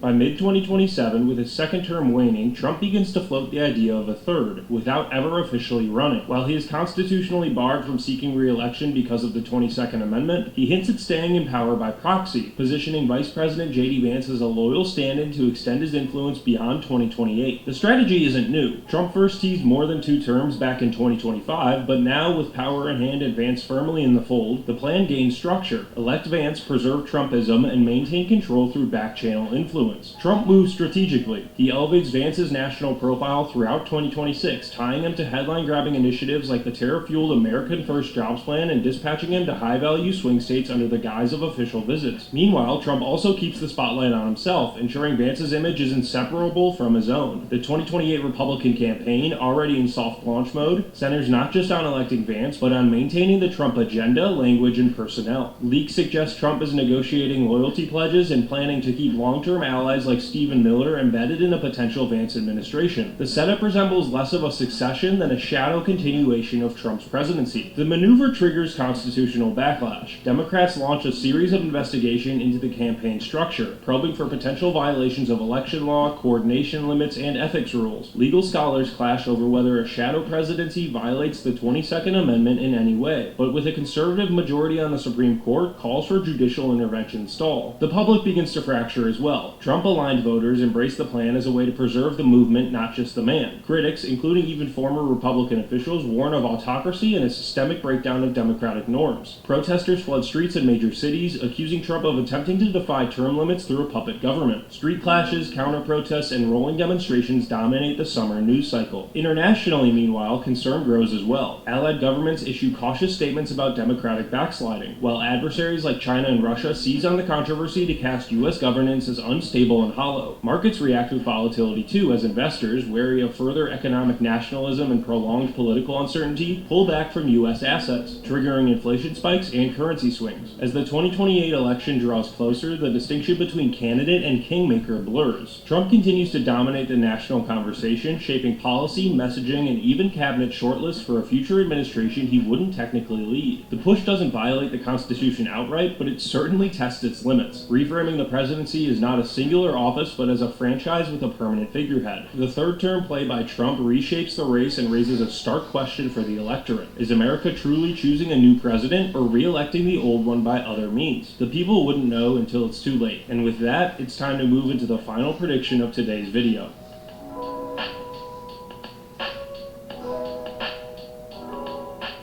Depending on which side you're on, you might consider this the boldest prediction of the entire video, or the most obvious. We're already looking at a very different world just a few months into Trump's second term. But is it possible that everything turns out fine? Well, maybe not everything, but most things? Let's discuss. In this hypothetical scenario, Trump's second term, which began in 2025 under a cloud of uncertainty and dread from his opponents, unfolds in ways that are often chaotic but not entirely destructive. The rhetoric from Trump and his team remains extremely inflammatory, and many of his core proposals push hard against Democratic norms and legal boundaries. Yet the system proves more resilient than some feared. Institutions bend, but they don't break. Power remains contested, but it's not unlawfully seized. The country stays polarized and restless, but it avoids spiraling into constitutional collapse. Much of the stability in this scenario comes not from moderation within Trump's inner circle, but from friction outside of it. The courts, including a conservative-leaning Supreme Court, still draw some lines that the executive branch cannot easily cross. Federal agencies, while subject to turnover and pressure, hold enough sway to slow down or water down the most extreme initiatives. Governors, including Republicans in swing states, assert more independence than during Trump's first term, often acting as buffers between federal policy and public reaction. Within Congress, even a Republican-controlled Senate is not a blank check. Trump's relationship with lawmakers remains transactional, and because of that, at times it's strained. In this scenario, when his popularity dips following contentious moves, such as decisions on immigration, trade, or election-related rhetoric, party leaders begin to distance themselves from that. The instinct for political self-preservation, while rarely framed as a defense of democratic principles, ends up functioning as one. It helps rein in the worst excesses and forces occasional concessions from Trump. Society, surprisingly, plays a stabilizing role as well here. Public backlash to overreach remains loud and organized, but it rarely descends into unchecked violence. Protests are widespread, particularly in urban areas, but they are matched by voter mobilization and legal advocacy. The media, though under constant attack, maintains enough reach and credibility to challenge misinformation. Social media remains a battlefield of competing realities, but it also serves as a tool for watchdogs, whistleblowers, and countermovements. By the time Trump begins to float the idea of a third term, most of the political system is on alert. The suggestion is taken seriously, but not literally. His allies in Congress steer clear of any real legislative push to undo term limits. J.D. Vance, his vice president, positions himself as a loyal successor, but not a proxy. Overall, Trump's grip on the Republican Party remains firm, but not absolute. When he ultimately leaves office in January 2029, it is certainly not with grace or unity, but it is with a formal concession to the process. The inauguration goes forward. There is no coup, no constitutional shutdown, and no refusal to vacate. All in all, Trump's second term creates lots of chaos, but America lives to see another day.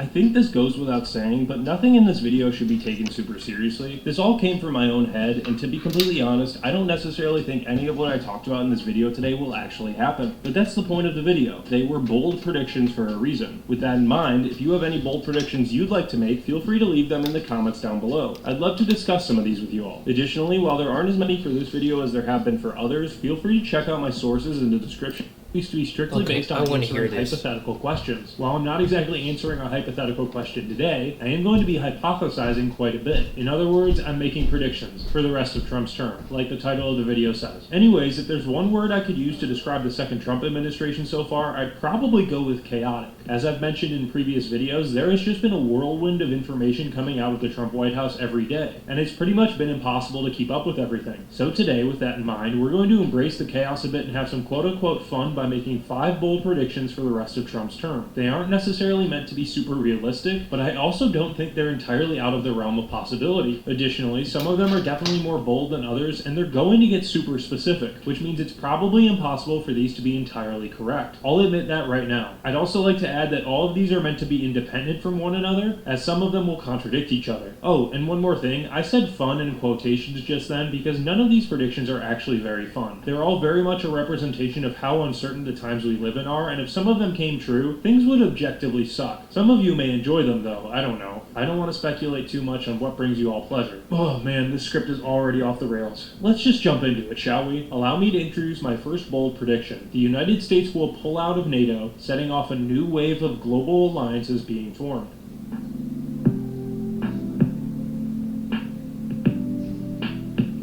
Donald Trump hasn't exactly been quiet about his disdain for NATO. Way back in 2019, during his first term, he reportedly floated the idea of leaving NATO to his aides. In fact, the idea got so legit that the House of Representatives had to vote to bar the United States from leaving NATO. The vote then was overwhelmingly bipartisan, with there being 357 yeses to 22 noes. However, things have changed. Donald Trump is now in his second term, the government continues to be filled more and more with those who are loyal to Donald Trump, and he continues to rage against NATO. So here's where the prediction comes in. By mid-2026, Trump makes good on the idea that he first floated way back in 2019 by pulling the United States out of NATO entirely. Backed by an administration that's heavily reliant on executive orders, with 139 having been signed just by the end of April 2025, Trump issues a demand. Every NATO member must spend at least 3% of their GDP on defense within a year, marking a step up from the long-standing 2% guideline. When only a few countries actually meet that mark, such as Poland and the United Kingdom, Trump follows through with his claim. In a primetime address, he declares NATO essentially dead and announces that the United States will fully withdraw by the end of 2027. Congress isn't thrilled with this by any means. As of this point, it's still narrowly Republican-led, and even then many GOP members hesitate, but Trump frames the move as a major cost-saving win for American taxpayers, claiming it'll save something like $100 billion annually. That framing sticks, and Congress ultimately doesn't block the exit. The withdrawal from NATO itself is pretty chaotic. U.S. military bases in places like Germany start winding down. Roughly 80,000 American troops are either brought home from Europe or sent to other locations. NATO, already strained, struggles to function without the U.S. We see things like joint training exercises stop entirely, along with intel sharing, and the alliance's central pillar, the Article 5 Mutual Defense Clause, loses credibility fast. For reference, NATO's Article 5 basically says that if one member of NATO is attacked, the entire alliance will defend them. At this point, European countries start scrambling. France pushes harder for a European Union army, but other countries drag their feet over concerns about cost. Smaller NATO countries, especially those near Russia like those in the Baltics, start asking for separate defense deals with the US, but the Trump administration refuses unless they pay up front. Meanwhile, Russia begins pushing boundaries, moving tanks closer to Estonia's borders and buzzing ships in the Black Sea. We don't see outright conflict break out, but the message is very clear. Meanwhile, instead of just stepping back, Trump pivots to something new. By mid-2028, he introduces a replacement alliance of sorts known as the Global Freedom Network, or GFN for short. It's a smaller, invite-only group of countries that Trump considers reliable and strategically valuable. The founding members include the UK, Israel, and India, with others like Australia and Saudi Arabia floated as potential additions. The idea is simple. If you want in, you need to offer something tangible. That might be basing rights, direct military support, or buying American arms. No vague promises and no free rides are allowed. To add to the fun of this prediction, the GFN launches in true Trump fashion with a major summit at Mar-a-Lago, live-streamed and hyped as a modern alternative to NATO. But structurally, it's not really the same thing. This isn't a formal treaty organization, it's more of a flexible coalition built around specific missions like countering Iran, pressuring China, or protecting global trade routes. The US starts joint naval patrols with India in the Indian Ocean. Meanwhile, Israel and the UK partner on cybersecurity operations targeting Russian activity. Critics are quick to point out that the GFN lacks NATO's depth and reach. Some even call it a club for Trump's political favorites, but Trump presents it as leaner, more efficient, and more aligned with US interests. Back in Europe, things are not going well. Germany and France do try to build an EU-centered defense strategy, but it's underfunded and bogged down in bureaucracy. Russia takes advantage of the power vacuum, tightening its grip on Ukraine and raising energy prices to put pressure on the remaining NATO members. China, meanwhile, steps in with attractive trade deals, gradually pulling some European nations closer to its orbit. In terms of global influence, the US ends up with a smaller alliance footprint, but one that's more tightly controlled and centered on American priorities. It's a big shift from broad consensus to a more transactional, power-first model. At home, Trump supporters rally behind the move. Approval among Republicans stays high, while protests erupt in D.C. and nationwide from critics who see this as abandoning decades of international cooperation. Regardless, the administration stays its course. By the end of Trump's second term, the based on answering hypothetical questions. While I'm not exactly answering the hypothetical question today, I am going to be hypothesizing quite a bit. In other words, I'm making predictions for the rest of Trump's term, like the title of the video says. Anyways, if there's one word I could use to describe the second Trump administration so far, I'd probably go with chaotic. As I've mentioned in previous videos, there has just been a whirlwind of information coming out of the Trump White House every day, and it's pretty much been impossible to keep up with everything. So today, with that in mind, we're going to embrace the chaos a bit and have some quote-unquote fun by making 5 bold predictions for the rest of Trump's term. They aren't necessarily meant to be super realistic, but I also don't think they're entirely out of the realm of possibility. Additionally, some of them are definitely more bold than others, and they're going to get super specific, which means it's probably impossible for these to be entirely correct. I'll admit that right now. I'd also like to add that all of these are meant to be independent from one another, as some of them will contradict each other. Oh, and one more thing, I said fun in quotations just then because none of these predictions are actually very fun. They're all very much a representation of how uncertain the times we live in are, and if some of them came true, things would objectively suck. Some of you may enjoy them though, I don't know. I don't want to speculate too much on what brings you all pleasure. Oh man, this script is already off the rails. Let's just jump into it, shall we? Allow me to introduce my first bold prediction. The United States will pull out of NATO, setting off a new wave of global alliances being formed.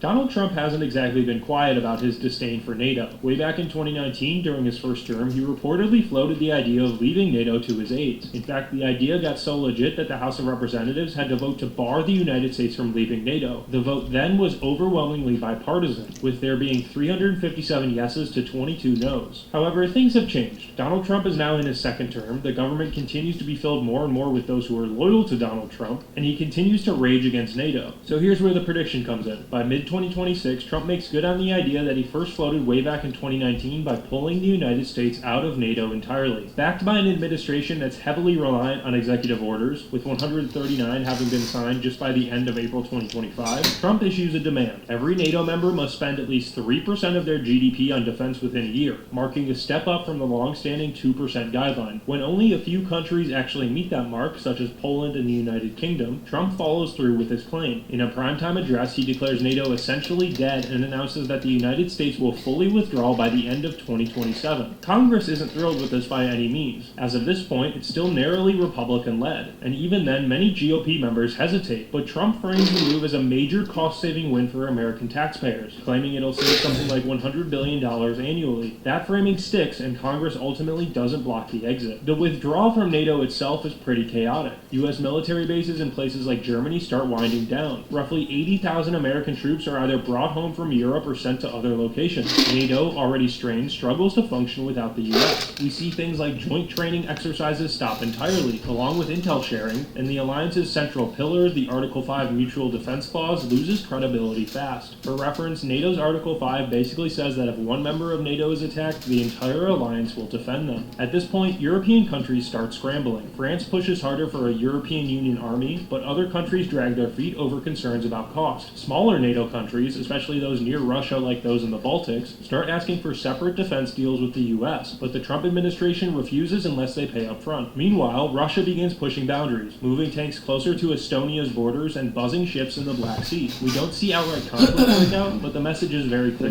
Meanwhile, instead of just stepping back, Trump pivots to something new. By mid-2028, he introduces a replacement alliance of sorts known as the Global Freedom Network, or GFN for short. It's a smaller, invite-only group of countries that Trump considers reliable and strategically valuable. The founding members include the UK, Israel, and India, with others like Australia and Saudi Arabia floated as potential additions. The idea is simple. If you want in, you need to offer something tangible. That might be basing rights, direct military support, or buying American arms. No vague promises and no free rides are allowed. To add to the fun of this prediction, the GFN launches in true Trump fashion with a major summit at Mar-a-Lago, live-streamed and hyped as a modern alternative to NATO. But structurally, it's not really the same thing. This isn't a formal treaty organization, it's more of a flexible coalition built around specific missions like countering Iran, pressuring China, or protecting global trade routes. The U.S. starts joint naval patrols with India in the Indian Ocean. Meanwhile, Israel and the UK partner on cybersecurity operations targeting Russian activity. Critics are quick to point out that the GFN lacks NATO's depth of reach. Some even call it a club for Trump's political favorites. But Trump presents it as leaner, more efficient, and more aligned with U.S. interests. Back in Europe, things are not going well. Germany and France do try to build an EU-centered defense strategy, but it's underfunded and bogged down in bureaucracy. Russia takes advantage of the power crisis, tightening its grip on Ukraine, raising energy prices to put pressure on the remaining NATO members. China, meanwhile, steps in with attractive trade deals, gradually pulling some European nations closer to its orbit. In terms of global influence, the U.S. ends up with a smaller alliance footprint, but one that's more tightly controlled and centered on American priorities. It's a big shift from broad consensus to a more transactional, power-first model. At home, Trump supporters rally behind the move. Approval among Republicans stays high, while protests erupt in D.C. and nationwide from critics who see this as abandoning decades of international cooperation. Regardless, the administration stays its course. By the end of Trump's second term, the Global Freedom Network becomes his signature foreign policy legacy, a radical break from the post-World War II order that prioritizes loyalty, deals, and direct benefits over multilateralism. And with that, I think it's time we move into my second bold prediction of today's video, a war in Mexico.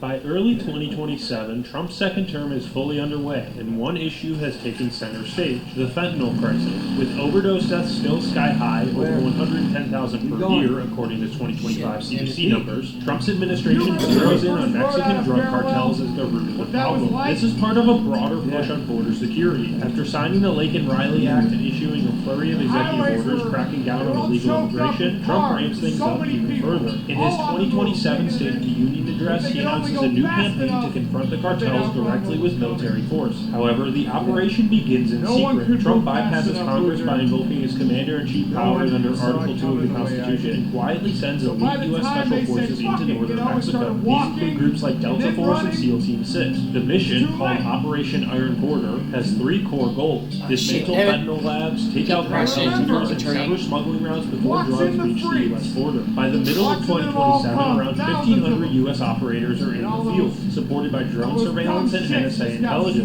They carry out nighttime raids in cartel-heavy areas like Chihuahua and Sonora, reportedly destroying an estimated $2 billion worth of cartel infrastructure in the first 6 months alone. Body cam footage of U.S. forces torching poppy fields leaks online, sparking a wave of support amongst Trump's base and a storm of controversy elsewhere. Mexico, specifically the Mexican government, is blindsided. President Claudia Sheinbaum publicly condemns the U.S. as a violation of sovereignty.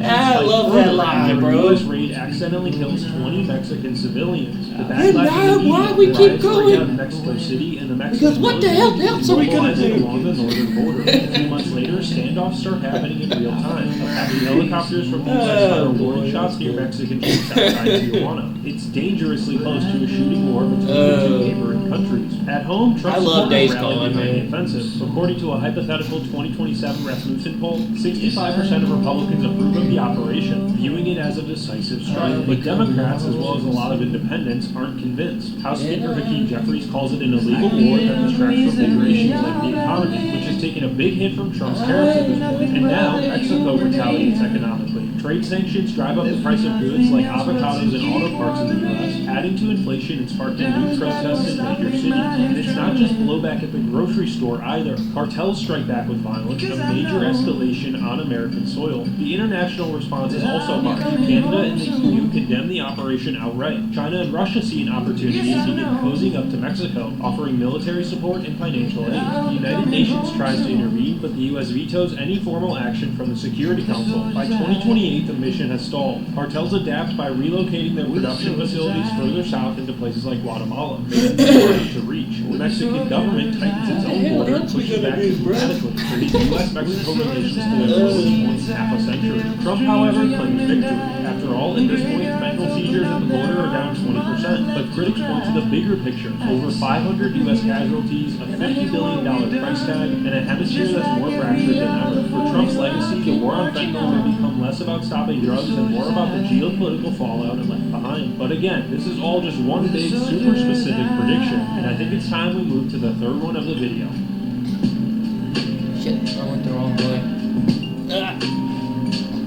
Forgot To be how honest, to drive, this is probably bro. the least bold prediction of this entire video. In all likelihood, if Democrats win back the House in 2026, they will bring articles of impeachment up against Trump. But could he be removed from office? Is there a world where that's possible? Let's get into it. Hypothetically speaking, by late 2026, the political center of gravity in the U.S. has fully shifted. Trump's second term, defined by sweeping executive actions and deepening polarization, begins to collapse under its own weight, and Democrats ride the fallout to a decisive midterm victory. By campaigning on a message of restoring rule of law and government accountability, they win back the House by a wide margin in the 2026 midterms and flip the Senate, taking full control of Congress for the first time since 2022. By early 2027, the stage is set. With momentum on their side, Democratic leaders move quickly to check Trump's power. They draft articles of impeachment focused on two charges: abuse of power and obstruction of Congress. The abuse charge centers on Trump's refusal to comply with a Supreme Court ruling that struck down his attempt to reinstate a broader version of the Muslim ban. Rather than reverse course in this hypothetical scenario, he reportedly ordered ICE to continue detaining travelers anyway, insisting that the courts had no authority to dictate immigration policy. The obstruction charge stems from his refusal to honor congressional subpoenas investigating his deportation policies, repeating a pattern of stonewalling that Let's see began if I in his remember how to first do term. this. But again, remember, this is all hypothetical and hasn't actually happened. The House votes to impeach in mid-2027. While it's not necessary, a few Republicans cross party lines signaling that Trump's hold on the GOP, while still strong, is no longer absolute. What follows is a summer-long Senate trial that pushes the political system to the brink. Democrats argue that Trump's actions go beyond policy disagreements and that they're a threat to constitutional order. They present internal memos suggesting Trump directed aides to ignore court rulings, as well as whistleblower testimony alleging the destruction of government records. Public opinion begins to shift. Even some center-right voters start to wonder whether Trump has finally gone too far. But removal requires a 2/3 Senate vote, and Trump's base remains fiercely loyal. GOP senators fear primary challengers if they vote to convict. A few Republicans waver, but most do not, and in the end, Trump survives the trial. But the margin is close, and the damage is lasting. The air of invincibility he carried since his 2024 win is officially gone. Abroad, the impeachment saga raises further questions about American stability. Allies wonder if the U.S. can still be counted on. Adversaries, specifically China, seize on this dysfunction to advance their own influence. In the United States, the trial leaves a deep mark and furthers political divide. Whether it's remembered as a constitutional crisis averted or a missed opportunity to restore checks and balances, the second Trump impeachment reopens old wounds and redefines the stakes for the next election, and for the future of American democracy as a whole. With that in mind, let's move to our fourth prediction.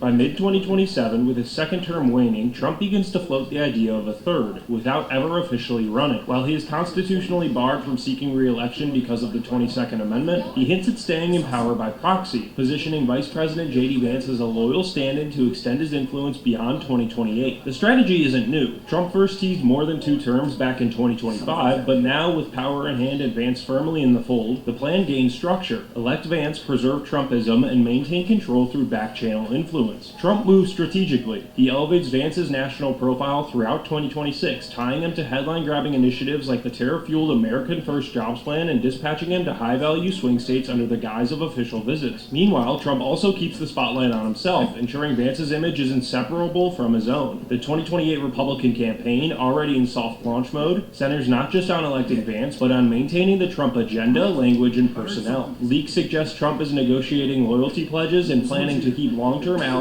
like Stephen Miller embedded in a potential Vance administration. The Senate resembles less of a succession than a shadow continuation of Trump's presidency. The maneuver triggers constitutional backlash. Democrats launch a series of investigations into the campaign structure, probing for potential violations of election law, coordination limits, and ethics rules. Legal scholars clash over whether a shadow presidency violates the 22nd Amendment in any way, but with a conservative majority on the Supreme Court, calls for judicial intervention stall. The public begins to fracture as well. Trump-aligned voters embrace the plan as a way to preserve the movement, not just the man. Critics, including even former Republican officials, warn of autocracy and a systemic breakdown of democratic norms. Protesters flood streets in major cities, accusing Trump of attempting to defy term limits through a puppet government. Street clashes, counter-protests, and rolling demonstrations dominate the summer news cycle. Internationally, meanwhile, concern grows as well. Allied governments issue cautious statements about democratic backsliding, while adversaries like China and Russia seize on the controversy to cast U.S. governance as unstable unstable and hollow. Markets react with volatility too, as investors, wary of further economic nationalism and prolonged political uncertainty, pull back from U.S. assets, triggering inflation spikes and currency swings.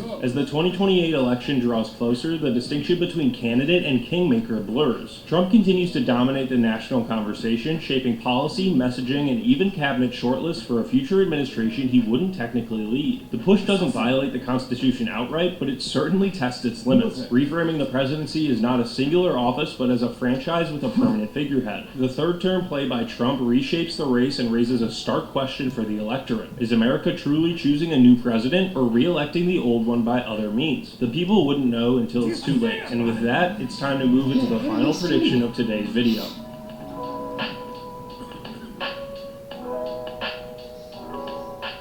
Depending on which side you're on, you might consider this the boldest prediction of the entire video, or the most obvious. We're already looking at a very different world just a few months into Trump's second term. But is it possible that everything turns out fine? Well, maybe not everything, but most things? Let's discuss. In this hypothetical scenario, Trump's second term, which began in 2025 under a cloud of uncertainty and dread from his opponents, unfolds in ways that are often chaotic but not entirely destructive. The rhetoric from Trump and his team remains extremely inflammatory, and many of his core proposals push hard against democratic norms and legal boundaries. Yet the system proves more resilient than some feared. Institutions bend, but they don't break. Power remains contested, but it's not unlawfully seized. The country stays polarized and restless, but it avoids spiraling into constitutional collapse. Much of the stability in this scenario comes not from moderation within Trump's inner circle, but from friction outside of it. The courts, including a conservative-leaning Supreme Court, still draw some lines that the executive branch cannot easily cross. Federal agencies, while subject to turnover and pressure, hold enough sway to slow down or water down the most extreme initiatives. Governors, including Republicans in swing states, assert more independence than during Trump's first term, often acting as buffers between federal policy and public reaction. Within Congress, even a Republican-controlled Senate is not a blank check. Trump's relationship with lawmakers remains transactional, and because of that, at times it's strained. In this scenario, when his popularity dips following contentious moves, such as decisions on immigration, trade, or election-related rhetoric, party leaders begin to distance themselves from that. The instinct for political self-preservation, while rarely framed as a defense of democratic principles, ends up functioning as one. It helps rein in the worst excesses and forces occasional concessions from Trump. Society, surprisingly, plays a stabilizing role as well here. Public backlash to overreach remains loud and organized, but it rarely descends into unchecked violence. Protests are widespread, particularly in urban areas, but they are matched by voter mobilization and legal advocacy. The media, though under constant attack, maintains enough reach and credibility to challenge misinformation. Social media remains a battlefield of competing realities, but it also serves as a tool for watchdogs, whistleblowers, and counter-movements. By the time Trump begins to float the idea of a third term, most of the political system is on alert. The suggestion is taken seriously, but not literally. His allies in Congress steer clear of any real legislative push to undo term limits. J.D. Vance, his vice president, positions himself as a loyal successor, but not a proxy. Overall, Trump's grip on the Republican Party remains firm, but not absolute. When he ultimately leaves office in January 2029, it is certainly not with grace or unity, but it is with a formal concession to the process. The inauguration goes forward. There is no coup, no constitutional shutdown, and no refusal to vacate. All in all, Trump's second term creates lots of chaos, but America lives to see another day.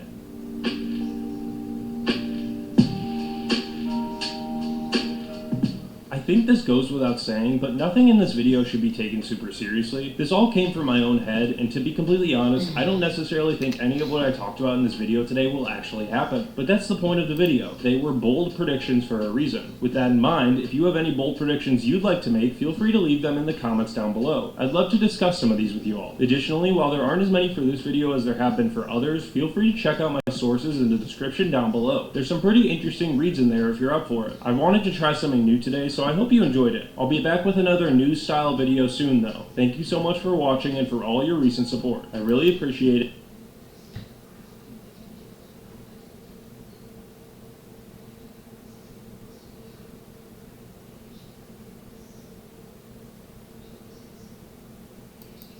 Here are 5 bold predictions for the 2028 presidential election.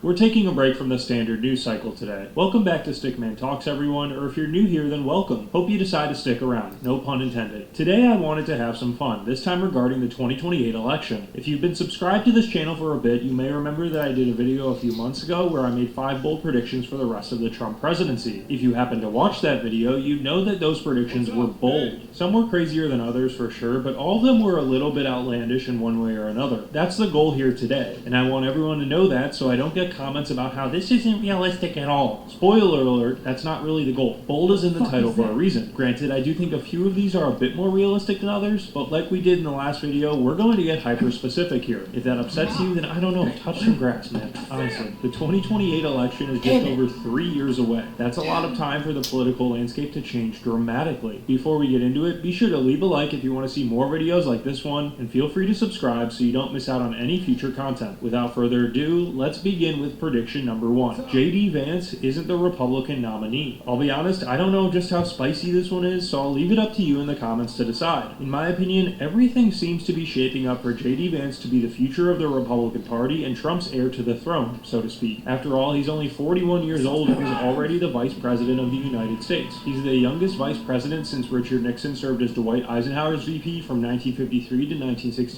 Taking it even further though, Vance is the 3rd youngest Vice President in the history of the United States. But of course, that's not the only reason Vance seems to be a 2028 Republican frontrunner. According to 2028 GOP primary polling averages, Vance currently leads all other possible candidates by an absurd 40% margin, with Donald Trump Jr. sitting at a mere 11.1% of support compared to Vance's 49.1%. So it's clear there's just a massive gap here between Vance and just about everyone else. So here's where my prediction comes in. J.D. Vance will not be the Republican nominee in the 2028 election. Let's get into the scenario. By 2026, Vance, now a seasoned vice president, continues to appear as the frontrunner for the 2028 nomination. His populist rhetoric, rooted in hillbilly elegies' cultural appeal, and his Senate record energizes the GOP base. However, his tenure as VP under a second Trump administration becomes a double-edged sword. Vance's close alignment with Trump's polarizing policies, specifically controversial tariffs and immigration crackdowns, alienates moderate Republicans and suburban voters who blame the administration for economic turbulence, including rising consumer prices linked to trade disputes. Meanwhile, his combative posts on X, while rallying hardline supporters, strike others as divisive, limiting his crossover appeal. A 2027 Gallup poll shows his approval rating among independents dipping to 38%, a red flag for party strategists. The decisive blow comes during the 2028 primaries, when dark horse Nikki Haley, revitalized as a private sector leader after her 2024 run, surges forward. Haley capitalizes on fatigue with Trump-era chaos, pitching a forward-looking conservatism that blends fiscal discipline, pro-business policies, and a hawkish foreign policy. Her polished media presence and appeal to college-educated voters contrast sharply with Vance's raw populism. In Iowa, Haley's ground game delivers a stunning upset, with her securing 42% of the primary vote to Vance's 39%. New Hampshire's moderate voters amplified her momentum, giving her a 15-point win in the state. By Super Tuesday, Haley's coalition of moderates, evangelicals wary of Vance's abrasive style, and donors eager for electability comes together, while Vance's base splinters as Ron DeSantis siphons off some MAGA voters with a late entry. Vance's campaign falters even further when leaked 2027 emails surface, revealing his private doubts about Trump's policy, alienating loyalists who view it as betrayal. By April 2028, Haley clinches the nomination with 1,450 delegates to Vance's 920, promising to unify the party while pivoting to general election themes like economic stability and national security. Vance, gracious in defeat, pledges support but declines a VP slot, opting to potentially focus on a 2030 Senate bid. This outcome, driven by GOP voters' hunger for a fresh face and broader appeal, marks a pivot from MAGA dominance and sets up a heated general election. But who might Haley be facing off against? Let's move to our second prediction. The Democratic candidate comes out of nowhere. To be clear, I'm not saying that this prediction and my last one are connected. In fact, all of these are actually meant to be independent from one another. I just thought that was a good segue. Anyways, the Democratic Party is not in a good place right now. After Joe Biden stepped down from pursuing re-election, they ran Kamala Harris in his place. We all know what the result in 2024 was, and not long after that, many Democrats already began firing up their 2028 campaigns. If we look at current polling numbers for the 2028 Democratic primaries, some familiar names jump out. Kamala Harris, who recently announced she wouldn't be running for California governor in 2026, tops the list. Pete Buttigieg follows close behind. Gavin Newsom and Alexandria Ocasio-Cortez round out the top 4, with other names like Tim Walz, Cory Booker, and Josh Shapiro all seeing above 4% support. My prediction is that the Democratic candidate in 2028 will be none of of these people. In fact, it won't even be someone like Gretchen Whitmer or J.B. Pritzker. I believe the 2028 Democratic candidate will see a meteoric rise to the top, similar to the way Barack Obama flew up the polls to eventually secure the 2008 Democratic nomination. So who might that be? I've got 4 words for you. Kentucky Governor Andy Beshear. You may be thinking Beshear is pretty well known, so how would he be coming out of nowhere? Well, he currently has a 1.7% national polling average, which tells us that he isn't a very well-known name across the country. Here's where the scenario comes in. It's 2027, and the Democratic primary is shaping up to be a slugfest. Heavy hitters like Gavin Newsom, Kamala Harris, and Pete Buttigieg are soaking up the spotlight, each trying to outdo the others, but Beshear, fresh off his second term as Kentucky's governor, starts quietly building a national profile. His secret weapon is a proven track record of winning in a deep red state. Trump carried Kentucky by 30 points in 2024, yet Beshear won re-election in 2023 by 5 points, which is a landslide by Kentucky standards. His folksy charm, Christian faith, and focus on kitchen table issues like jobs and healthcare resonate with voters who are sick of DC drama, much like Obama's 2008 Hope campaign, a viral moment at the 2026 Democratic Governors Association meeting where Beshear, as chair, delivers a speech quoting scripture to defend his pro-choice and pro-LGBTQ+ stances, explodes on social media. Hashtag Beshear 2028 starts trending. All of a sudden, he becomes a national star. The primaries kick off and Beshear's campaign catches fire. In Iowa, his underdog status delivers a shock. He edges out Newsom 42% to 40%, with Harris trailing both. Like Obama's Iowa stunner, this win flips the script, painting Beshear as an electable everyman. New Hampshire's independents, drawn to his moderate tone and ability to win over GOP voters, give him a 15-point victory over the rest of the field. As the primaries continue on, Beshear leans hard into his red state cred, hammering common-sense policies like tax cuts for working families and infrastructure investment, which play well in South Carolina, where he crushes it with 48% of the vote. By Super Tuesday, endorsements from labor unions, rural Democrats, and even Obama himself propelled Beshear to 1,800 delegates, locking in the nomination. Newsom and Harris concede and endorse Beshear. By the end of it, Beshear's rise mirrors Obama's 2008 campaign, but with a southern twist. His ability to win over moderates and independents in a red state, paired with unapologetic progressive stances, bridges the party's urban-rural divide. Ultimately, he goes from polling nationally at under 2% in 2025 to the Democratic Party's nominee in 2028. With those two predictions about candidates out of the way, let's now get into some more hyper-specific scenarios. AI-driven misinformation shapes the narrative. Let's just jump right into this one. We've all seen how AI has advanced in the past few years, especially things like generative AI with Google's Veo 3. The fact that AI can now generate audio to go along with videos is terrifying. And let's say for this scenario that this AI technology falls into the wrong hands and plays a key role in the 2028 election. Picture this. It's January 2028 and Kamala Harris is dominating the Democratic primary, polling at 48% in Iowa with her polished future-forward campaign of economic equity and climate action. Heavyweights like Josh Shapiro and Pete Buttigieg trail behind,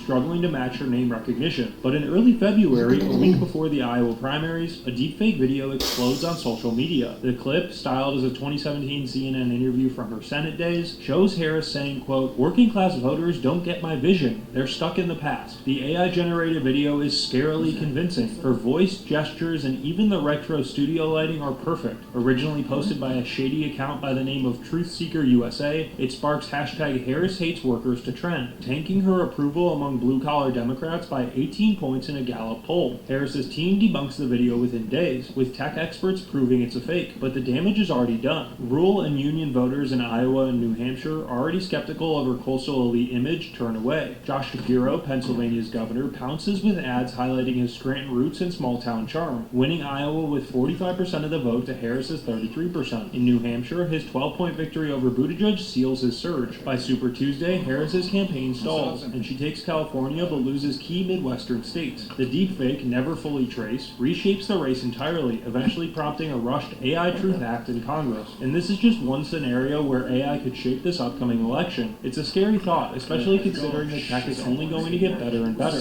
With that in mind, though, let's move to my fourth prediction. Social media ads far exceed TV ads in campaign spending. It's no secret that social media has exploded as a way for candidates to raise awareness about their platforms. But could we see, for the first time ever, social media ad spending fully outpace TV ads in 2028? I think it's possible. Let's jump into the scenario. It's 2027 and the presidential primaries are electric. On the Democratic side, Josh Shapiro is slugging it out with Pete Buttigieg, while J.D. Vance, fresh off his VP stint under Trump, is the GOP frontrunner. But the ad game has really shifted. A 2026 eMarketer report shows digital ad spending hitting $270 billion per year. with TikTok, Instagram, and YouTube leading the charge, growing 22% year over year. Meanwhile, TV ads have cratered to $40 billion a year, down 4% annually as streaming continues to dominate. Campaigns begin to adapt. Shapiro's team, taking on a social media-centric approach, pours 70% of their $1.1 billion budget into social media, crafting hyper-targeted ads for swing state voters. Meanwhile, Vance's campaign leads on TV ads, spending $500 million on Fox News and OAN spots that only hit 1.2 million households each. This social media blitz rewrites the primaries entirely. Enter Andy Bashir. His Instagram Reels resonate with rural and suburban voters, pulling a 2028 Iowa upset despite Shapiro's social media approach. Bashir takes the state by 44% of the vote to Shapiro's 40%, with Buttigieg all the way down at 16%. Meanwhile, on the GOP side, Vance's TV-heavy strategy flops with younger voters. His ads preaching tariffs and immigration crackdowns feel out of touch. Brian Kemp, Georgia's governor, counters with snappy YouTube shorts and TikTok duets hyping tax cuts, dealing young conservatives and winning New Hampshire 48% to Vance's 35%. By Super Tuesday, Bashir's Instagram Live Q&As and YouTube town halls propel him to the Democratic nomination. Meanwhile, Kemp's social media edge, including a viral Reels series with small business owners, nets him the majority of GOP delegates. The general election becomes a digital showdown, and TV ads are officially relics of the past. I recognize in the scenario that these numbers probably weren't the most realistic, but I did this in a more exaggerated way to show just how much social media ad spending could matter in the upcoming 2028 election. In reality, most campaigns will probably take a much more balanced approach, as you can reach a variety of voter bases through all types of ads. I don't legitimately think Vance is going to spend the vast majority of his campaign budget on TV ads, but you never know, there might be some campaign that makes that mistake. Regardless, I think there's a real chance that social media ad spending really dominates this upcoming election. We'll just have to wait and see though. With that out of the way, let's move to the final prediction of today's video. Some major turmoil comes before 2028. This one kind of got added in at the last minute, and I'll be the first person to admit that it may not be the most bold prediction, but I do think it needs to be talked about. Given everything we've seen in the last few weeks with gerrymandering battles between Texas and California, Trump bringing the National Guard into Washington, D.C., threatening to bring them into cities like New York and Chicago, and the Pentagon reportedly considering the creation of a military reaction force that would be used to quell social unrest, I think it's safe to say we're in pretty uncharted territory here when it comes to election season. I'm not trying to fearmonger here, nor am I trying to say we're doomed, because I truly don't believe we are. But I do believe there will be some major turmoil coming before the 2028 election, possibly beginning as soon as next year when midterm elections start up. Even though I said I'd be getting hyper-specific with each of these predictions, that won't be the case here. That may seem like a cop-out to some of you, but to me, I just don't think it's a very good idea to speculate about civil unrest and political turmoil on U.S. soil. To sum it up though, my final prediction is that there will be some major political turmoil on U.S. soil in the build-up to the 2028 election. That may not seem very bold given what we've endured over the past few years, but hey, it's what I'm going with. I guess the boldness of the prediction depends on just how severe the turmoil is, but that's basically impossible to say right now. Maybe everything ends up fine and it all goes over smoothly and we're all one big happy country again. Now that would be a bold prediction. Anyways, that's all I've got for today's video. If you enjoyed or learned something new, please feel free to like and subscribe. More videos coming soon.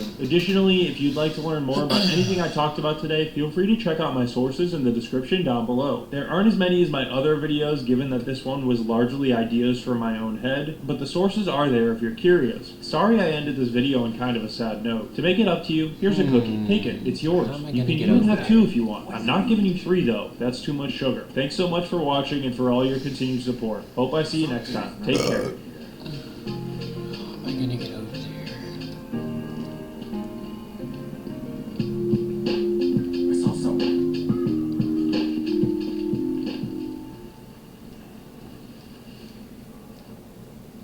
How's it going? Something's out here. Who's out there? See something?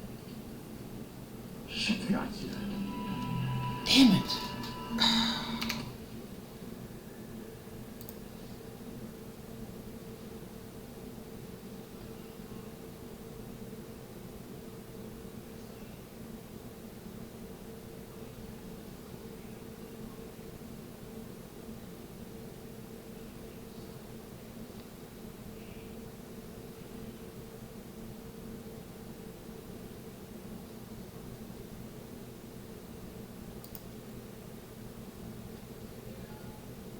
Wait, what was that asked? Here are 5 bold predictions for the 2028 presidential election. We're taking a break from the... Ask ChatGPT Today we'll be to taking predict a look the at 2028 AI's election. prediction for the 2028 presidential election. we asked ChatGPT to predict the next general election, and in this video, we'll be sharing with you guys the results. And so we'll begin with the Republican primary, where J.D. Vance was the projected GOP nominee. This is very much in line with the markets on Kalshi. J.D. Vance currently has a 52% chance of being the next GOP candidate. Marco Rubio is in a faraway second, and Donald Trump is actually in third with a 5% chance. Now, we do have some other candidates on this list as well: Glenn Youngkin, Ron DeSantis, and Donald Trump Jr., but ultimately, J.D. Vance is far and away the favorite. Next up on the Democratic side, Gavin Newsom, the projected nominee. He has been very active over the last few months. It's so obvious that he's gunning for the nomination in 3 years. He's been posting on Twitter basically every single day. And this prediction is also very much in line with the betting markets on Kalshi, where Gavin Newsom has a 31% chance of being the next Democratic candidate. AOC in second place at 11, Pete Buttigieg in third at 8. This is concerning for Democrats, as AOC and Buttigieg are among two of the least electable Democratic candidates. Next up in fourth place is Wes Moore, Kamala Harris in fifth, and Josh Shapiro tied with the former vice president. And so now we have our matchup set, and it will be between Republican Vice President J.D. Vance and Democratic California Governor Gavin Newsom. And so now we're going to fill in the electoral map, as not only did we ask ChatGPT to give us an eventual winner, we also asked it to project every single state. So we're going to begin with the solid states, states that AI gave to Vance or Newsom by a margin of 15 points or more. And so beginning with the safe red states, we have Utah, Wyoming, Idaho, Montana, North and South Dakota, all of Nebraska except its second district. We're going to skip on over Kansas, but come down to Oklahoma. We're also going to add Missouri, Arkansas, Louisiana, Mississippi, Alabama, Tennessee, Kentucky, and West Virginia, all into the solid Republican category. And this gives the vice president 96 electoral votes. Next up, we're going to fill in the solid blue states for the California governor. They're basically the traditionally Democratic states. On the West Coast, we have Washington and California. We're going to skip over Oregon, which ChatGPT has deemed to be slightly more competitive. We also have Hawaii, Illinois in the Midwest, and in the Northeast, we have the 1st District of Maine, Vermont, New York, Massachusetts, Rhode Island, Maryland, and the District of Columbia. I see New York going back red, because New York turned red this year. Democrats 149 electoral votes. Gavin Newsom takes a slight lead with the safe states filled in. Vance, though, is going to make up this difference with his likely states. Many of them are ones that Trump carried by over 15 points. States like Kansas, Indiana, and South Carolina, but according to our AI model, they have been placed into the likely category. And so we're not going to fill in the likely states for the vice president races. He will win by 5 to 15 percentage points. Starting off with the four most obvious ones, we have Kansas, Indiana, South Carolina, and Alaska. These states were never in doubt. We also have the 2nd Congressional District of Maine, as well as Iowa and Ohio in the lower Midwest. Republicans have gained significant ground here over the last decade. I mean, just look at the election in 2012. Barack Obama won Iowa by 6 points and Ohio by 3. But just 4 years later, Trump takes Iowa, wins it by 9, takes Ohio, wins it by 8. I mean, these are 15-point swings in favor of the Republican Party. In 2020, the margin basically stays the same, but it increases again in 2024 as Trump defeats Harris by a 13-point margin in Iowa and by 11 in the Buckeye State of Ohio. So the lower Midwest is not the same, not even close to what it was before Trump came into the scene. And so J.D. Vance has now tied Gavin Newsom. They're at 149 apiece, but we do have 2 more likely red states, and I don't think it'll be too surprising what they are. They will, of course, be located in the Sun Belt. We have Texas and Florida, giving Vance a combined 90 electoral votes. Florida has also seen an incredible political transformation. I mean, it was close in every single election in the early 2000s. Obama won it by less than 1% in 2012. In 2016, Trump wins it by 1.2, and this was a shock. In 2020, Joe Biden was supposed to be a better candidate than Hillary Clinton. Trump still won. He actually expanded his margin to 3.4. And then in 2024, Donald Trump wins Florida not by 5, not by 10 points, but by a 13-point margin. I don't believe J.D. Vance will be able to win the state by more than 15 in 2028, but it'll definitely be by more than 5, and our AI model does agree with that. And of course, Texas has always generally leaned Republican. Trump carried the state by nearly 14 in the last election. And so Vance is now just 51 electoral votes away from the presidency, but we do have some likely blue states to fill in on this map as well. Gavin Newsom is not going to go down without a fight. He's going to take Oregon, Colorado, and New Mexico in the West, all states where Kamala Harris's performance was pretty lackluster. Oregon, she won by 14. Colorado, she won by 11. New Mexico by 6. All of these margins were worse than Biden's margins from 4 years prior. Newsom is also going to take Connecticut, Rhode Island, and Delaware, 3 states that Joe Biden won by more than 15 points in 2020. Basically, the entire North Atlantic seaboard was blue, and it was solid blue. But in 2024, Kamala Harris wins Connecticut by 14.5, New Jersey by 6. I mean, this was a huge drop-off from where Democrats were in 2020. Joe Biden carried the state by nearly 16. And Joe Biden's home state of Delaware also went to Harris by less than 15 points. The vice president will also take the state of Maine and its 2 electoral votes from the at-large vote, as well as Virginia's 13 electoral votes. And so this will give Gavin Newsom 211 electoral votes with all of his solid and likely states filled in. He now trails J.D. Vance by 8. And so the 9 states that now remain, this is the arena for the 2028 presidential election. ChatGPT has named these 9 states to be among the most competitive. They will all be placed into either the likely or the lean category. And so we're going to start off with the lean states, where either candidate will win by 1 to 5 percentage points. These races could realistically go either way, but one candidate still does have a slight edge.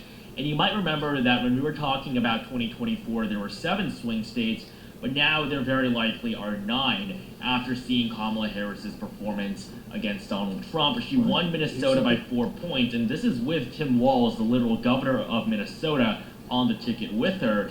And in New Hampshire, she wins by just 2.8. Joe Biden won the state by 7, but even Hillary Clinton performed terribly here, winning the Granite State by less than half a percentage point. Going into 2028, Minnesota and New Hampshire will likely be added to our list of competitive battlegrounds. And so to fill in these states, we're going to begin with the lean blue states. Gavin Newsom is going to take Minnesota, according to our AI model, 10 electoral votes. The home state of Tim Walz, the failed vice presidential candidate from the last general election. His political career is essentially over. There's basically no chance he's going to run in 2028. If he does, his campaign is going to be somewhat similar to that of Mike Pence's. He'll get a few percentage points because he's very well known and some people do like him.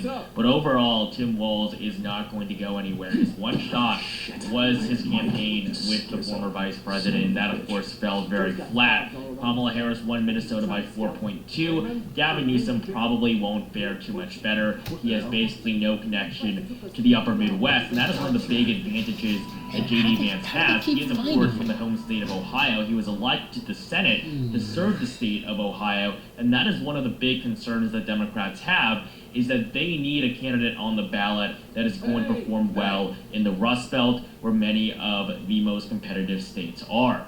We do have one more lean blue state for Newsom, though, and that is going to be New Hampshire. It will be a highly contested race in 2028. Republicans haven't won the state since 2000 with George W. Bush, but they have come close. Donald Trump in 2016 loses to Hillary Clinton by 0.37. It was a shockingly close result. In 2024, Harris was supposed to win by 7. She ends up winning by just 2.8. And so New Hampshire will be the final lean state going to the California governor. On the Republican side, we don't have too many lean states either. We actually only have one, and that is the state of North Carolina. The Tar Heel state is the only one of the 7 2024 swing states that voted for Donald Trump in all 3 of the elections he ran in. In 2016, Trump won North Carolina, as well as, of course, Georgia, Arizona, and the 3 blue wall states. In 2020, Trump won North Carolina, but lost the rest. Lost Michigan, Pennsylvania, Wisconsin by very tight margins, in Georgia and Arizona by even tighter margins. But then 4 years later, against Kamala Harris, Trump not only wins North Carolina for a 3rd time, but he also takes back the blue wall, Arizona, Georgia, and even Nevada, a state Republicans hadn't won since 2004. And so 2024 was actually Trump's best performance, even better than his results from 2016. And so North Carolina has stayed with the Republican Party throughout those 8 years, and J.D. Vance is very likely to win it again in the next cycle. And so now with 6 states remaining, all of them are going to be placed into the tilt category, either tilt red or tilt blue. We made sure that the AI model did not place any races into an ambiguous toss-up category. And so we're going to begin out west with Nevada. Republicans flipped it, won it for the first time in 20 years in 2024. But on top of that, in 2022, Republicans won the governorship here, with Joe Lombardo narrowly beating out incumbent Democrat Steve Sisolak. Even with the incumbency advantage, Democrats lost the governorship in the Silver State, and all current trends point to J.D. Vance being able to hold on here in 2028. J.D. Vance is also likely to take Arizona even after Joe Biden won it in 2020. This was a big deal, as prior to this, Democrats hadn't won Arizona since Bill Clinton did back in 1996. But just 4 years later, with Kamala Harris at the top of the ticket, Donald Trump not only wins Arizona back, he wins it by 5.5 points, even larger than his 2016 margin over Hillary Clinton, which was just 3.5. And so Arizona is clearly coming back into the Republican fold, and J.D. Vance is expected to hold on to the state as well, just like Nevada. Coming up now to the Midwest, we can honestly cover all 3 of these states together. They almost always vote together. The last time they didn't vote together was 1988. They have consistently been competitive, and they've also consistently gone to the same candidate in every single race. I mean, in 2024, Trump won all 3. Biden won all 3 in 2020. Trump again in 2016. This was a big deal, as these 3 states combined were known as the Blue Wall states because of how reliably Democratic they were. I mean, in 2012 and 2008, Obama easily won all 3 of them. He even won Michigan by a solid margin. But in 2004, it was closer, but they did all go to John Kerry. In 2000, they all went to Al Gore. 1996, all to Clinton. 1992, also all to Clinton. But go back to 1988, and you see the first split. Wisconsin went to Dukakis, while Michigan and Pennsylvania both went to George Bush. And so these states voting together has just become a trend we've seen over the last 3 decades. And Donald Trump's performance in them has been quite impressive. If you look at the 2012 election, Obama won Michigan by nearly 10 points, Pennsylvania by 5.4, and Wisconsin by nearly 7. Just 4 years later, Trump not only wins these states, but wins all 3 of them over Hillary Clinton, who was so confident that she barely even campaigned in the upper Midwest. And ever since then, Republicans have been performing significantly better in the region. And in 2028, our model predicts that J.D. Vance will take Wisconsin, Michigan, and Pennsylvania, sweeping the former blue wall. And finally, the last state we have on the map is the peach state of Georgia. Just like Arizona, the state flipped blue in 2020 with Joe Biden narrowly winning. This was the closest state of the 2020 presidential election, and unsurprisingly, Trump won it back in 2024, winning it by 2 points. Not as strong as his 5-point margin in 2016. Overall, Georgia is trending left, but J.D. Vance will probably be able to hold on in 2028 according to our model. It's going to be close, but it's going to be tilt red. The model doesn't expect Vance to win every single one of these states, but in each of them, he is more likely to win than not, but just barely in many of these instances. But overall, the model has J.D. Vance in a very strong position. He will also win the 2nd district of Nebraska that was placed into the tilt category as well. And so the final map, according to ChatGPT, is 313 electoral votes for J.D. Vance to 225 for Gavin Newsom. And the AI model actually tracks very well with the market odds on Kalshi. J.D. Vance, according to the betting markets, currently has a 33% chance of winning the presidency. This is basically with every single candidate imaginable being considered. So 33% is very high. Gavin Newsom in second at 22%. AOC is in third. Coming down here, we do have some other candidates. Pete Buttigieg in a four-way fourth, followed by Andy Bashir, Donald Trump, Marco Rubio, and Josh Shapiro. Kamala Harris makes it on as well with a 3% chance. But overall, we can see that as of right now, the next general election is J.D. Vance's to lose. Thank you guys so much for watching. Make sure you like this video down below if you enjoyed it. Comment down below who you think will win in 2028. And make sure you subscribe to the channel for more content just like this, leading up to the 2026 midterms and the 2028 general election. Hey there.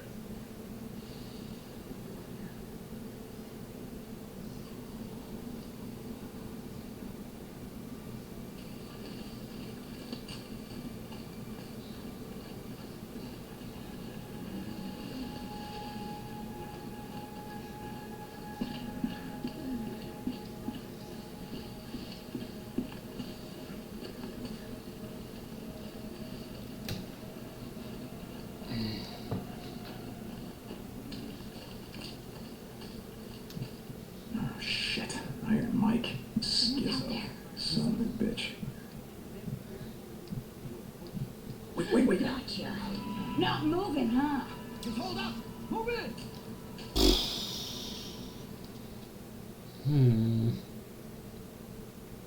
How am I gonna get past him?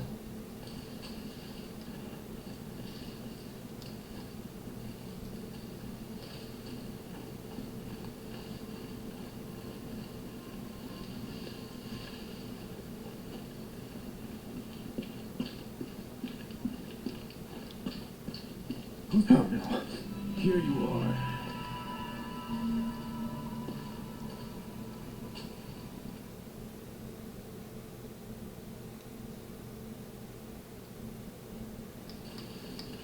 Hey, you here! Here!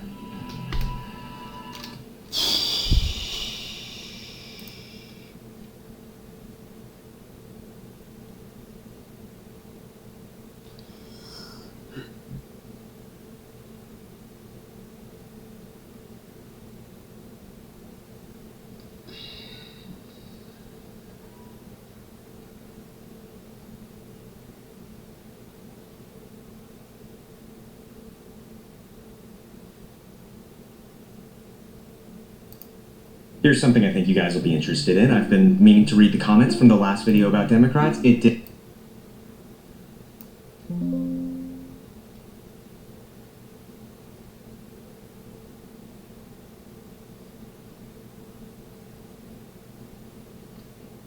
What the heck just happened? Did very well, so I want to hear what you guys have to say. I'm sure the comments are going to be very behaved and cordial.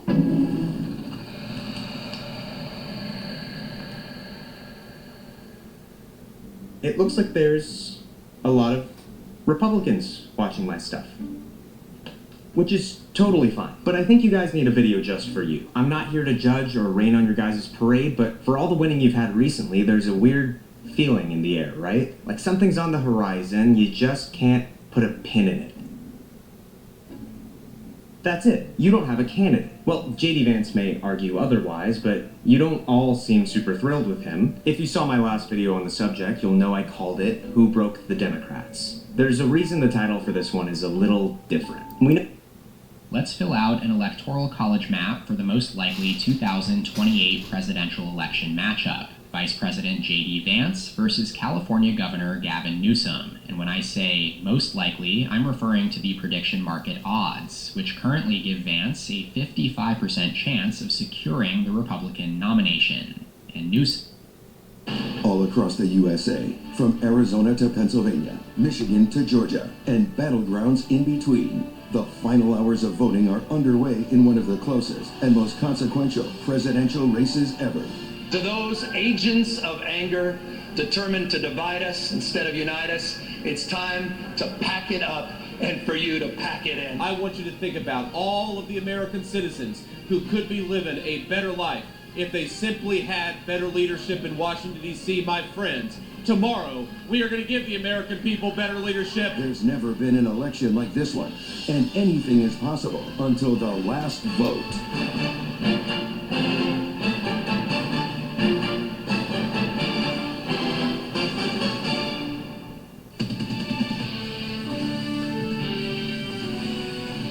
Welcome inside the EP Official Election Center. My name is Ryan Guest, here with a hypothetical prediction for how a 2028 presidential race would turn out between Vice President-elect J.D. Vance and California Governor Gavin Newsom. We'll be back with the first results right after the break. The first big moment of election night is here. The clock is about to hit 7 p.m. on the East Coast. This marks the first major poll closures of the evening, and soon results will start rolling in from 6 states holding a combined 60 electoral votes. All eyes are on the pivotal battleground of Georgia, where those early numbers could give us our first glimpse of how this presidential race might unfold tonight. All right, we have our first projections of the night. EP Official now projects that Vice President J.D. Vance will win Indiana. Vance beats Newsom in Indiana, carrying the Hoosier State's 11 electoral votes, the first projection of the night. The Vice President is also being called the winner in South Carolina. With 9 electoral votes, Vance is the projected winner in South Carolina. Vance is also projected to win in Kentucky, where he will pick up 8 more electoral votes as expected. We can also project that Governor Gavin Newsom has won the state of Vermont. 3 electoral votes in Vermont will go to the Democrats. Newsom wins in Vermont. It's too early to call in these states right now. Georgia, with its 16 crucial electoral votes, remains too early to call, and the first votes here may serve as our first true indicator of tonight's overall outcome. It flipped back into the Republican column in 2020, but remained the 4th closest state in that election. And in Virginia, once a pivotal battleground, it's been a reliably Democratic-leaning state over the last decade and a half, yet its 13 electoral votes are also too close to call at the moment. All right, let's take a look at the current state of the Electoral College count. As it stands, J.D. Vance has secured 28 electoral votes, while Gavin Newsom has 3. Remember, a candidate needs 270 electoral votes to win the White House. We've got a long way to go tonight, and as you can see,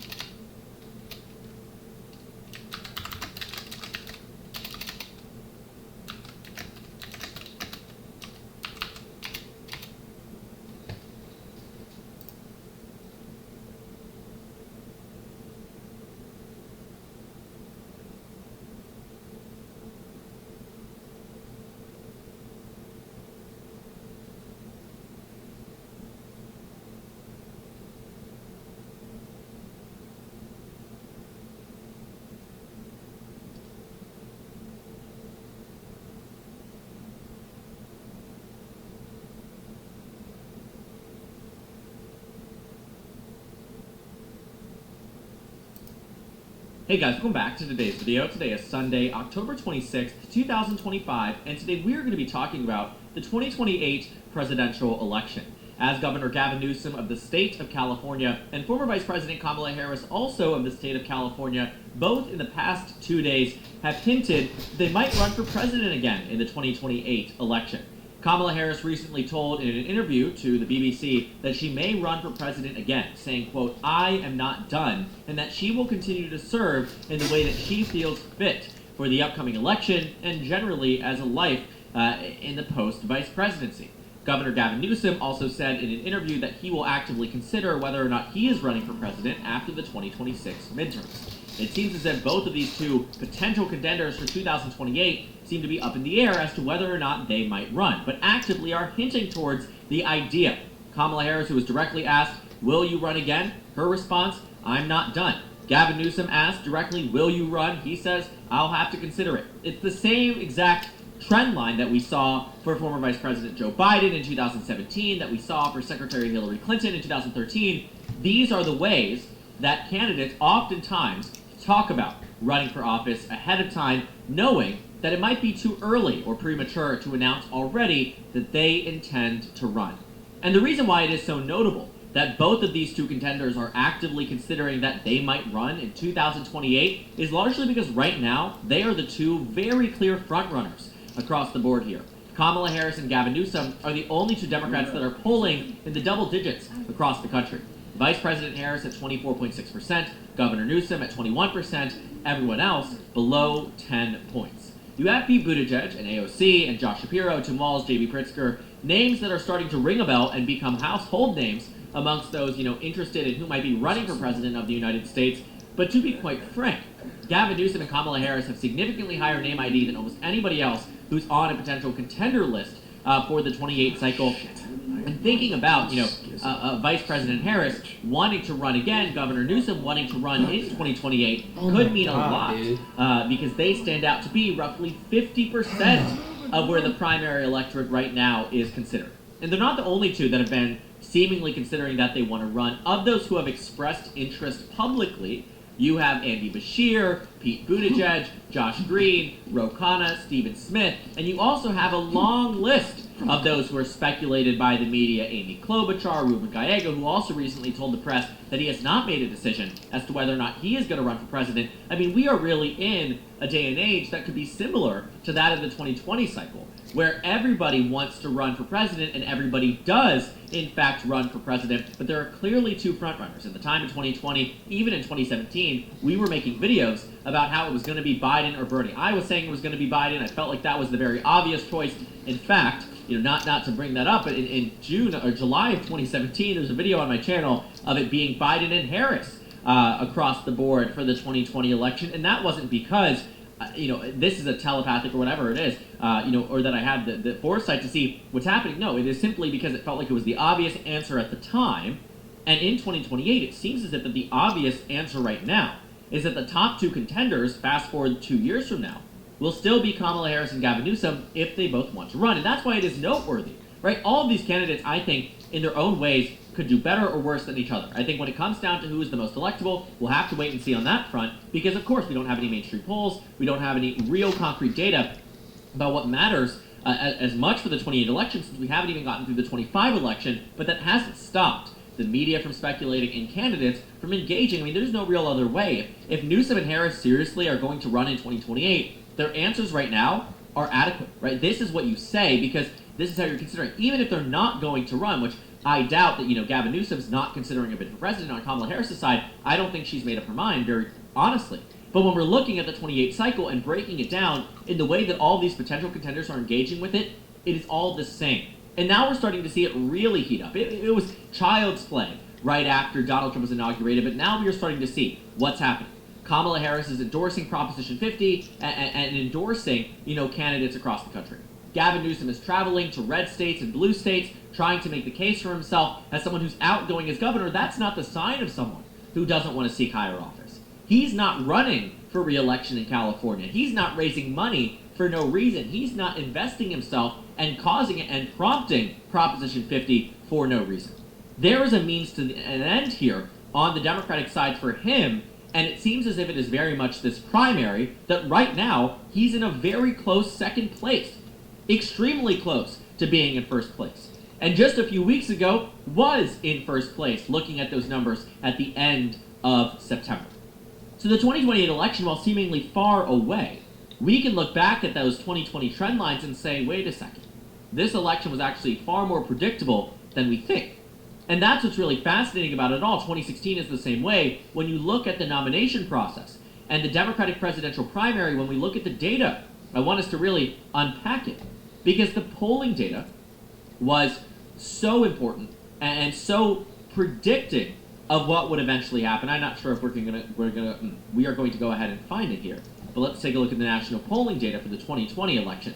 Well, in October and December 2018, Joe Biden led across the board. Who was in second place? Bernie Sanders. Prior to that, in 2017, who was leading? If not Biden, then Bernie. All of 2018, except for one poll from the beginning of 2018, Biden, Biden, Biden, Biden. It was across the board and constant. What's going on, everyone? Welcome back to the show. So we now live in a world where AI can do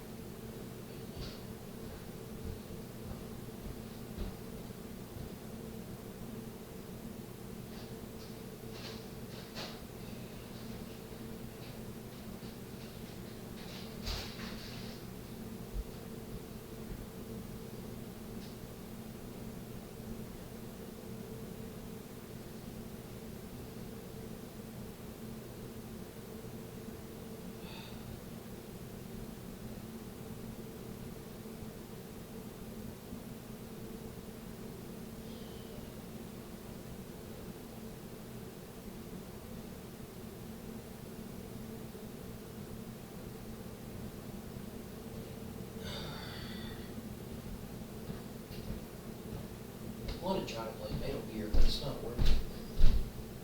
It's not working.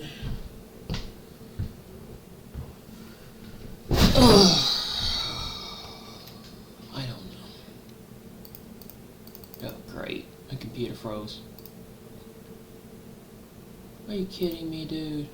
do a lot of different things. It could send emails, it could set up a meal plan for you, it could keep you on track, it could do so many different things. But can it predict the 2026 midterm election? And so what I've done is I've asked AI a series of different questions about elections and how to predict elections. And AI created a formula, a model that we can use to determine who's going to win the 2026 midterm elections. And so my plan is to ask AI every week to input the information, the current information that we know, into the formula and let me know where we are when it comes to Democrats and Republicans, when it comes to the House, who's going to take back the House.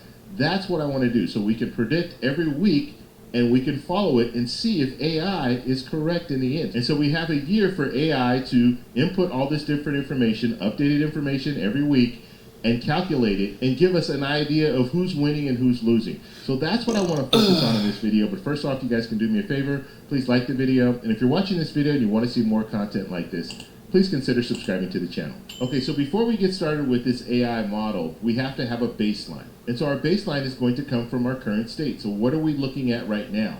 So if you look at the top here, you have Republicans at 220. You have Democrats at 215.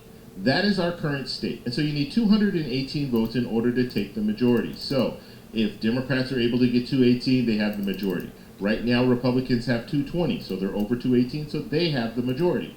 So will Democrats be able to gain 3 seats? That's what they need in order to take the majority from Republicans. And so in order to find out who's going to win the majority, Democrats or Republicans, I asked AI a series of different questions, came up with a formula, and this is what we're looking at. So first off, I'm just going to show you the different categories. So first category is generic ballot. Okay, the second category is presidential approval. And we're going to go into more details on all of these in a second. The third category is the economy. Fourth category, special elections. Fifth category, seats at risk. And then we have the final score. So let's go ahead. We're going to go one by one, and I'll show you exactly what we're talking about here. And this was updated, just updated yesterday. And I had to make an adjustment because the first calculation, so I had to recalculate. The first calculation was 2.7. This is according to Real Clear Politics. That was the generic ballot was 2.7. That changed to 1.7. Okay, and so I made that change there, and that reflects the information that we're looking at right now.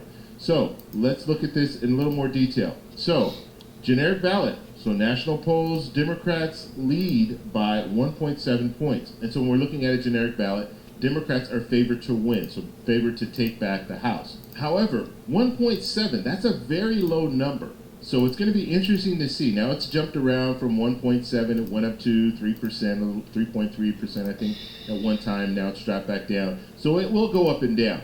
And what I plan to do is I plan to put these videos out at least one a week where we're looking at AI, we're looking at the AI model. And then we'll do other videos where we're talking about specific candidates and things like that. And then we'll also look at different polling when it comes to these different races. So we're not only going to do AI, but I want to do this at least once a week so we can track this. And will AI be able to predict who will take back control of the House? That is my question. Okay, so let's go ahead and get back here. Now this is the formula that they use. Now, I'm not going to get into all the details when it comes to the formula, and to be honest with you, I asked AI, can you create a formula? And they created the formula, so I can't really back up the formula. All I'm doing is showing you the information that AI presented to me, and we're going to track it to see if AI was correct or they weren't correct. And what AI is going to do in the end is it's going to predict how many seats Democrats will be able to take or Republicans will be able to take. That is what we're looking at here. Okay, so this is the formula. So plus 1.7 times 0.8. And at the bottom, let me show you this before we even get started. So if you want to look at the formula, how they generated the formula, here's the model here. Okay, so you can take a screenshot of that and take a look at it, and that will give you the information that you need when it comes to how AI is creating this formula and why they're creating the formula. And so that's the formula. What we need to be focused on is this number right here. This plus 1.36. So that is the number that comes from the formula that they used. So let's move to presidential approval. So presidential approval, the job approval, they're using, I think Ballotpedia is what they're using for this, 43% minus 7. So they're taking versus 50%. And so basically what this is saying is the president's approval is at 43%, but they're taking that versus 50%, which would be disapproval if you're looking at something that's 100%. So 50% disapproval, 43% approval, and then they're putting that in a formula, and they're coming up with this number here, minus 1.75. And then it shows here that it hurts the GOP. This one up here says that it helps Democrats. Okay, moving down, we have the economy. Now the economy, they're taking GDP, they're taking CPI, and they're taking unemployment. So GDP, CPI, which would be inflation, and then unemployment. So here are the numbers here, and they're plugging these numbers in, and this is the formula that they use, and then this plus 0.12 is slightly positive for the economy overall. Okay, looking at special elections. Now this is important as well. Democrats outperform, and it's plus 15 versus the baseline normalized, so they give you the formula there, and then the number that we're looking at here is plus 1.50, and that's showing momentum for Democrats.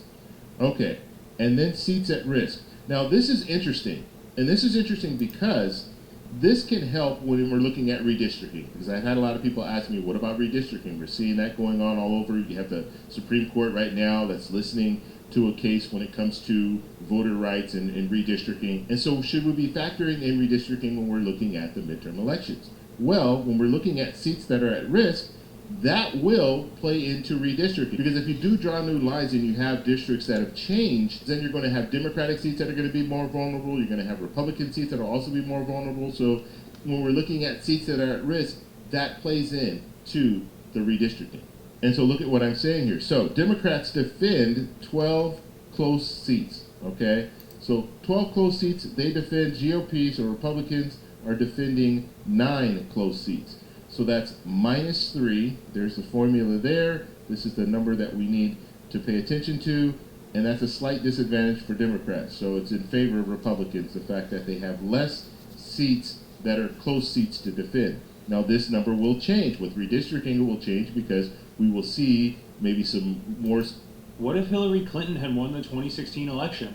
Man, making this video is going to make me feel so old. It's been over 9 years since the 2016 election. Can you believe that? That feels impossible. Anyways, welcome back to Stickman Talks, everyone. First off, thank you all so much for 40,000 subscribers. That's insane. We've seen some crazy growth on the channel over the past couple of months, and all I can say is thank you. Seriously, it means so much. Anyways, today, we're once again turning back the clock a bit, as part of what may become a series on altering the outcome of previous presidential elections. If you missed my first video on what if Kamala Harris had won the 2024 election, feel free to check that out after you watch this. Looking back, 2016 feels like a simpler time. I think we can all agree on that. Pokemon Go, the death of Harambe, the first season of Stranger Things, probably a bunch of other pop culture moments that I can't remember, and of course the 2016 election. Coming into the primaries for 2016, no one took Donald Trump seriously. It could even be said that just before election night, no one really took Donald Trump seriously. It's absurd to think that things were once like that, but it's true. The New York Times, for example, gave Hillary Clinton an 85% chance to win the race. In the weeks building up to the election, that projection got as high as 93%. Many others had Clinton winning comfortably as well. I can't show all of the math, but the website 270 to Win has a database that compiled all of the final forecasts. I'll link it down below in my sources. As we all know, though, that's not what ended up happening. Trump shocked much of the nation and the rest of the world by winning the election with a total of 306 electoral votes to Clinton's 232. He took home key swing states in the Rust Belt, including Wisconsin, Michigan, and Pennsylvania, while also winning Georgia and Arizona. Clinton would go on to win the popular vote, but ultimately, Trump's victory in 2016 meant the beginning of a new era in American politics. So what if he had never won? What if, like many of the predictions had shown, Clinton had coasted to victory? That's what we're here to discuss today, and on the surface it seems like a fairly simple premise, but there's a lot more to it than that. In today's video, I'm not only going to explore the primary scenario where Clinton had won, but also recap the build-up to the 2016 election, Trump's first presidency, and see how Clinton's policies would have differed in general. What would she have done first? How would the country have reacted? How could a Clinton win in 2016 have impacted politics today? Before we get into all of that, please be sure to hit that like button if you enjoyed today's video, and be sure to subscribe so you don't miss out on any future content. Also, feel free to check out my Substack in the description down below. I do weekly dives on there on news you may have missed that you may be interested in. Now let's get into our change to recent history, the build-up to a Clinton win, and its immediate aftermath. Before we fully rewrite history, we first need to quickly examine just how Clinton lost the 2016 election, because to a lot of people, it really was quite shocking. Ultimately, like always, the race came down to key swing states like Pennsylvania, Michigan, and Wisconsin, like I already mentioned. If those 3 states had flipped in favor of Clinton, she would have been the president-elect. And like I just said a few seconds ago, the results in these states were surprising. In the week leading up to Election Day, Real Clear Politics polling averages had Clinton's lead in Pennsylvania at plus 2.1. In Michigan, it was an even larger plus 3.6. And in Wisconsin, it was a whopping plus 6.5.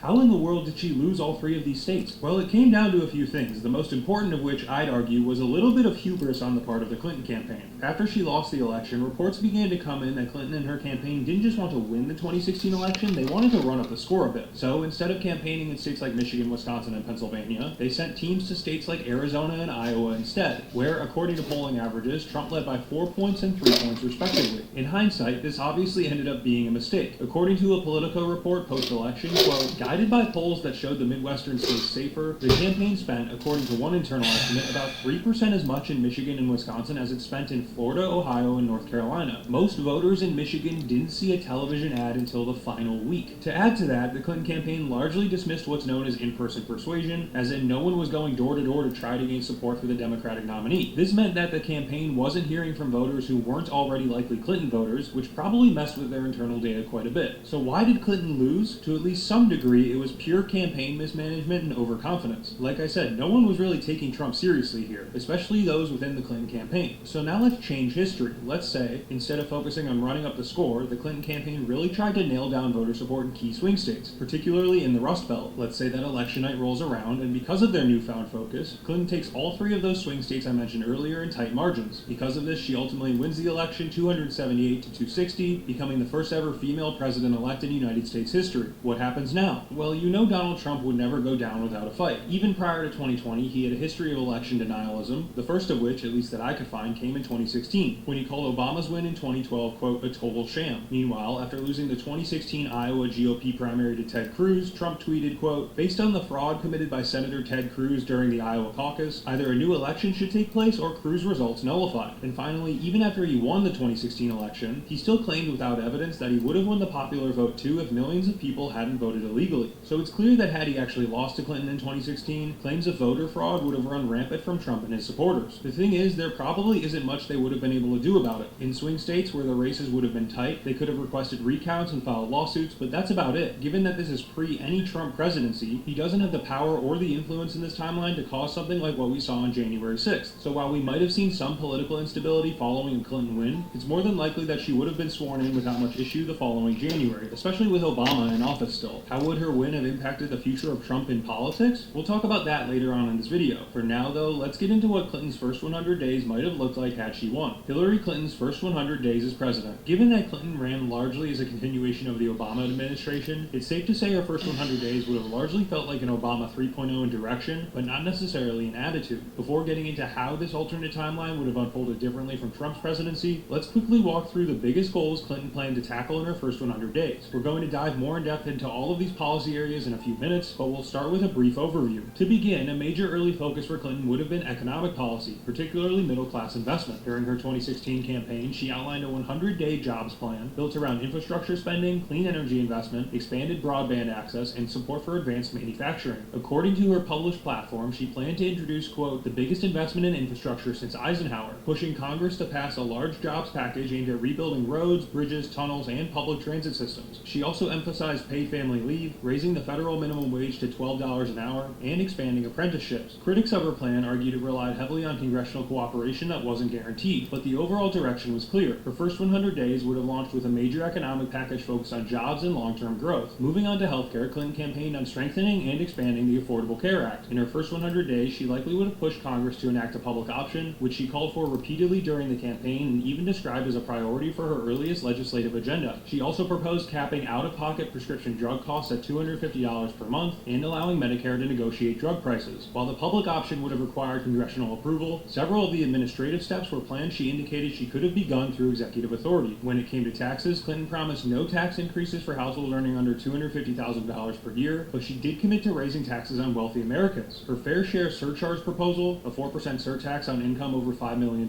would likely have been included in her initial economic legislation along with the Buffett rule, which required millionaires to pay a minimum effective tax rate of 30%. She also supported closing loopholes on carried interest and implementing new taxes targeted at high-frequency traders. The full implementation of these policies would have taken longer than 100 days, but the groundwork would have begun almost immediately. Now let's talk about immigration. Clinton's platform called for introducing comprehensive immigration reform, quote, with a path to full and equal citizenship within her first 100 days. She proposed defending and expanding both DACA and DAPA, ending 3- and 10-year re-entry bars, and working with Congress to modernize the visa system. She also emphasized community-focused enforcement, promising to prioritize violent criminals rather than broad interior enforcement. In a 2016 speech, she said she would, quote, end family detention, increase access to counsel for asylum seekers, and close private immigration detention centers. That means her first 100 days would almost certainly have involved rolling back several Obama-era enforcement practices while simultaneously pushing Congress for a legalization bill. Whether she would have secured the votes for that bill is another story, but it would have been an early move. Before wrapping up, let's touch on foreign policy. Clinton made clear throughout her campaign that she planned to maintain strong U.S. support support for NATO, reaffirm commitments to European allies, and take a harder line against Russia in response to election interference. She repeatedly called Russia's actions a direct attack on the United States and signaled that her first 100 days would include sanctions-oriented responses as well as a diplomatic push to counter Russian influence. In Syria, Clinton supported establishing no-fly zones to protect civilians, which was a policy she acknowledged would require coordination with Russia and NATO allies. She also planned to deepen involvement in the anti-ISIS coalition, continuing the Obama-era strategy but with expanded pressure on Bashar al-Assad.